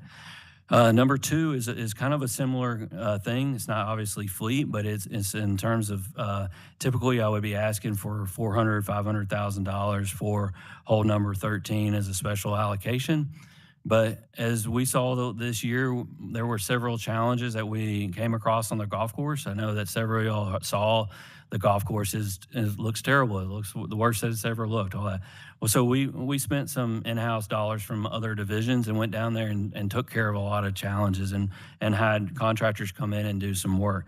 But I'm just saying this is another one of those facilities that I think the last improvement was roughly 20 years ago.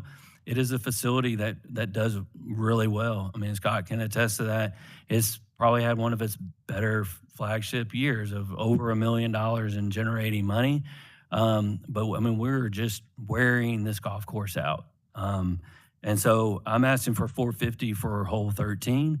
And then you'd say, well, what are we going to do the next year? I think actually it's going to cost more than 450. So this would allow me to get 450 in the upfront part going, and then the next year would you be able to utilize more. But there are so many capital improvement projects at this golf course, such as the ponds need improvement, the pumping system needs improvement, the pro shop needs improvement.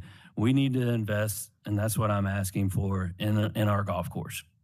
Just plain and simple. The back 9 there looks like just a grass field. It really needs some help as well. First tee, we've really been able to turn around first tee. We've done a lot of improvements out there. We've did a lot of tree trimming to help. When we took over that, there was a lot of overgrowth and things that had not been improved. We've made a lot of headway there in terms of first tee. Our biggest challenge there is that we introduced carts there. Okay, this golf course was not built for carts, so we have golf carts that are driving around on dirt trails. These dirt trails are now turned into kind of off-roading. We go out there, regrade them as much as possible. I'm asking for $100,000, and the goal behind that would be is that we would start tackling what we need to improve on our cart paths. That would also help us build a cart barn. We're storing the carts right now on the front porch of the pro shop. I could go on there, but that would help us there at First Tee to really make First Tee nice. We're doing really well there, but we'd really like to be able to do more there. And then the 4 and 5 are really straightforward. We ended up over the years, this year, we just sell out of merchandise. So, you know, ball cap now, I mean, what it used to cost $5, now they cost $20 or whatever. So our merchandise budget just does not cover it anymore. And so we ran out of money this year, and, you know, we don't want to have a pro shop that doesn't have merchandise in it. And same with our concessions. I mean, these are things that we're selling, and we're turning back money to the city. So we just need to be able to fund those more so that we can continue that.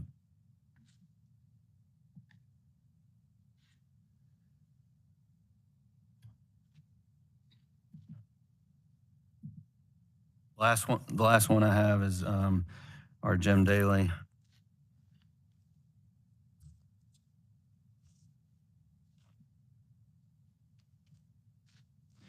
Okay, so Jim Daly Fitness and Aquatics. Line one is uniforms. Again, cost of uniforms, just really straightforward. We provide uniforms for our staff there and for our lifeguards, and that line item is currently under budget. Janitorial is the same way. We used to have staff at each of our facilities.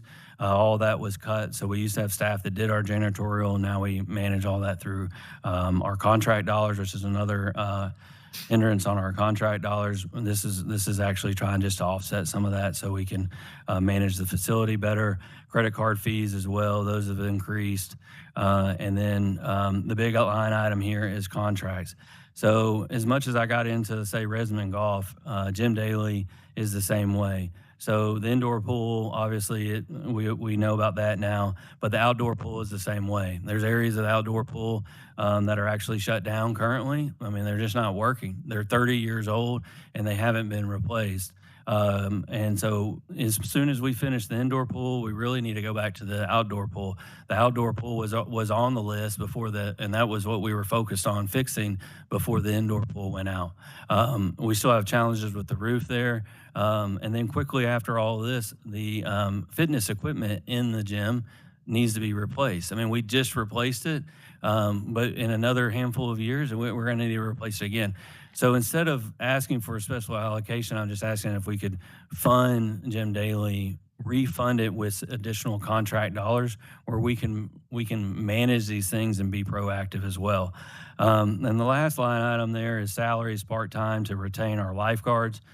So we've had a really challenging time hiring lifeguards, managing our lifeguards in terms of keeping them. Most of them are youth, and so they go back to school. This $75,000 is actually just to keep us where we are now and increases just slightly, because what we would like to try to do is have some of them where they work longer or almost full-time for us, still part-time, but stay on. Find some individuals like seniors or whatnot that want to be a lifeguard that actually would stay. Most seniors don't want to come work a part-time job and just be a lifeguard just for the summer. So, but if we could offer them, say, okay, well, you're going to be a lifeguard for the summer, and then you're going to go into programming for us in the off season. By the way, we still have an indoor pool, and we're planning to build an indoor pool here. So there's a real need to retain lifeguards, and that's what that is there. So I appreciate everybody's time, and that's all I have today. Director Adcock? Yes. Dr. Computers was before. Oh, you were first. Please, ladies first. Leland, I was looking for something in here about War Memorial and Hyman golf courses that we closed. Yes, ma'am. And so we're going to go a whole nother year without doing anything to those properties? No, ma'am. So currently, we budgeted some money to do a plan, which you and I have spoke a lot about for Hyman. And so I do have some monies that are allocated for that. But also, that's why I asked the number one question on here. The number one, I mean, not the number one question, but the number one line item was special projects for our park design as an extra $115,000. And that would be allowing to give me funds to hire professionals to look into what we can do in the future at these different locations. For War Memorial, I'm currently working. I came back from a national conference, and I believe some of y'all are familiar with our fit lot that we have down at Murray Park. It was really successful in terms of its use down there from citizens, and we're looking at something bigger at War Memorial, and we have some other funds there that we want to do at War Memorial. There's a lot of other things going on at War Memorial that I can get into in terms of improvements, but in terms of design, if that's what you're asking about, and particularly like Hyman, we have that money, and that's what that number one line item is for. And on your golf, Yes, ma'am. your number 5, I believe it is, more food. Is all the food at the golf courses not sold to the patrons as they're playing golf? Yes, ma'am. So we have a full kitchen down there, concessions. So you can come in and play a round of golf and order a cheeseburger if you wanted to and sit down and eat your burger. Does that answer your question? Yes, but then you're wanting $30,000 for more food, if we are selling all this food, does it not No, ma'am, all the money that I generate goes back to the general fund. does not go back into? No, ma'am. So what we literally just, so we run out of money. And so if we don't, I mean, if I don't ask for additional funds or, I mean, this year I got, approved to, I asked if we could, get more funds to do that. Otherwise, if we didn't do that, I would have to close up shop essentially. Not essentially, I would just close up shop. And at First Tee, Yes, ma'am. know that they have recently got new gas golf cart. Yes. Are we going to build a storage place for those golf carts? Yes, ma'am. That's what in there I mentioned. I believe it was a line item of $100,000 for contracts. So that would allow us to start looking at building a pavilion of sort on property that would hold that.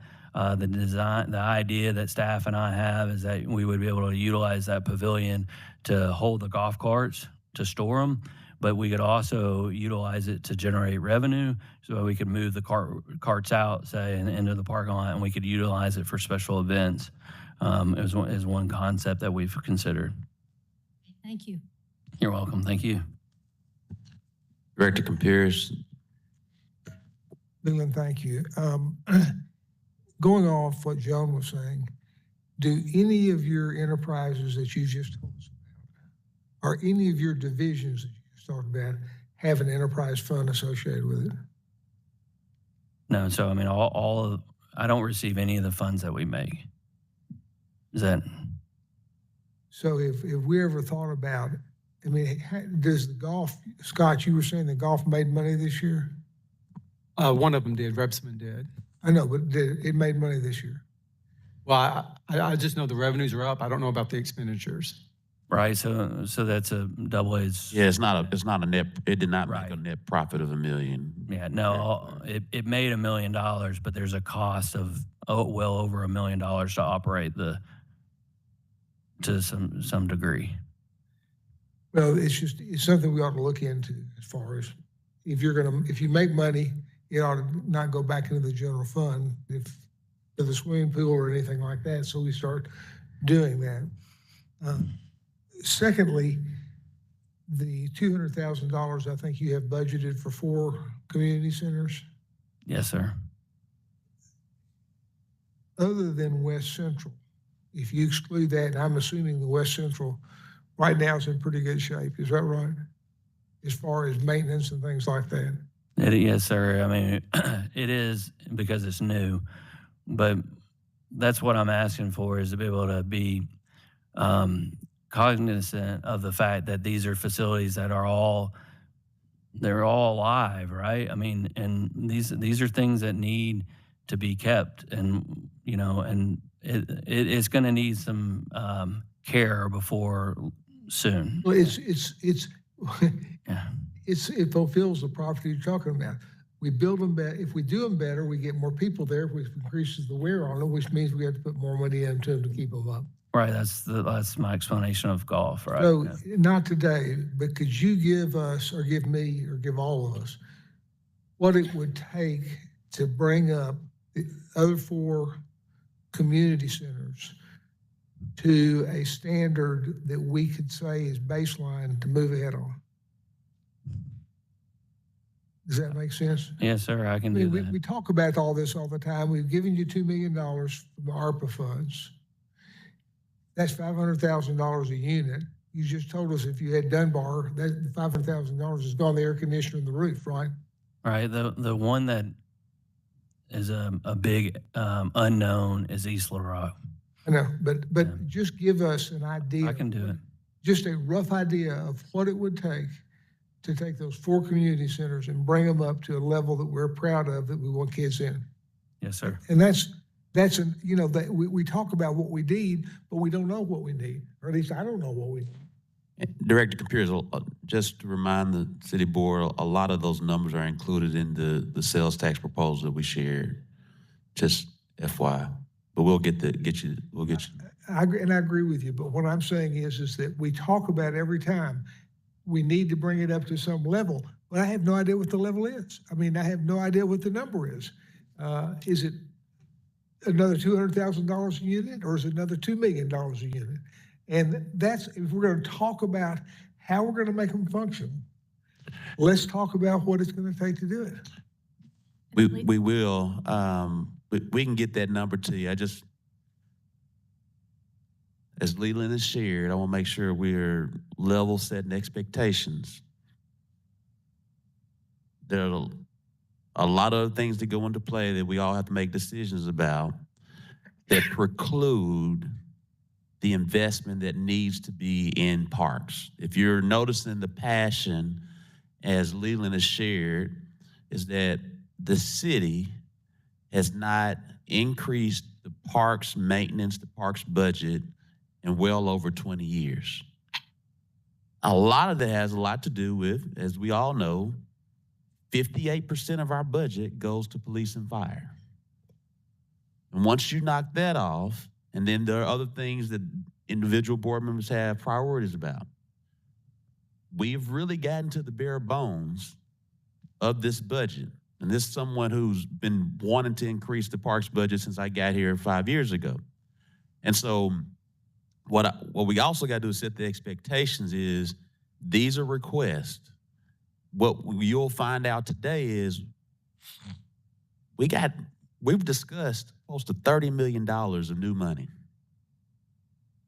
that we, so I think also, what I'm trying to do is just let the expectation for everyone, but let's keep going. I see where you're coming. We'll get that number for you. But also, we can, my point is a lot of times we're asking for staff to do things and they can get you as many reports as possible, but if we're not going to fund it, that's kind of where we got to get to a point that we have to get serious about more revenue. And that's essential. I apologize, Director of Computers. And I agree with you completely, but it's like every other problem that I deal with in medicine. If I don't understand what the issue is, then I don't understand how I try to solve the issue.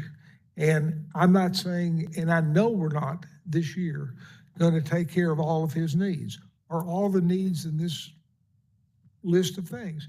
But at least if you talk about fleet, I know what fleet needs. It's real simple. This is what they need.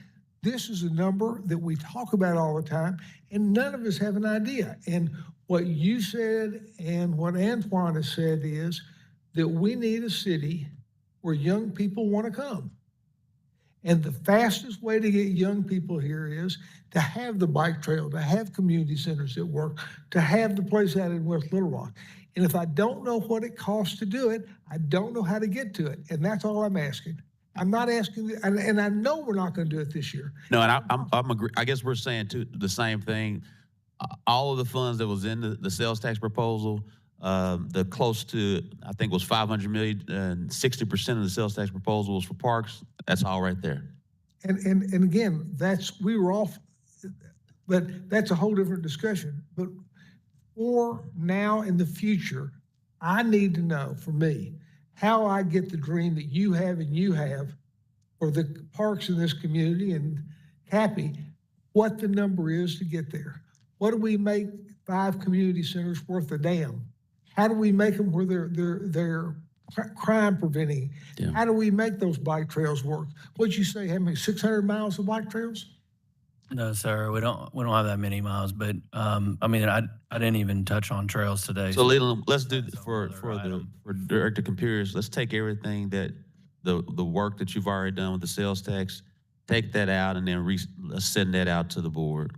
And Leland, don't you have designs in the works for community centers? Right. So I mentioned that briefly. I mean, we did, the board did set aside $2 million in ARPA funds. So what we did do with that in our department was we didn't just say that's all we have. I've been really pushing with the design contracts to look at a bigger picture at each of these facilities. So I didn't go to the design professional and say, we have $500,000 at Southwest. I've actually asked them to look at more of a $1.5 million improvement, so I have plans. And so that then when we happen to come across new revenue, we're ready to go. That's also why the number one on my general budget there was an increasing my professional services so we can look at those kind of things. So yes, thank you, Emily. All right, Director Hines.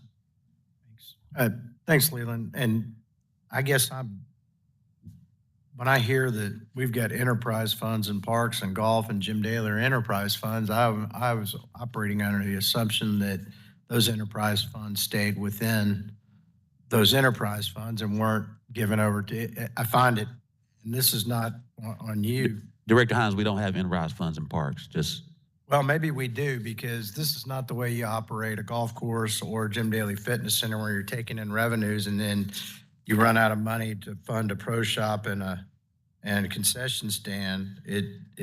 I think we need to take a look at that from a finance perspective, because and the fact that once you turn those funds over, you're not getting them back is to me, to use a term Director Richardson would use, I'm having a little bit of cognitive dissonance on this deal. So, you know, I get what you're saying. I think the question is, and I've had this opinion with golf, is if we're already outsourcing some of the maintenance on the golf courses and we're looking at a big capital spend, it almost seems like we ought to be able to fund the golf course maintenance with private contractors versus having to put, you know, what it costs us for salaries and maintaining equipment. Maybe that's a better deal. I know that back when I was on the first tee board many years ago, they outsourced to a company to maintain the golf course, and it was maintained very well at a lot less dollars than we spent. So maybe that's something we need to look at. But yeah, I think we've got a structural issue within our parks department, that we've got two things that on their face look like enterprise operations that we're not, because the zoo operates as an enterprise fund, correct? No? Oh, sir. Okay, well, I guess. Let me give everybody a brief history. And I guess I've been under the misconception that that's the way they were operated because they're presented as such. So everything, when you think about it again, just from a historical standpoint, first and foremost, we should know that historically that golf was a net negative, somewhere between $300,000 to $500,000 each year, when we had 4 golf courses. It's now you're seeing a lot more impact, and we've finally started to see a profit where it's no longer an expense center from that standpoint, because everyone's going now to the 2 that we have. That's how it's always financially been structured, the history of this city from that standpoint. And it does go back into general revenue, but as you understand, if you understand our general revenue, it's still getting back to parks overall at the end of the day. And that's how it's been historically from that standpoint. So, but that doesn't mean we can't look into something different.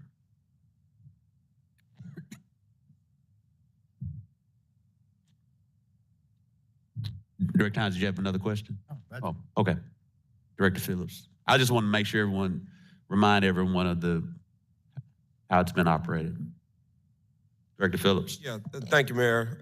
Thank you, Director Couch. I guess first thing to say, you gave a great presentation on why we need more revenue in the city to take care of our parks, and I know that's something that this board is going to look at in 2024 as it relates to a sales tax. But I do want to ask you a question specifically about Hyman. You mentioned that line 1 of the budget request is special projects. I know there's a lot of disc golf happening out at Hyman. I've been approached by people about tournaments, and they could actually be revenue generating for the city if we hosted them. So does this special project allocation, does it include dollars to kind of facilitate that growing need out there at Hyman? Let me give a little brief understanding of what we plan to do there at Hyman. Okay. And I've been working with Director Adcock quite a bit. So there is currently there are disc golf courses there. They were completely built by volunteers, and we're thankful for that. And they have a great turnout out there, and that's great. The rest of the park is an old closed golf course, right? There's a lot of challenges in terms of access, parking, vandalism, people driving all over the place, because it's not set up right now. The goal is to develop a plan that shows what Heinemann could be, and then so that the goal ultimately would be able to bring that back to this board and say, this is what Heinemann can be, and we just need the funding to be able to do that. And so what I've tried to do is actually find what Heinemann would be successful at being. And in my opinion, my professional opinion, is that it's a challenging location because 75% of it floods all the time and could flood really bad. And so disc golf there works really well. But there's also a challenge with the fact that it's a tough location. It's a tough location to find, and it's also we like to close it early, which is another challenge, that we close the gates and we lock it. So disc golfers like to play late in the day as well. So there's a few little things like that to figure out. But back to the actual big idea is to make it a really awesome place to play disc golf. But there's also a plan to build a NICA mountain biking location. There is another item, which is really big. And why do those fit well together? Because there's great land there in the surrounding area of Heinemann that is great for mountain biking, which is what is needed for, so NICA is for youth mountain biking. They have teams. And I really believe that Little Rock, not having major sports complexes and everything else, really could capitalize on disc golf and mountain biking and these others where you don't have to have $100 million complexes, which we don't have, right? So I'm really trying to lean into the disc golf and the mountain biking and those things that I think we could be successful at and generate revenue and bring people to Little Rock and make something special here. So that's disc golf. Okay, and then the NICA. And so they both need big open spaces to have major parking lots and set up for these events, okay? So we can do that in the big areas that flood, right? As long as it's not obviously flooding, it's a success. So that works really well, those two components. And then the other one that Director Adcock and I are working on is Boy Scouts. And we've looked at introducing a lot more is there a room for them to be able to do something there?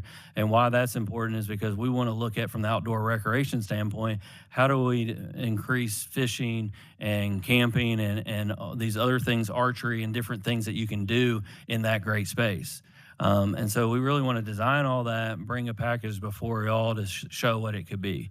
That's what Heinemann needs to be. We do have the funding that was allocated for some special design already established for that. So I can use this other funds to help augment that and do War Memorial or any other project. Well, I appreciate the big picture. So let me just make sure I understand the answer. One, there are no funds for 2024 to do some of this touch-up stuff that may be needed out at Heinemann, bathrooms, some quasi-pro shop that these disc golfers would like to have so they could host a tournament. That's not included in this. And I'm not saying, I'm just asking. You're right. I was just going to say, you're right. I don't have a, I'm actually asking, I think the total package here is almost $3 million. And I'm asking for really just to keep what we have going. I would love to ask for more money to be able to do capital improvements, but that's not in this package today. Oh, okay, that's what I understand. And then I guess the second part of that, you do have funds to develop this plan that will come back to us at some point and maybe be a part of some future sales tax initiative. Am I understanding that correctly? You're correct. Okay, thank you. Thank you. Mayor. Director Peck, and then we'll go to housing. I'll be very brief. Leland, great presentation. Thank you. It'll happen. Just be patient. I know it's frustrating. As Dean taught me early on, we build these fabulous parks and then we don't maintain them and it's caught up with us, whether it's a community center or a swimming pool. But great work down there at River Mountain. Glad we finally found a solution to that. And just, you're doing a great job. Just hang in there. Thank you, Cammie. Director Pierce. I want to tell Leland that he took my job away from me spring. I mean, I don't have a Saturday job anymore. If you get that money for a sprayer. Oh, They ain't got approved yet, Well, Dean. you can still go down there and spray. I saw you your eyes jump up, Director Computers. So. All right, we'll now go to Rachel. Is Kevin or Brian? We'll go swiftly to housing.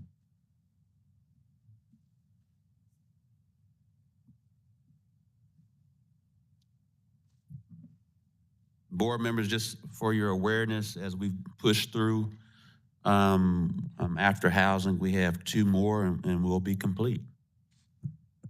2 more departments. Dinner? Oh, well, Okay. All right. I like to underpromise and overdeliver. Don't we?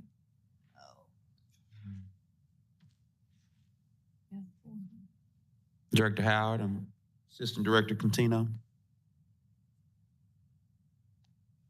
Good afternoon.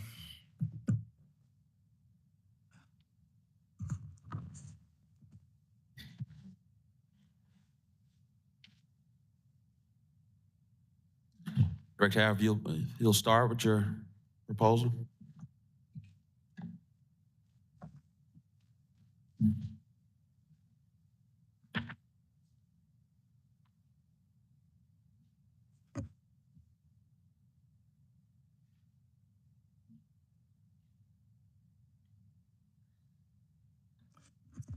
So currently, in the housing neighborhood programs, we have budgeted positions of 106.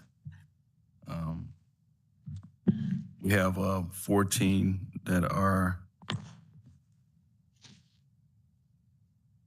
vacant.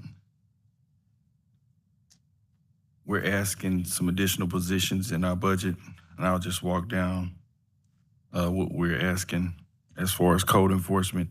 We're asking an increase in pay for our officer retention of 38 current officers that we currently budget each year. That additional amount is $300,517. We're asking increase in pay for the 8 senior code officers for retention. We'll have some compressions when we increase the pay for the officers, so we would definitely have to increase the senior code enforcement officers. We have an administrative technician in special projects. Currently, that position is part-time. We'd like to move it to full-time with the number of lots that we increased as far as what we've been cutting, the actual lots that we're picking up and providing service to other areas, such as the homeless service camps. We have to keep up with what we pick up and what we take to out to waste management out for our public works division where we have our dump. And then also the number of things that we have to do as far as with the actual special project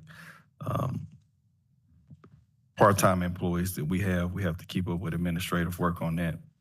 And then also we brought over the homeless service division over to housing and neighborhood programs. And so we brought over Arnard Crump and Chris Porter to do our homeless engagement specialists. And those 2 positions had to be brought over and funded under H. We're asking for 2 more homeless engagement specialists to go into the homeless services division so we can provide additional services with the increase of the unsheltered population. And then also they would have to have vehicles, of course, those 2 new positions. And then we're adding chief homeless services homeless officer for that division too as well, because we currently do not have that. Brian was doing it part-time, but it's going to be difficult to do as far as the issues that we're having and everything that's coming up currently. And then also we were having some issues with graffiti around the city, and we currently do not have a graffiti program. I proposed a new graffiti program to the mayor and to the city manager at that time period, and they felt like that would be something that we need around the city with all of the graffiti that we have on the buildings currently.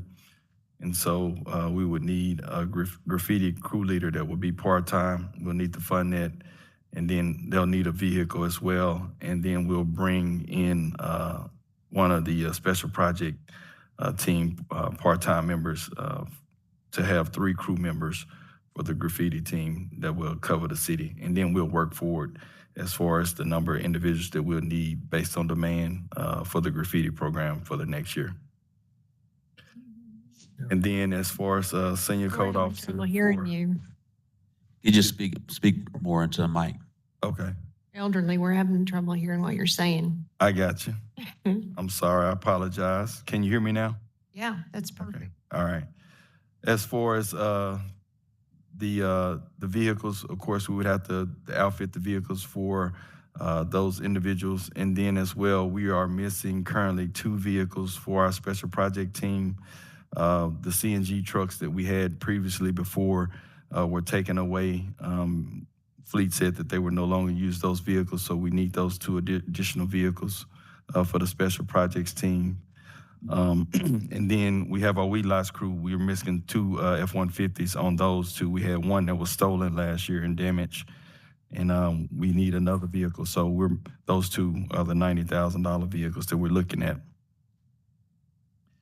And then increase for our neighborhood resource specialists. We never really increased the neighborhood resource specialist pay, so we have a disparity there. So we need to increase the 707s because we have compression from the 708s, and so we need to make an increase in those. So we have 10 neighborhood resource specialists. We're budgeting for 10. We currently have 9, so we need to add 1 more for Doyle Springs, which is our neighborhood resource center on Wakefield, in the Wakefield area. So Doyle Springs, that will bring us up to 10 neighborhood resource specialists. And then we have 1 vehicle that was damaged from the storm. We had a storm about 3 months ago that was damaged over at one of the neighborhood resource centers. And so we need to replace that vehicle, and then we need to add 1 new vehicle for the new neighborhood resource specialist that we'll be bringing back on to Doyle Springs. And then the 708s, as I talked about previously before, from the disparity would need to be increased based on the number of individuals that have an equity issue there. So we'll need to increase those in the 708 grade. And then at Willie Hinton, we currently do not have a generator. A lot of what we experienced last year in the previous years, the power would go out. And so the individuals that are at Willie Hinton Neighborhood Resource Center that are working there, and also our partners, our community partners, would not have a place to work because due to the power failure. So we're asking for a generator at that facility. Most of the facilities around the city have generators, and we do not have generators, so that was one thing that I asked Bruce to fund in the budget. Also, maintenance operations. As we came out of COVID, we never increased the budget as far as the maintenance. So currently, we're operating in the red for our maintenance at Willie Hinton Neighborhood Resource Center. And so I asked for a budget amendment for that, and you all approved it. So just to be on target and be in budget for the next year, we need to increase the operations budget over at Willie Hinton Neighborhood Resource Center. And then the operation funds for the homeless village, the micro-home village, of course, we will need to fund the operations of that at $600,000, and that's the day-to-day operation. That is for the actual maintenance and the management company that will be maintaining the micro-home village. And then the redevelopment administrator, Ruby Dina, will be retiring at the end of the year. For us to be competitive at the current salary, we need to increase that from the amount that it currently is. Travel and education, for continuing education for the land bank position would need to be increased. It hadn't been increased since COVID. And then also to purchase additional land bank properties, we are currently looking at a decrease right now in the number of properties that was previous in the land bank. And so we do receive donations, but we don't have funding in the budget to go out and purchase additional properties. And then we have to maintain the properties that we currently have. And then legal fees for quiet title action. We have some properties that were purchased prior to when the land bank initially started from the state. Those properties need to be quieted. We got those properties and there's several title issues on those properties, so we need to clean them out. And then additional things that we have for administrative, it's in their phone, the lunches, supplies, those type of things, real estate taxes for the land bank. And then next items are animal service divisions. This is replacement of vehicles. The vehicles that we have currently are older vehicles.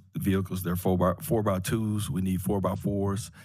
A lot of times during the snow storms that we have or when it ices up, we have to ask Public Works to come pull us out because the vehicles are not 4x4 vehicles. They're 4x2s. And plus, majority of them are over 10 to 12, 15 years old. And then the rest is just administrative, holiday, overtime pay that we have to have for our officers.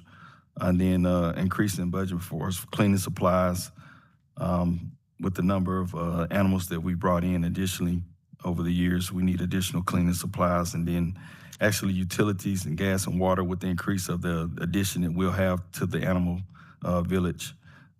We have the intake addition that's coming on board here within the next 3 to 6 months, so we'll need increasing costs as far as the utilities.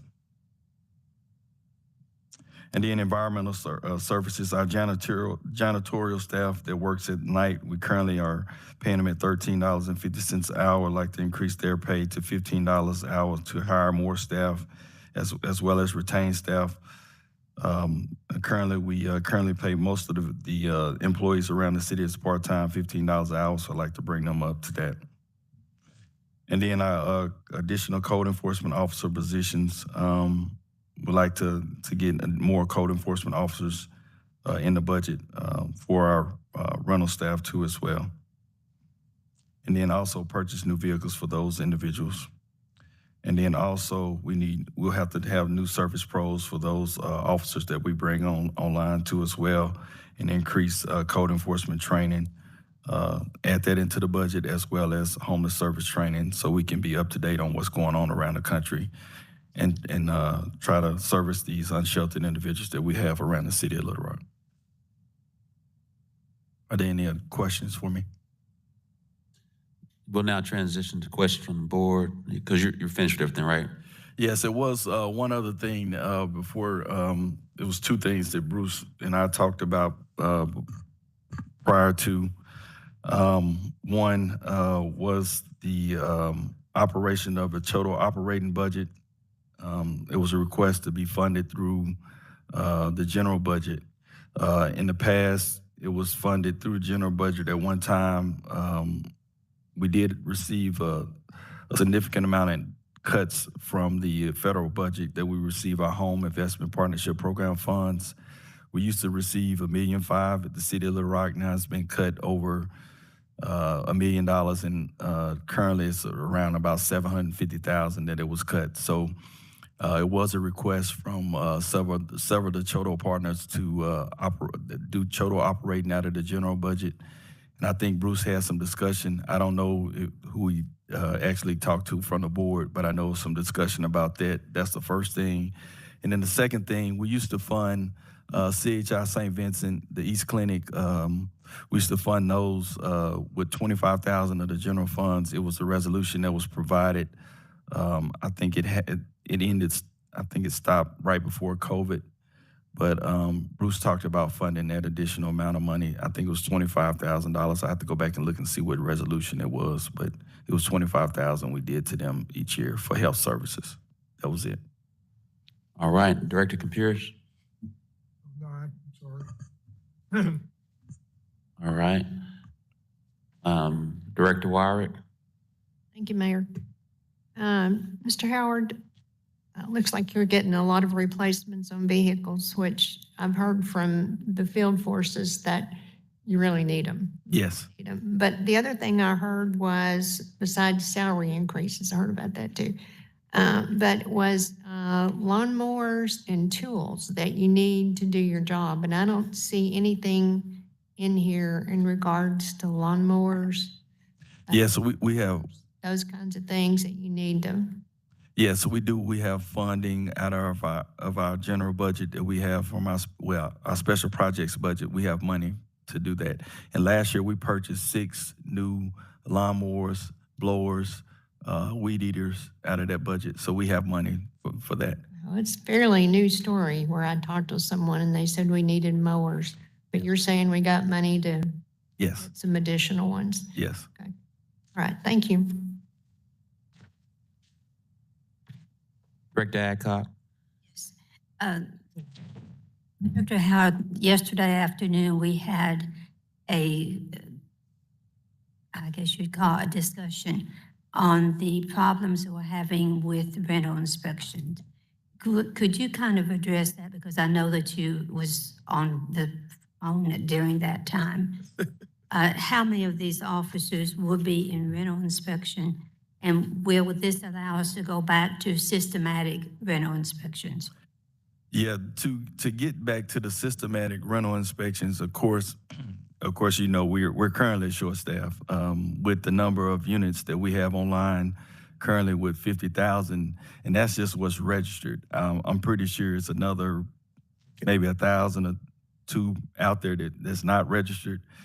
And like I stated before, it takes us to do inspection on a big apartment complex such as Big Country Chateau. It'll take us anywhere between 20 to 25 rental inspectors to go out and inspect these units at one time.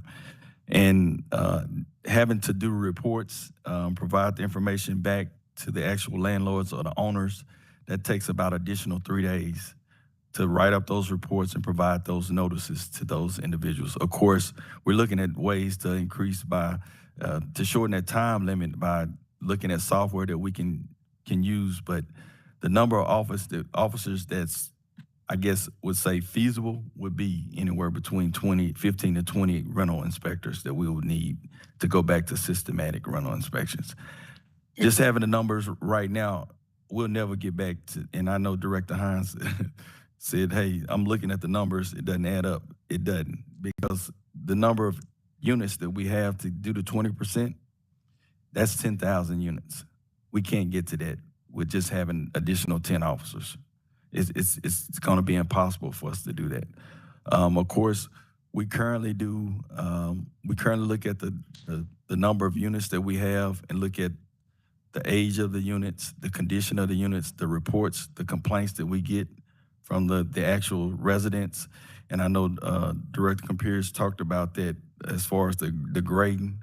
We do that right now. We look at what are we actually getting calls on? What do we see that need to be serviced? What do we see that needs to be inspected? So when we're in those CAP meetings and we're discussing those units that are receiving those high volume calls from the police and the actual Part 1 offenses, the Part 2 and the Part 3 offenses, those are those units that we focus on, because we know with those units being issues with crime, that we try to attack those units and go and inspect those units, because we see they're the issues that we're having. That's when we do the joint inspections with the Little Rock Police Department, Little Rock Fire Department, and Planning and Housing and Neighborhood Programs, when we go in and do a joint inspection. We were doing that from 2019 to up until probably the mid part of this year. We were doing joint inspections at these apartment complexes, and we were doing one per month. And so whatever we found out in CAP as far as the number of offenses that were at that complex, besides the complaints that we were receiving from the actual residents, we would go in and inspect those actual complexes. But it's difficult because we have to pull officers from different areas of the city to go in, so it takes away from their actual job duties each and every day, what they have to do. So this has got, I think you said 7 officers, 10 officers in it. It's 5 currently. Yeah. Thank you. Mm-hmm. Director Phillips. Thank you. Thank you, Mayor. Thank you, Director Howard and Brian. Just want to make sure I'm clear on a couple things. The 5 additional code enforcement officers, are they going to be at that 41,000? Is that the goal, that they'll start at that point? That's the minimum, 41,006. And we're trying to be competitive. A lot of things that happens as far as in the code enforcement division, when we bring in new officers, we'll bring those officers in and we'll train them, because we have one of the best programs around in the state. We have cities that come to Little Rock just to train with us when we have our trainings. But one of the issues that we're having is that once we train those officers and they get their certification, citation authority, they'll leave because it's another city that's gonna pay them more. So we can get up, I think we've got close to 36, maybe 2 or 3 times, Brian. And maybe 2 weeks later, we'll lose 2 or 3 more officers. And so we'll be back down to trying to fill 6 positions because those officers come and they go or they find a better position somewhere. And so we found that we've done research and work with our HR department as far as finding ways to increase the salaries based on what we see. Municipal League puts out what the salaries are for the state for code enforcement officers. And so we kind of looked at that to see where we are as far as the capital city. And Bruce wanted to make sure that we were the highest paid code enforcement officers in the city.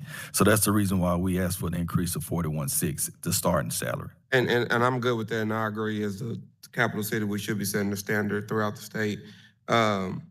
Those 5 additional code enforcement officers, I think this came up last night, will they be specific for rental inspections, or are you using, help me break down how those 5 will fit into this new framework if all this is included? Yeah, we would like the 5 to go to those to the rental team. Of course, we did have another position that would go to the rental team, which would be the rental supervisor. We do need more code enforcement officers as well, and to increase to 38 because we do have a large population as far as square miles, what we're covering. So we could use that. We did meet with Bruce, and we did talk about redrawing the district map so we can kind of move some of the officers around in some of the areas that we received a high number of complaints from 311, a service request. And so we did talk about redistricting those areas to try to bring in officers. We don't have a lot of issues or a lot of service requests in West Little Rock, but we do have a lot of service requests in other areas of the city. And so we would redistrict and try to move those officers around. Yeah. 2 other things, and I'll let you go. Last night during the policy discussion, we talked about this software that will expedite the rental inspections. That's not included here because y'all already have money for that, correct? That's correct. All right. That's me. Excuse me. I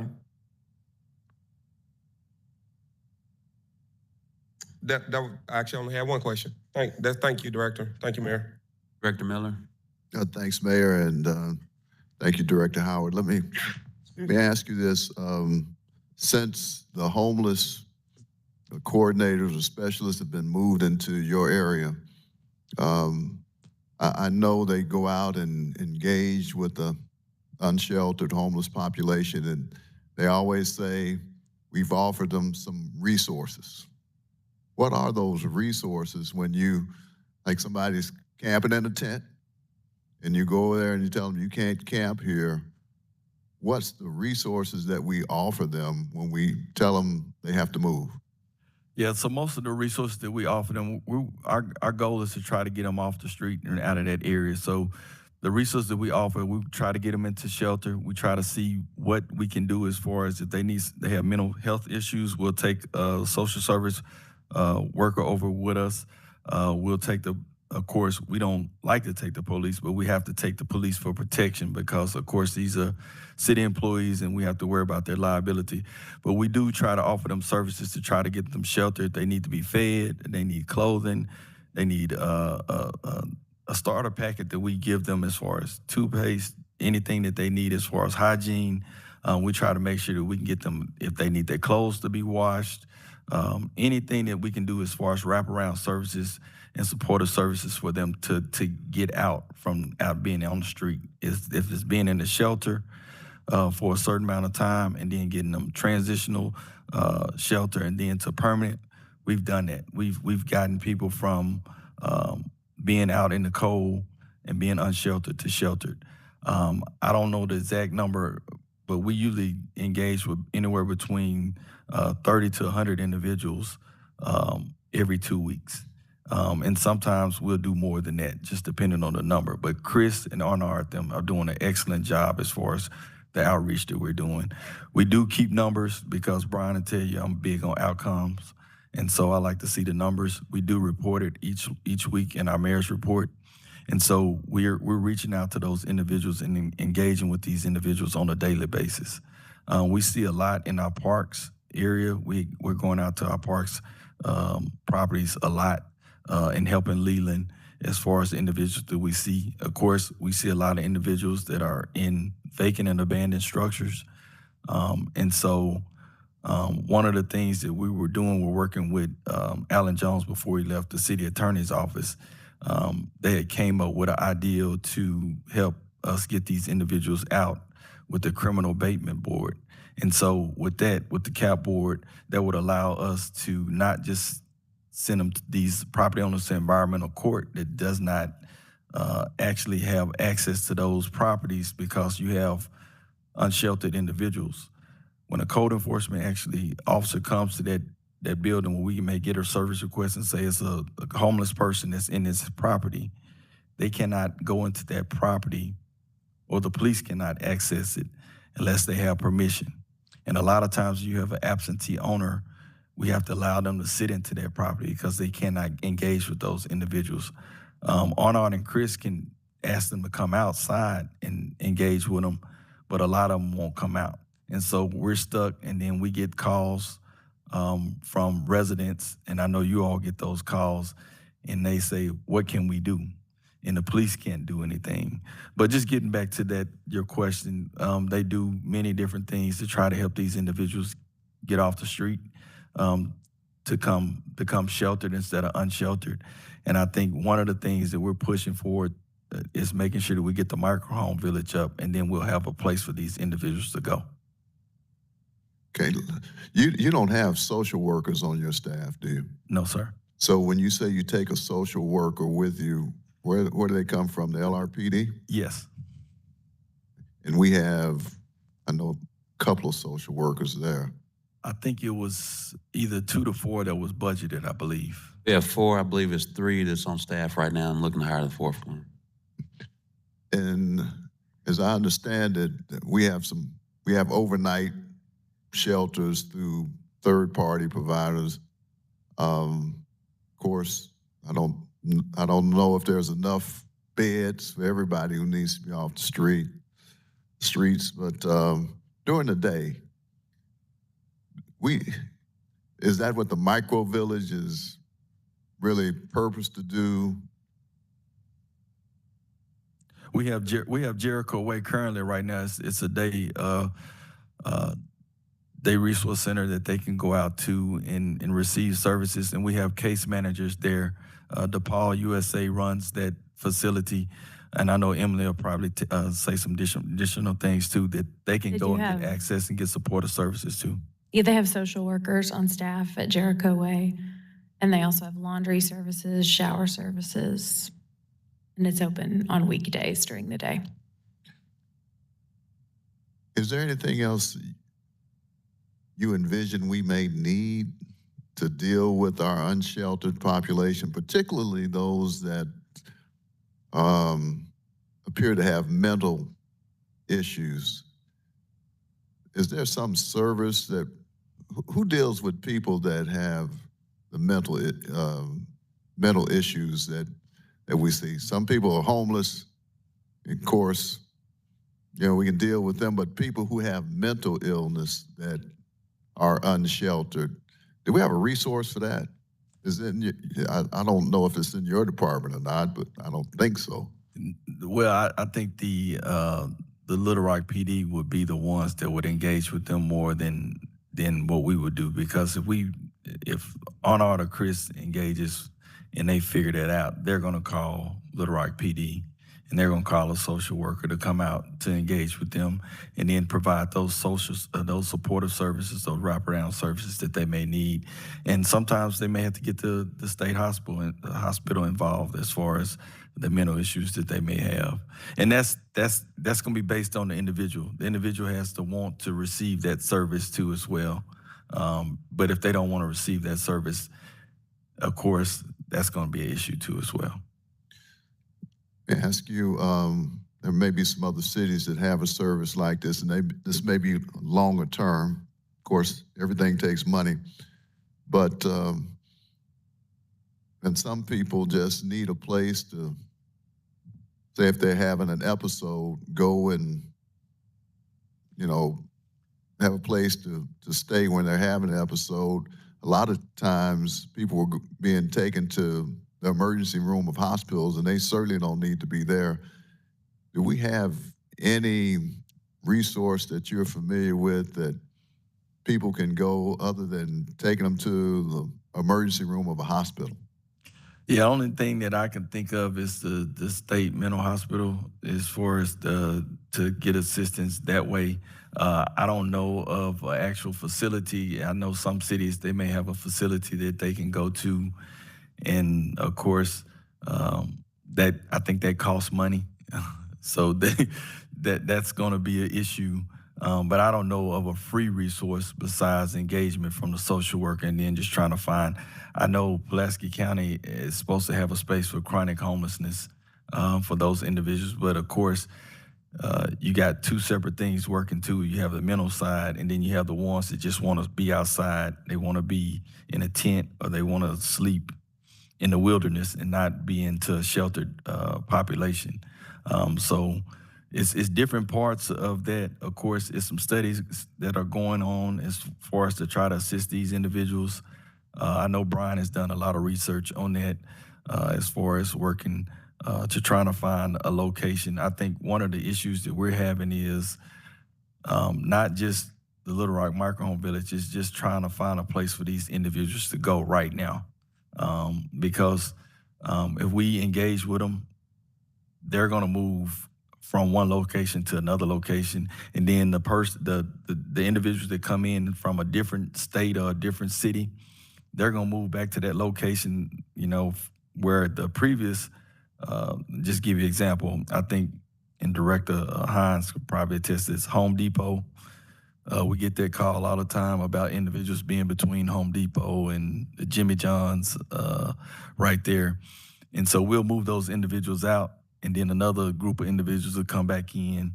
And so we're just continuing to have these same things happen unless we find a location for these individuals to go into that time period.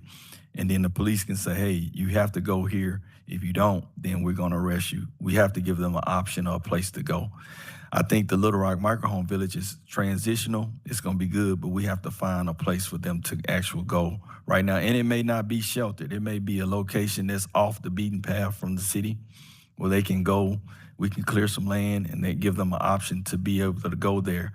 But, of course, that's going to be an issue because it's going to be a location where it has to be controlled.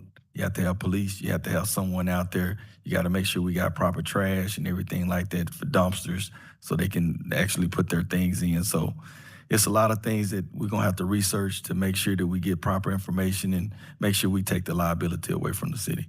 And well, I appreciate that. And the conferences that you go to try to learn what maybe other cities are doing. I guess if anybody figured it out, they'd be doing it by now, and they'd have a good model for that. As you know, in Granite Mountain, which is in Ward 1, I get a lot of phone calls, I'm sure you do too, about, you know, the camps along the river there and, you know, trying to deal with that population to try to find some place to go. So I would encourage you to keep going to these conferences to see. I know that I'd heard in San Antonio had some model where they had a facility where people could go that had mental issues, or people could go to sleep off maybe an episode or so. Everything takes money, but just in the future, Director Miller, I would say that we do have the Pulaski County Regional Crisis Stabilization Unit through UAMS that the state helped start with Senator Tucker's leadership, and that's here. That's about 12 beds, and it's limited, and you also have to be willing to go. That's right. You have to volunteer to go in there, and you can get up and leave when you want to. That's true. Yeah. So I don't know if I'm just talking. I don't know if it's a question per se. I just want you to keep doing the due diligence. I think you're doing a great job. Thank you. And quite frankly, hate to say this, but the better job we do, we probably have more homeless people coming to Little Rock. That's correct. Unfortunately, that's correct. They say go to Little Rock and get the resources. Yes. So it's a tough situation.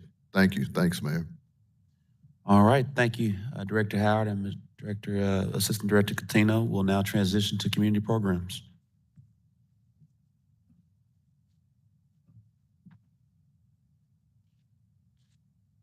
Board members, after community programs, we'll have one last department.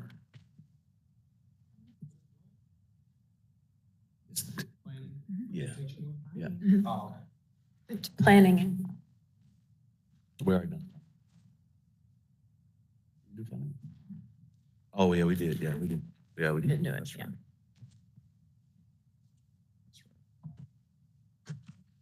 I apologize.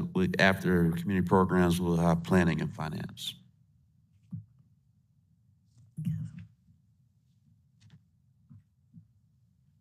Good afternoon. All right, Director Doucette. Good afternoon. We hopefully are. If you'll bring the microphone closer and speak as loud as you can. Okay, can you hear me now? Okay, I can hear myself now, so I guess you can. We're pretty stable here, so hopefully we might go a little bit fast. As everyone knows, we get our allocation of, our allocation is the same 5 million. Looking at our first page, nothing has changed from our organizational chart. We're still operating within this, so that's there. Last year, we had already promoted Michael here to Assistant Director, and he's shown on here, and then everything kind of falls from there. Michael, as you can see, is also the Director of the Office of Neighborhood Safety, which is within community programs. It mainly focuses on our program development and our intervention services. So that's how that runs. So there aren't any changes on that. Are there any questions, though? Okay. It's pretty, yeah. Yeah, pretty straightforward. And then on our personnel model, again, nothing has changed from that. The only thing that I don't see on here, yeah, there's some variances, is like our administrative technician. That is our bill payer. We are still expecting to hire someone for that position, but other than that, we're basically straight with everything that we have here. So there aren't any changes here either. Are there any questions on that? I mean, you can carry on with your budget request. Okay, and as you see with our budget request, we don't have any outside of the 5 million. What we do within community programs, many of you may know, is that we use the money that we have. Whatever's left over, we're gracious that we're able to keep it within community programs, and we do utilize our carryover, which is what we call it, and we put carryover funds into some of the new activities that you see coming forward. For example, the ARPA funds that were used last year for those projects, we are now funding those. You might remember those came before you not too long ago to be funded by PIT dollars. So that's a great example of how we would use our carryover funds to fund, well, we're not really calling them new projects, but they're new to our fund, and that's about $1.2 million. So that's why we use our carryover funds, or how we use our carryover funds for PIT projects. But we don't have any additional budget requests. All right, Vice Mayor Webb. Thank you, Director. Because we don't have a sheet that shows how many people were in the department a year ago or how many people were in the department 2 years ago. And I can't remember off the top of my head, but I know we've needed additional people in the department, and I think we've gotten quite a few of those. So how many did you have a year ago at this time, or 2 years ago versus what we have today? I don't know exactly the actual number. I didn't bring it with me, but I can tell you the new people that we have.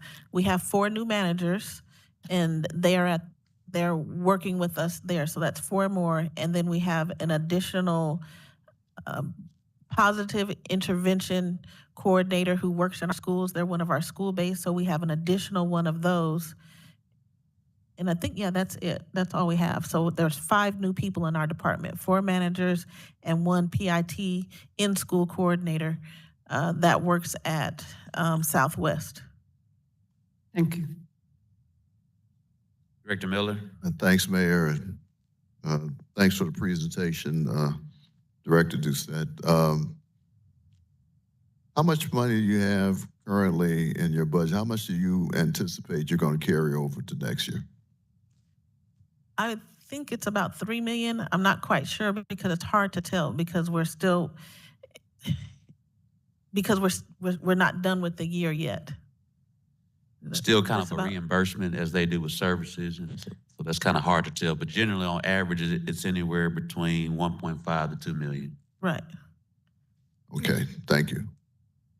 All right, thank you, everyone. We'll now transition to planning. Director Collins?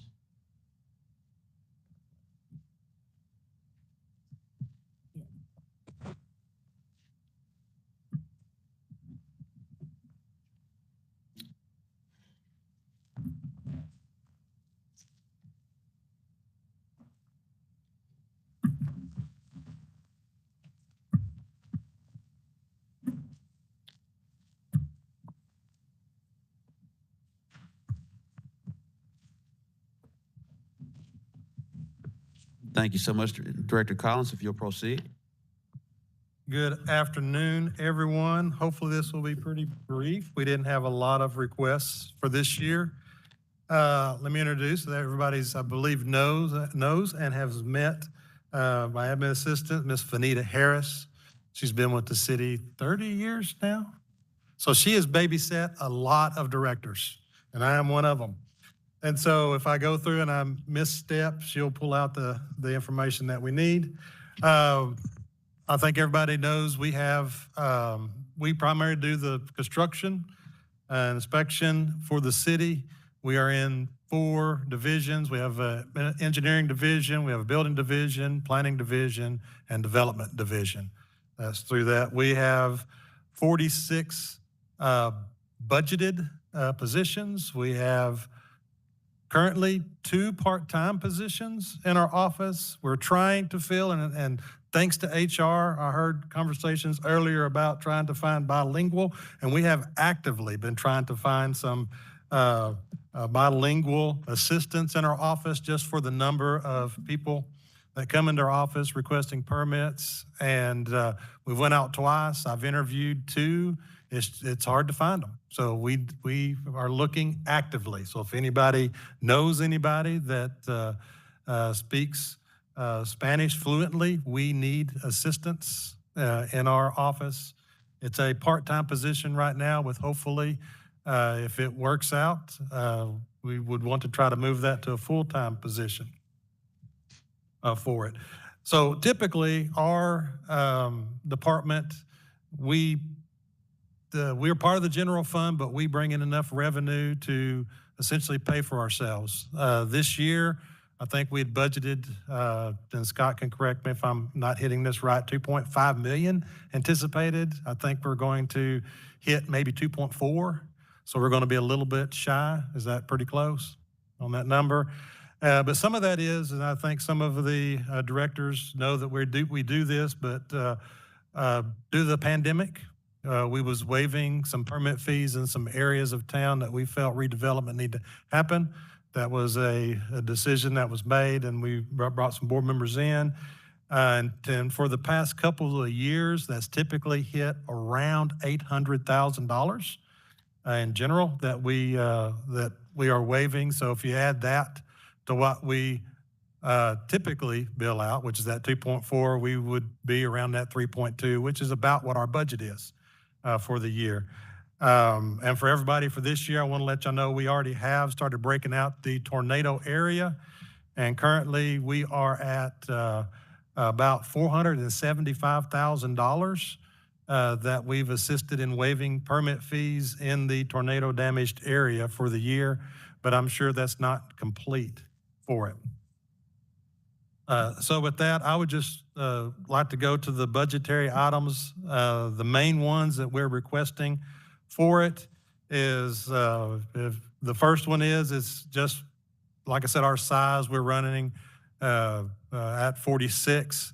And with the ones we're looking to add, we'd be over 50. But it's about time to add an assistant director position, I believe, for the department.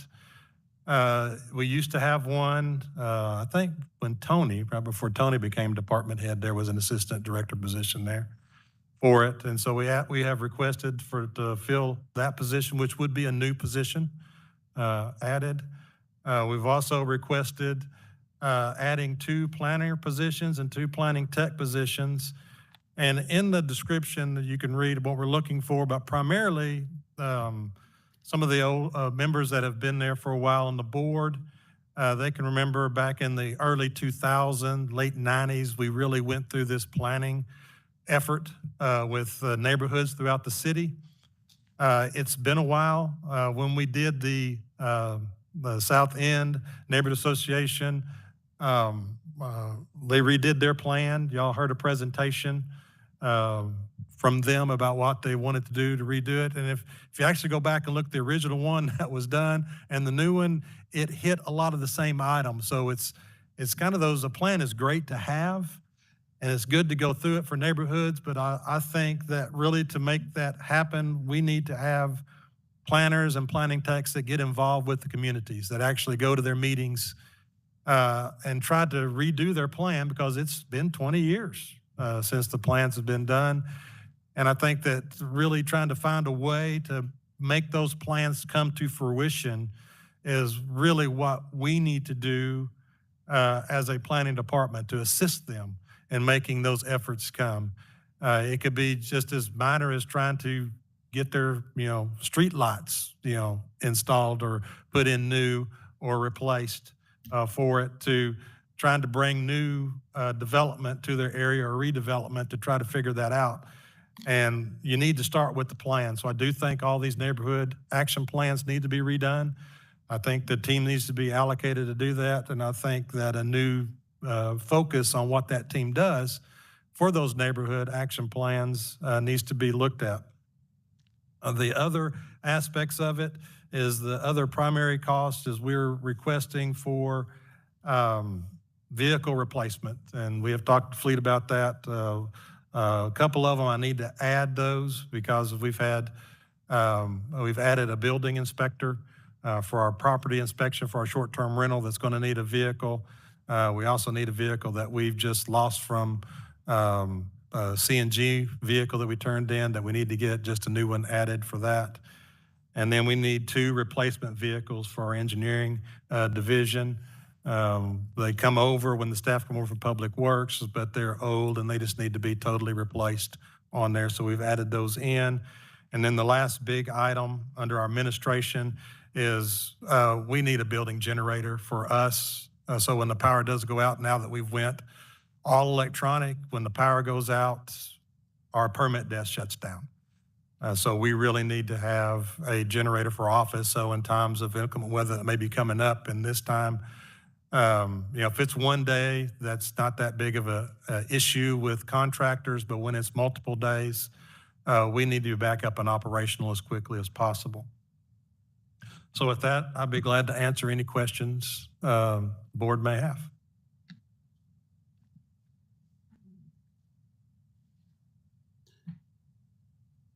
Seeing no questions, thank you so much, Jamie. We'll now transition to finance.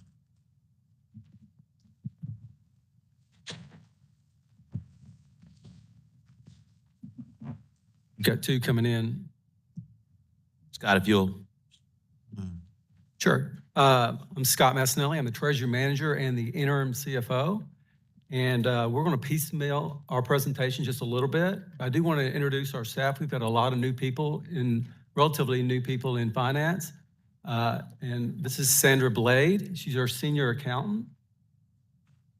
Amanda Watson is our special ops and also our budget manager. These 2 are doing all the heavy lifting of the budget, these 2 right here. David Holt is our comptroller. He's been here how long, David? 4 months. And then I think most of you know Amanda Jones, our grants manager, and Bitesh Patel, procurement manager. Do you want to go over the, real quick, the authorized positions in finance? Currently we have 53 positions. Your handout says 8, but we have 11. The top 2 are CFO and deputy director are obviously vacant now, so we have 11 vacancies in finance. And now we'll just go through the presentation. Everybody's going to do their part. David? Does this work? Not that well. No, David, let's get in the microphone.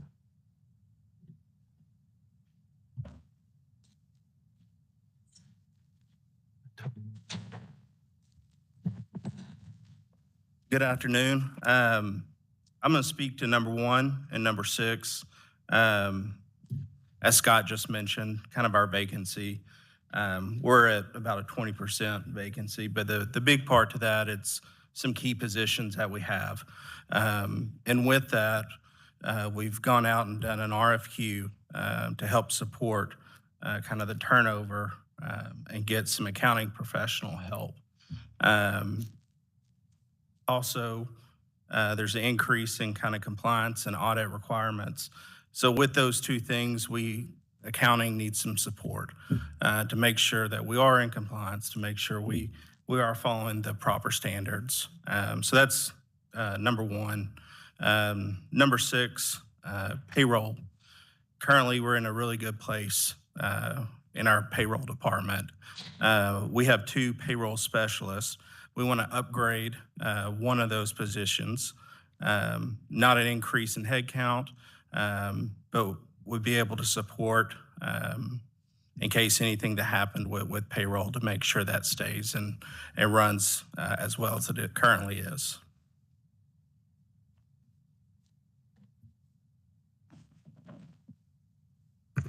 Good afternoon. I'll speak on number 2. So it was an additional assistant procurement manager position that was added in the middle of the year. This was to support the ARPA-funded projects, was also to fund the bond projects that we approved, and it was also to support the additional bids and items that were coming through procurement. I'll speak on number 13, that's Build Academy. So far we've had 3 cohorts. They've had about 20 to 30 people individually, businesses go through it. It's a 12-week course where we go through training, educations, banking, branding, and basically help small businesses develop so they could hopefully in the future do business within the city of Little Rock, but also with the city of Little Rock. Number 14 is to do training events. This is to train our internal departments on purchasing policies, requisitions, bid events, but this is also to teach suppliers on how to do business with the city of Little Rock.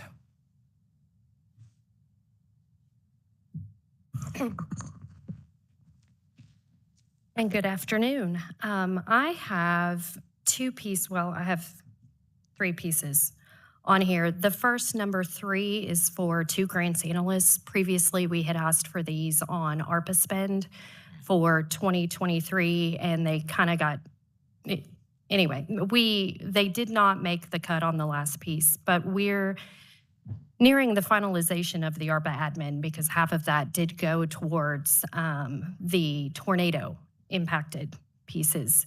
But what we'd like to do is add 2 additional people that are helping with the capacity of the $23 million that's still left to spend on ARPA that's moving very quickly. And they would be reviewing bids to make sure that they're compliant. We would be reviewing all procurement pieces to make sure that we're meeting those specs and also to get the invoices paid in a quickly and efficient manner. One of the grants analysts is also running our grant application system, which has been used a couple times for ARPA procurement. The first was the recreational facilities, as well as the LR Cares grant administration for getting the $400,000 to our impacted survivors of the tornado.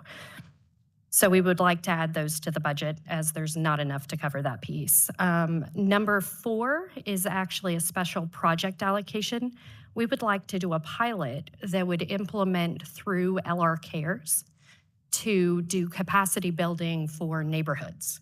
A lot of our neighborhood associations are not 501c3s. They have not applied for a whole lot of grants, but they would like to make those improvements to their neighborhoods. So what we would do is we would do capacity building as well as application processes to apply for grants using either the city or the 501c3 LR Cares, and do an 18 to 24 month capacity building opportunities. So we would spend quality time with the neighborhoods, maybe try to partner them so that areas could maybe go as a 501c3 in the future, but we could make those vast improvements and help them with that piece. So we're asking for kind of this pilot special allocation for the grants analyst, who would also, the 501c3 this year is actually going to need to be audited based on how much in donations they've received. And so this makes sure that the bank recons happen, and then also the other pieces. Number 5 is our grants coordinator. She has been full-time limited service with our after-school summer learning program, but she's also the person who helps move a lot of our financial pieces to take some of the pressure off of me. And in order to ensure that we give her things that are beyond the after-school summer learning program, she needs to be funded out of a different pocket. So this would cover her fringe as well as her salary for that piece. Another item that I'd like to kind of touch on would be number 8, which is the software.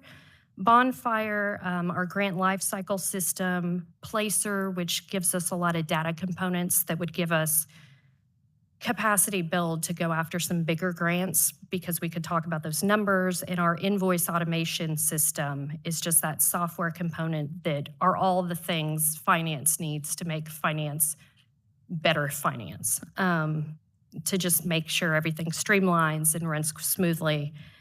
And it's been helping with a lot of our bids, and also with talking about our grant budgets and how we're spending. And I think that is my piece. Okay, yeah, the final items are relatively small. On number 7, our CFO office had some water damage.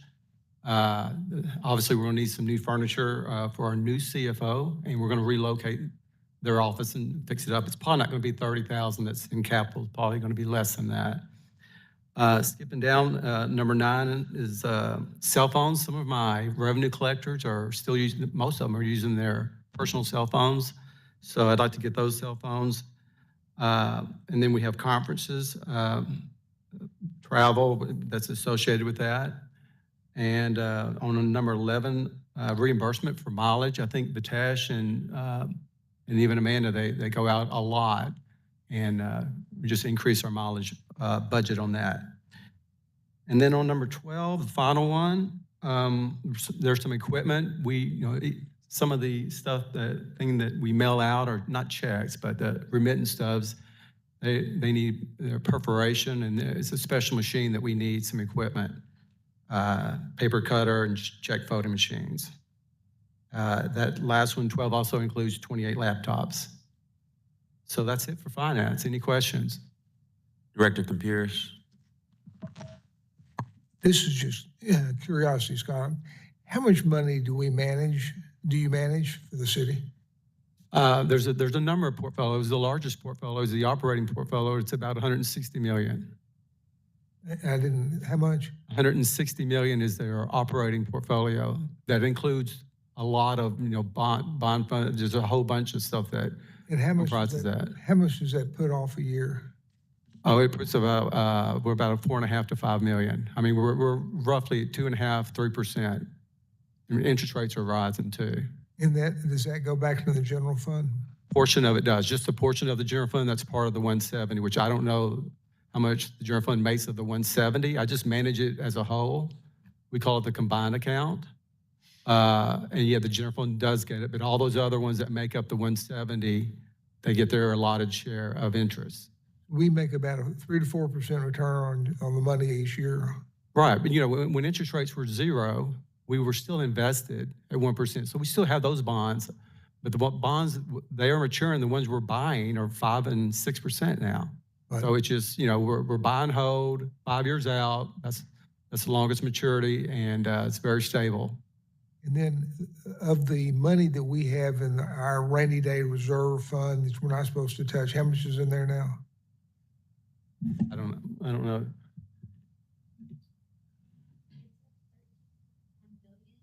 $13.1 million. And so we're supposed to be getting to 10% of our budget. Is that right? Is that our goal? Right. And do you manage that money too? If it's part of the 170, yes, I manage it. It's all combined, so we get a better rates. To answer your question, Director, he manages our investment portfolio, and so in regards to our so we have our contingency fund that we, from a GFOA standpoint, put aside. That's around maybe 17 million right now. I think as far as what we have available to put back is 13 million now as well. So that's not a managed fund account like it would be within Treasury. But does the growth in that, do we get a growth factor in the reserve fund? No. It grows as the portfolio grows, yes. So when we talk about, when I ask you about what the reserve is, it's growing. No. I'm sorry. He has invested funds, whether it's our Treasury funds, our bond accounts, things that are in our checking accounts and things of that nature. When under the $13 million that you see in the budget, that's not invested. That's part of our general revenue budget that we put over here to the side. We're not earning interest. It could technically be earning interest from a banking standpoint, but it's not the true investment portfolio. Okay, that's what I was going to get at. I mean, it's just sitting there. We're not investing that. No, not at all. Okay. We may need it. And a lot of times, too, is, I may share too much from a budgetary standpoint. Long story short, we have a number of funds available, but we have to keep it stocked away because, again, if we remember, we get our funds 2 months in the arrears. And so there are many months that no one's aware of that we could have a cash crunch. And so we leverage some of the funds that we have available until it cycles out because of the 2 months in the arrears. Right. And I think that's wise. I just was curious if we were doing short-term bonds on the money that we have for the. No, sir, we're not. Make some money. Something we ought to consider if you can make 4 or 5, 6% now on money that we're not increasing that value.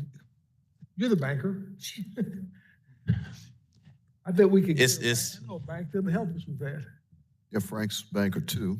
I mean, so obviously there's interest income that's earned. Where does that money go, I guess is the question. He's handling that as well. You guys got to understand two different things. We have an investment portfolio. Yes, because we have a lot of money in our account at the bank, we're getting some kind of interest off of it. When he's talking about that 3 and 4%, that's not what he's talking about. He's talking about what's truly invested that he's managing. So that's over there. Then you have our restricted funds, our unrestricted funds, special projects that we have, certain things available. And then truly, from a surplus standpoint, it's probably about $13 million. Each year, we try to put more money into a contingency fund based on GFOA. I believe last year was at $17 million that we put away that we can't touch unless it's a dire emergency. The $13 million that Amanda just referenced, we have that available, but because some months in the arrears, we may have to use it when we get in the cash crunch. And so it's like 3 or 4 different accounts. And so it's not as simple as thinking about the investment portfolio from that standpoint. But that is a great question and something that what we probably could do, Director Compures, is if we keep having surpluses and then we can figure out a way to not touch anything that would be a part of a cash crunch, we could have another investment portfolio. That was what I was thinking. I mean, if you just said over the last 10 years, we've had to go on that fund 10% of it or 15% of it, then you take half that number that's safe and you put it in there and we're making a little money. Yeah. I mean, I'm just, That's a good idea. We'll look into that. All right. Director Phillips. Thank you, Mayor. And I think my question is probably for Amanda as it relates to the grants. First one, the special project grant allocation. That's a great idea. I'm glad y'all are doing that. There are a lot of neighborhoods who ask about money and there's a limited resource and they only can basically have a barbecue. So this will help them with that. Will you or someone in your department help them maybe transition to a 501c3, or we're just helping them identify funds as they're currently incorporated or situated? Our thought is both. Okay. We do have capacity within our department who have applied for 501c3s, have been on 501c3 boards, as well as we've spoken with Philander Smith that's located in their criminal justice piece that's located in 12th Street. She also said, hey, can we help? So we've got a lot of, absolutely. We want to teach them how to 501c3 as well as look for those grants and apply for those grants. Perfect. I think that's a great idea, and I'm glad you're doing it. And a lot of our neighborhoods could use that help. Secondly, as it relates to line item number 3, and I guess maybe 5 as well, are the grant analysts, are they assigned to certain departments, or will these folks be assigned to certain departments, or just kind of we help everyone? We are currently helping everyone. We initially were just kind of helping globally as there was an ask. But if we're able to build this capacity to full-time support, we would love to. One of our grants coordinators came from Pulaski County Brownfields. So his bread and butter is EPA grants. Right. And he also has a lot of experience in like our planning AHPP pieces. So we would want to designate people to kind of not necessarily specialize, but the person who would be their front line. Right, and that's what I was getting at. Like maybe a grant person is doing police and fire. Right, and one that is doing community programs and housing. exactly. Okay. Right now, I am police, fire, housing, backup support, because housing and neighborhood programs is a well-oiled ship in applying for their grants. But if we want to increase to also looking for grants for the animal village, or also looking for grants for other pieces, Right now, we look for what we're asked for, and those requests are kind of put in Asana, as well as we're globally looking. We have notifications and subscriptions to 3 or 4 different grant databases. Yeah, and I think you're answering my last question, which is, as it's currently set up, are the departments coming to you saying, hey, help me get this grant? So my follow-up to that is, what if they don't know about grants that are available? How are we identifying We're notifying. Anytime we have a Department of Justice grant that fits something that I know for sure we're trying to look for, or something that absolutely would be perfect for us, I've been the primary contact to say, hey, Chief, there's this grant. Let's go for it. And if we get these positions, will you continue that setup, or would that change? No, we would actually increase, because we could start looking for building capacity of fleet services. Right now, we're looking at electric vehicles, but we kind of hit a wall of bandwidth and capacity. ARPA's $37 million. We have 23 left at the table. But yes, if we're able to increase, we would absolutely be sending out those alerts to the departments to say, hey, this is out there.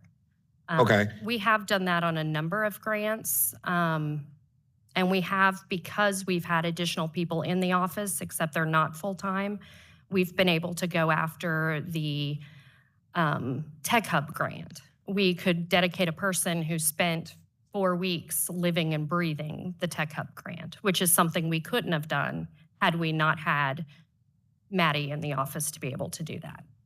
And I said that was the last question, but I'm a lawyer, so there's always an extra question after the last question. So when you notify a department, hey, this grant is out there, is there someone in that department that actually goes and applies for the grant, or is that you who apply for the grant? We support, we would get the technical assistance from them, so they would tell us the specs and the ways and things of how they work, and then we would build out that grant. Okay, understood. Yeah, we would package. Okay, all right. Thank you for that. And again, I think these are much needed, and I'm supportive, so thank you. That's all I have, Mayor. Director Hines?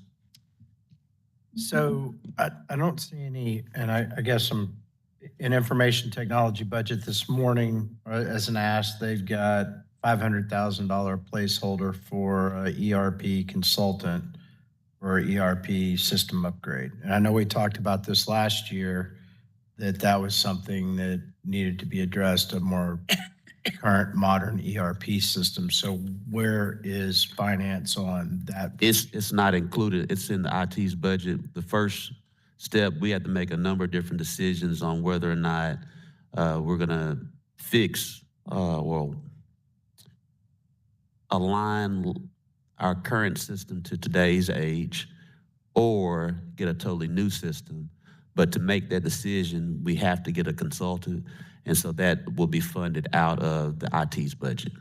Okay, I was just curious because I want to make sure there's interface because IT may be great on the technical aspect. Well, and then also just for everyone's awareness too, whether we fix it to align to today's standards and or whether we get a new system, we're talking millions of dollars. And so it's going to be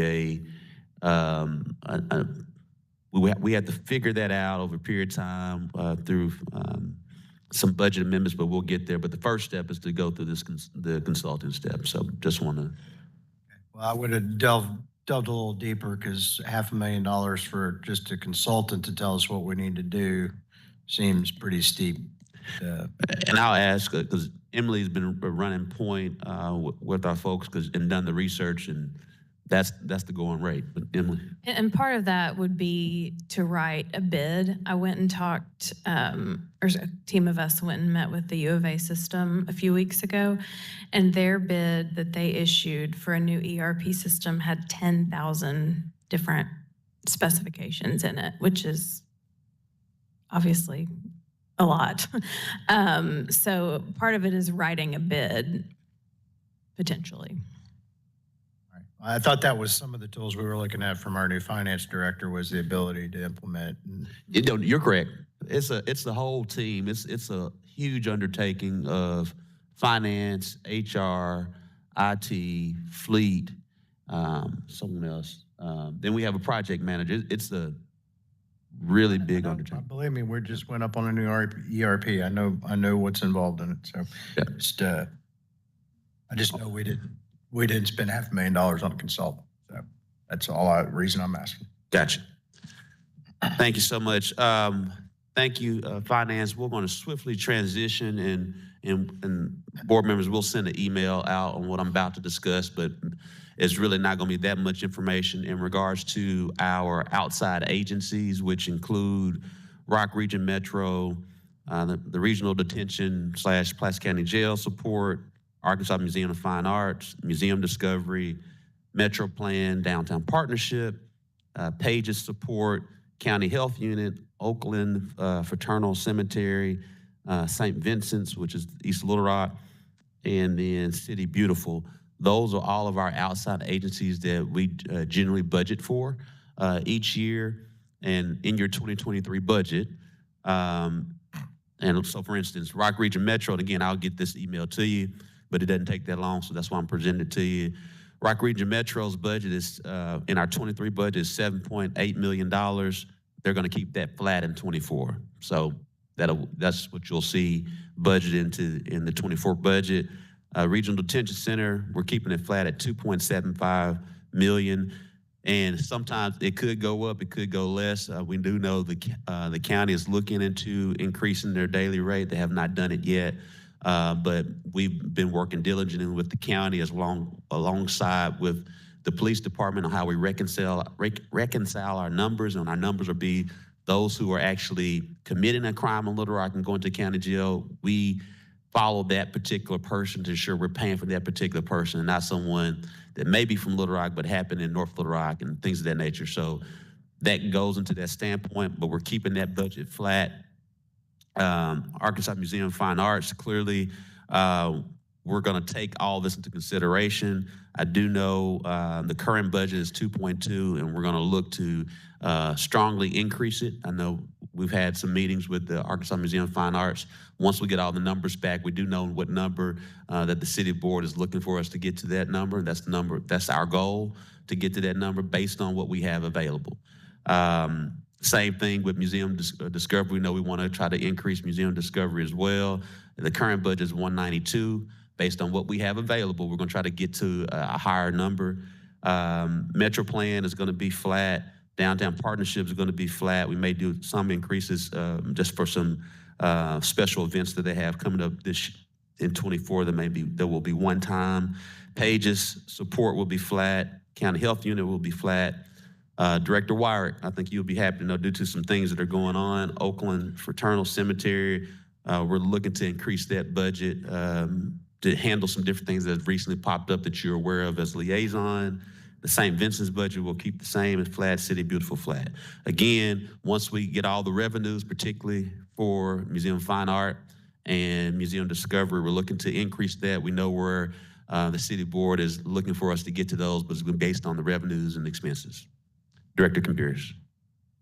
Going back to the jail, there was a proposal that I asked y'all to look into about using other facilities instead of the Pulaski County Jail to keep people back from being the revolving door we have here.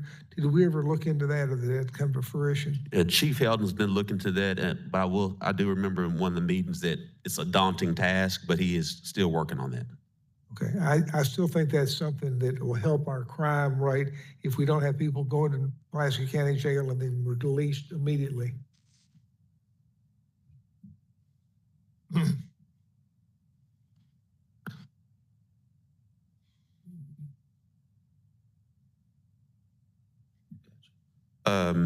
Director Hines. Thanks, Mayor. Appreciate all the information today and the wants and needs list. So when can we expect to have revenue projections and expense and a 2024 budget projection to start looking at? Yeah, we shared that earlier this morning, that the goal is to have a proposed budget with everything included on November 14th, but we may be able to get you the revenues on November 7th. But I do remember in the past, you guys like to see everything at once versus revenues first and then expenses later. So the goal is to try to have a proposed draft budget to review, not take up any action on November the 14th. Thank you. But what we may do, if we can, no, we'll just do November 14th. Never mind. All right. Director Adcock, is your hand? Yes. At what point are we going to take the items that we looked at today and prioritize those individually or as a group? Director Adcock, again, we can always do something new and different. We've never done it in that process, particularly the last 5 years, and my understanding with Bruce, that didn't happen before. Generally, what happens is we go through this, we get as much feedback as possible. We'll look at those of us on the budget team, we'll look at revenues and expenses and try to give you the best budget forward as it relates to this on November 14th. I would rather us give you some suggestions. Please, yes, of course, please. Yeah, we want all the suggestions as possible. So between now and November 14th, please send those suggestions. But again, as Director Campiris shared this, and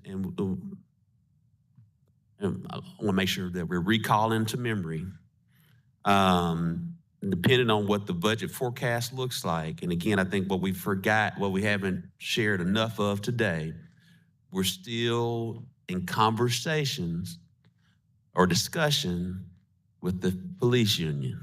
I think we all know how much that impacts our budget.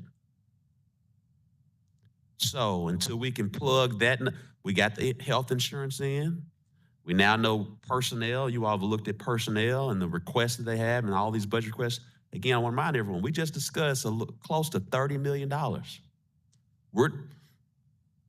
We don't have $30 million. The question is how much do we have from a revenue standpoint, as Director Hines was asking about that? How much increase is it more than was in 23 for 24 to make sure that we're aligning ongoing expenses with ongoing revenue to that standpoint?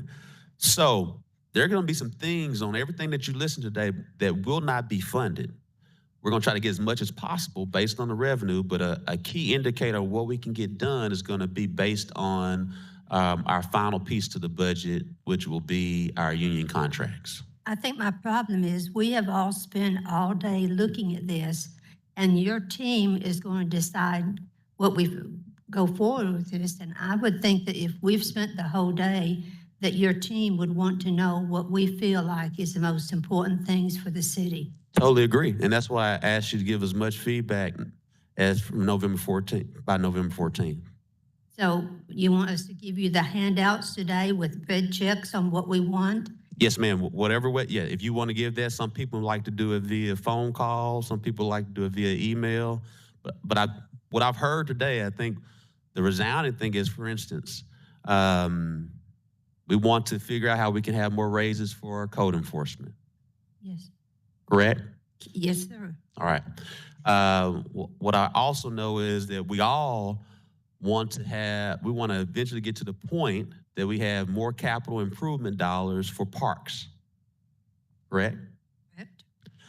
We also know we want to make sure that our streets are cleaner and we got more money for our sidewalks and our roads, correct? Well, there may be other things that may be in front of that. But so, as I've shared before, I tend to have a good sense of where you all are. And then if I don't, I'm sure you all are going to make sure I have the good sense to know where you all are. So I think between now and November 14th, we'll know that, but math is still math. And so based on what we have available, but again, if you want to give me some stuff in red, definitely want to get that from you. I'll come to your house and pick it up. Yes, ma'am. All right. That's customer service. Director Wyrick? Joan makes cookies too, I've heard, if you come to her house. Robert wants you to come to her house too. You won't get cookies unless they're that, the dough already made up and you slice them. Things that are on my radar for this budget thing, one of them you mentioned, and that was the union agreement that we don't have yet. I'm very concerned about code enforcement. I've talked to some of the people in the field, and some of the things that Mr. Howard identified in his list of items are sorely needed with the employees, the raises, and the vehicles. So I'm very interested in that. I heard the passion from our parks director today. He's really trying to make it work with the money that he has. And so whatever we can do for him, I'm very interested in that.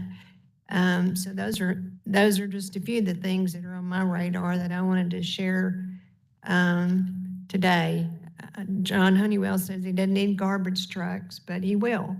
So that would be for a future funding. But those are the things that I'm thinking about. I might have missed something today, but I think those are very important to our residents. I get phone calls all the time about garbage pickup, solid waste pickup, code enforcement, and that's going to make our city look a lot better and make our residents be happier. So that's kind of what I'm looking at. The question I had was, where does Sister Cities fall in the budgeting process? It's a part of the process and part of the Office of Executive Administration. I do know that you and some others are looking for an increase, and we'll try to work that in. That's a marginal request. Yeah, I didn't know if that was on your list or not. Yes, ma'am. Not sure what they're interested in, but I know they have some things that they want to do next year, so. Yes, ma'am. And we've been in contact. Okay, thank you. Thank you. Director Webb, Vice Mayor Webb. Thank you, Mayor. And if you addressed this before I got here this morning, I apologize. Sure thing. But it sort of follows up with BJ's question and your response about the sister cities being in the executive administration. I'm glad to have the timeline on when we can expect the proposed budget. But will we get a copy of executive administration like this that at least has the staffing update and vacancies and that kind of thing? Yes, ma'am. You'll get that. We'll try to get that emailed to you tomorrow or so. I can tell you right now, it's a flat budget except for we're requesting one increase into the Office of Executive Administration. That's a communications position. Thank you. But everything else is flat. There's no changes to it. Director Phillips. Thank you, Mayor. Two things. Three things. One, November 14th, I don't know what type of meeting it is, but we're not voting that day, right? No, sir. Are we gonna have is it just gonna be an agenda item or is it just gonna be like a policy discussion to go through the budget?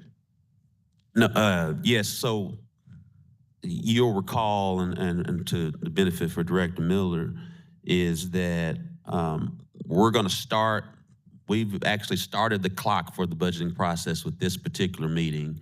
And so instead of taking some feedback from some members of the board, because for a long time, we would just share the revenues on one meeting and then the expenses on the next meeting, but some board members wanted to see both at the same time. That's the reason why on November the 14th, we'll have that opportunity to have everything before you so we can have those conversations.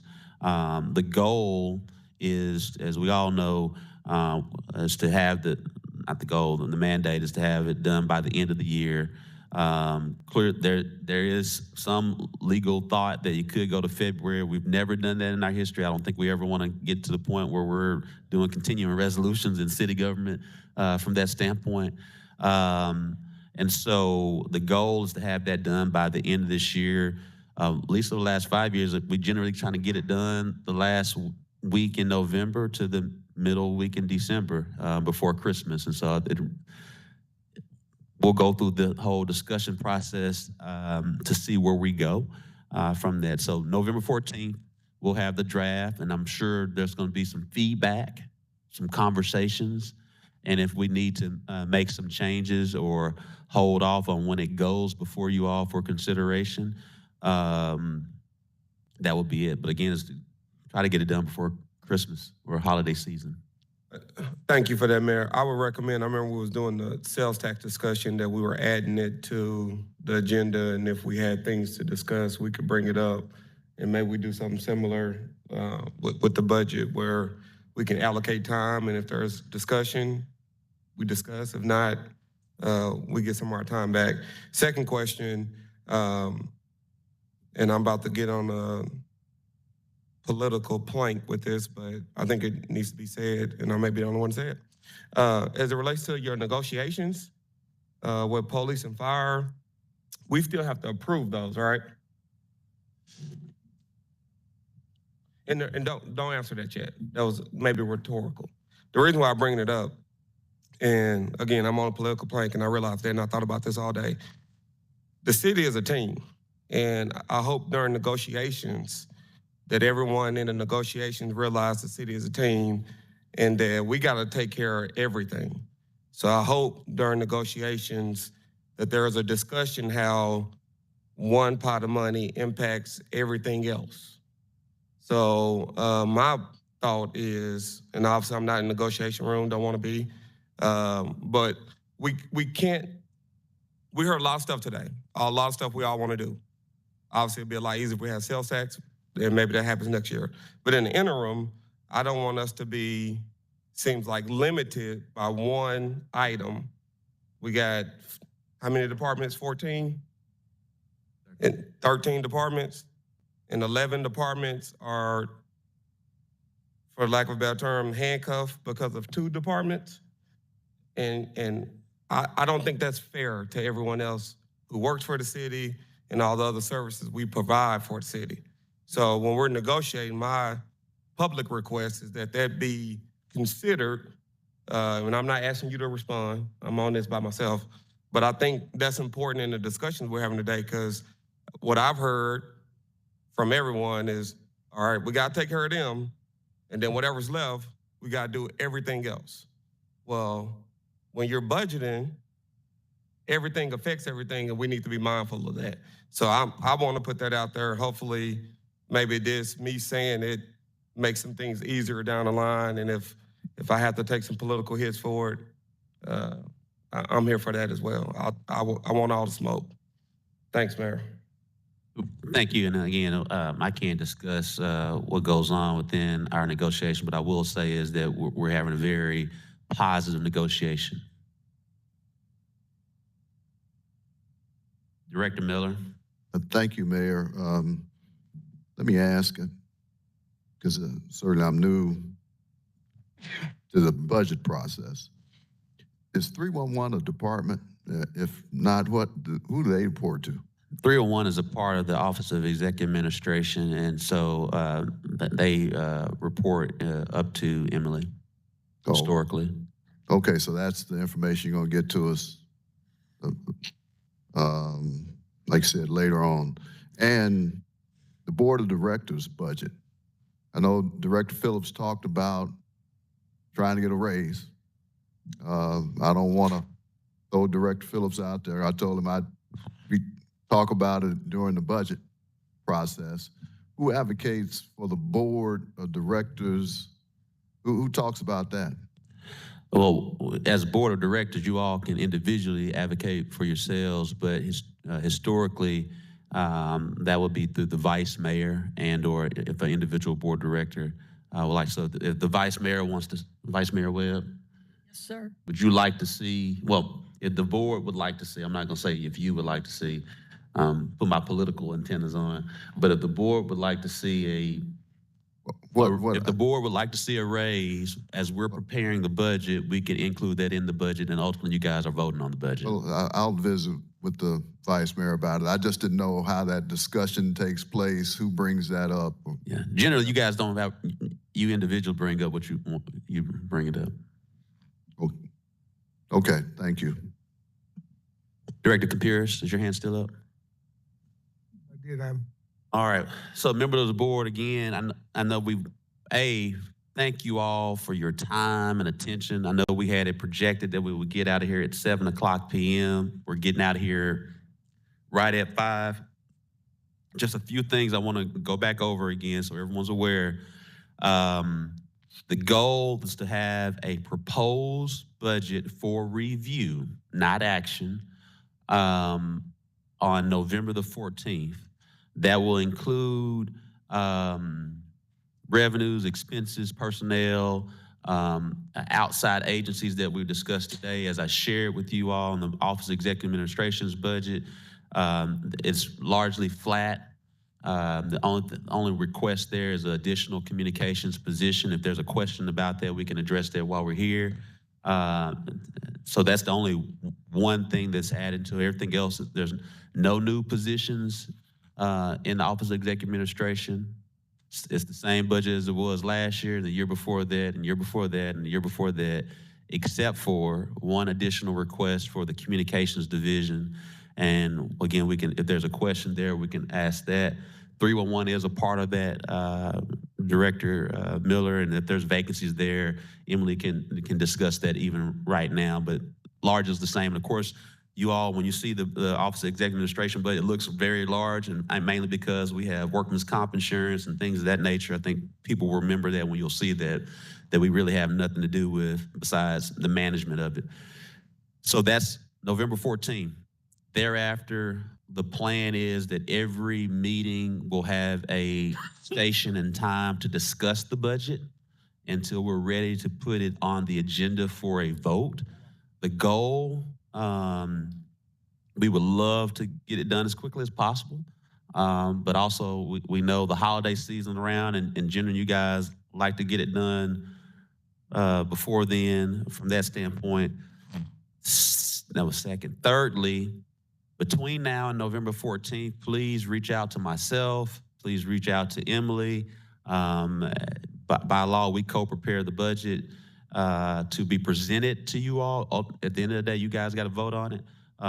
It's just our jobs to propose and to do the staff and management work to get to the point for you all to make some decisions.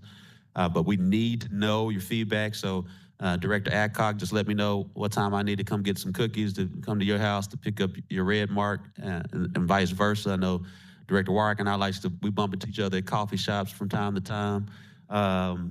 We don't schedule meetings there. We bump into each other there. But please let us know between now and November the 14th. That's very beneficial.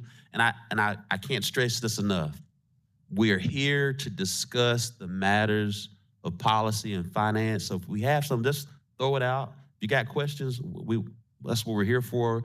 That makes things more seamless and more responsive to our residents. Again, on the outside agencies, everything is going to be flat, except for we're going to look as best as possible to get to the numbers where we all know we want to be at for the Arkansas Museum of Fine Arts and the Museum of Discovery. We do know due to some special events for next year, the Downtown Partnership, we're going to look to increase that just a little bit too as well. So that's on the outside agencies.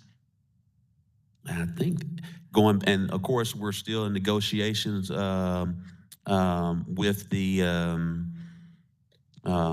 unions right now to go through that process, which is a final piece, but we generally kind of work that in.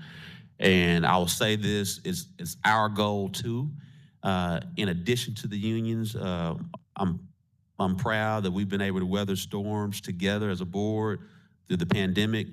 During the pandemic year, we did not give raises, but we did give raises in 21 and 22 to our non-union, non-uniform team members, and we are striving to do that as well.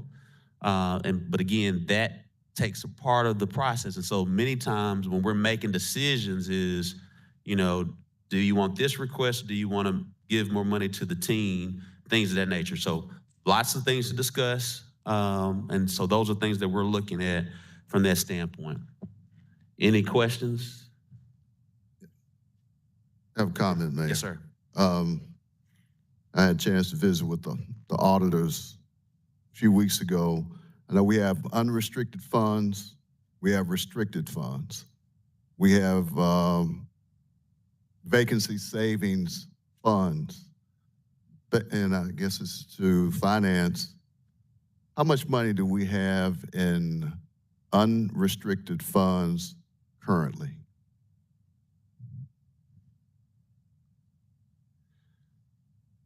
That's a loaded question. Yeah, so it's a hard way to explain. It's 13 or somewhere around that, but.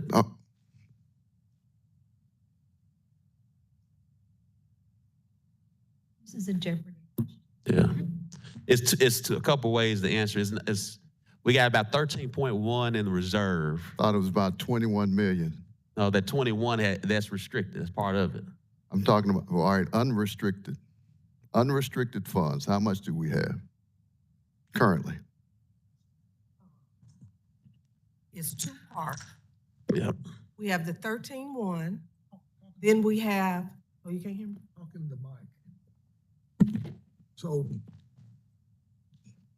it's two part. We have 13-1 of that reserve that you guys spoke about earlier. And then in the general fund, we have about 19, but what you have to consider is that we have outstanding receivables, we have outstanding liabilities, and you have to take that into consideration when you're looking at that number. That's what I was sharing earlier today is we keep a certain amount of money to deal with cash flow issues because we get our money in the rears. And so the number that I share is 13 million because we know we have to do cash flow because we can't really spend the other 19. So it's 13 plus 19 less whatever is outstanding that we have to pay. So when will we know? Outstanding expenses that we have for the operations of the city. I understand that. When will we know what that is? And then we will know how much is we That have number left. changes. It changes because we have outstanding Oh, receivables. but Sandra, I got it. Hold on, I got it. What he wants to know is, so, board members, again, I know we have this question each and every year. The 19 million, it's really not extra money because it's basically we're paying bills in the arrears. So let's just make sure, so, but if you look at, yeah, so, I understand that. But once we pay those bills, when will we know when we pay those bills? that changes. That's the point. We get money 2 months. It's the reason of city government. We get 2 months in the arrears. So in December, well, in January, we're still paying bills for November. So it fluctuates, a cash flow. So the number that we need to always share with you all is what's truly unrestricted. What's truly unrestricted is that 13.1. We're not gonna spend all that 19. No. Well, it's not that, Director, I'm trying to, we are gonna always, we don't know what we're gonna need based on the bills that are coming through. It doesn't work that way. I don't, it's not like your house, no. We can't pay up to energy bill in the entire, based on the franchise fees and things of that nature. It doesn't work like this. It's not that easy. I'm trying to, I see where you're going, but it's just, take the frame of mind out from your house, because the issue is we get our money 2 months behind schedule and we're still paying bills. I just visit with the auditors, and I mean, I'm just going by what I've learned from them. That's all. No, I agree, but the auditor told you the number. Just because the auditor tells you the number doesn't mean it's available. It's there. It's not available to spend outside of, it's not, I guess the better way to say it is available spend. It's not available spend for a new park. That's the reason why. So, for instance, how many dollars do we have in special projects? I can't think of right now. But basically, it's like, In the unassigned fund? yeah, unassigned funds is like what, 40, 14? 15. 15. Then you got the 13. So that's 28. And then you have any proceeds from property taxes as well. And the ultimate that comes up to be somewhere around $43 million. And you got unassigned, assigned, and unrestricted and restricted.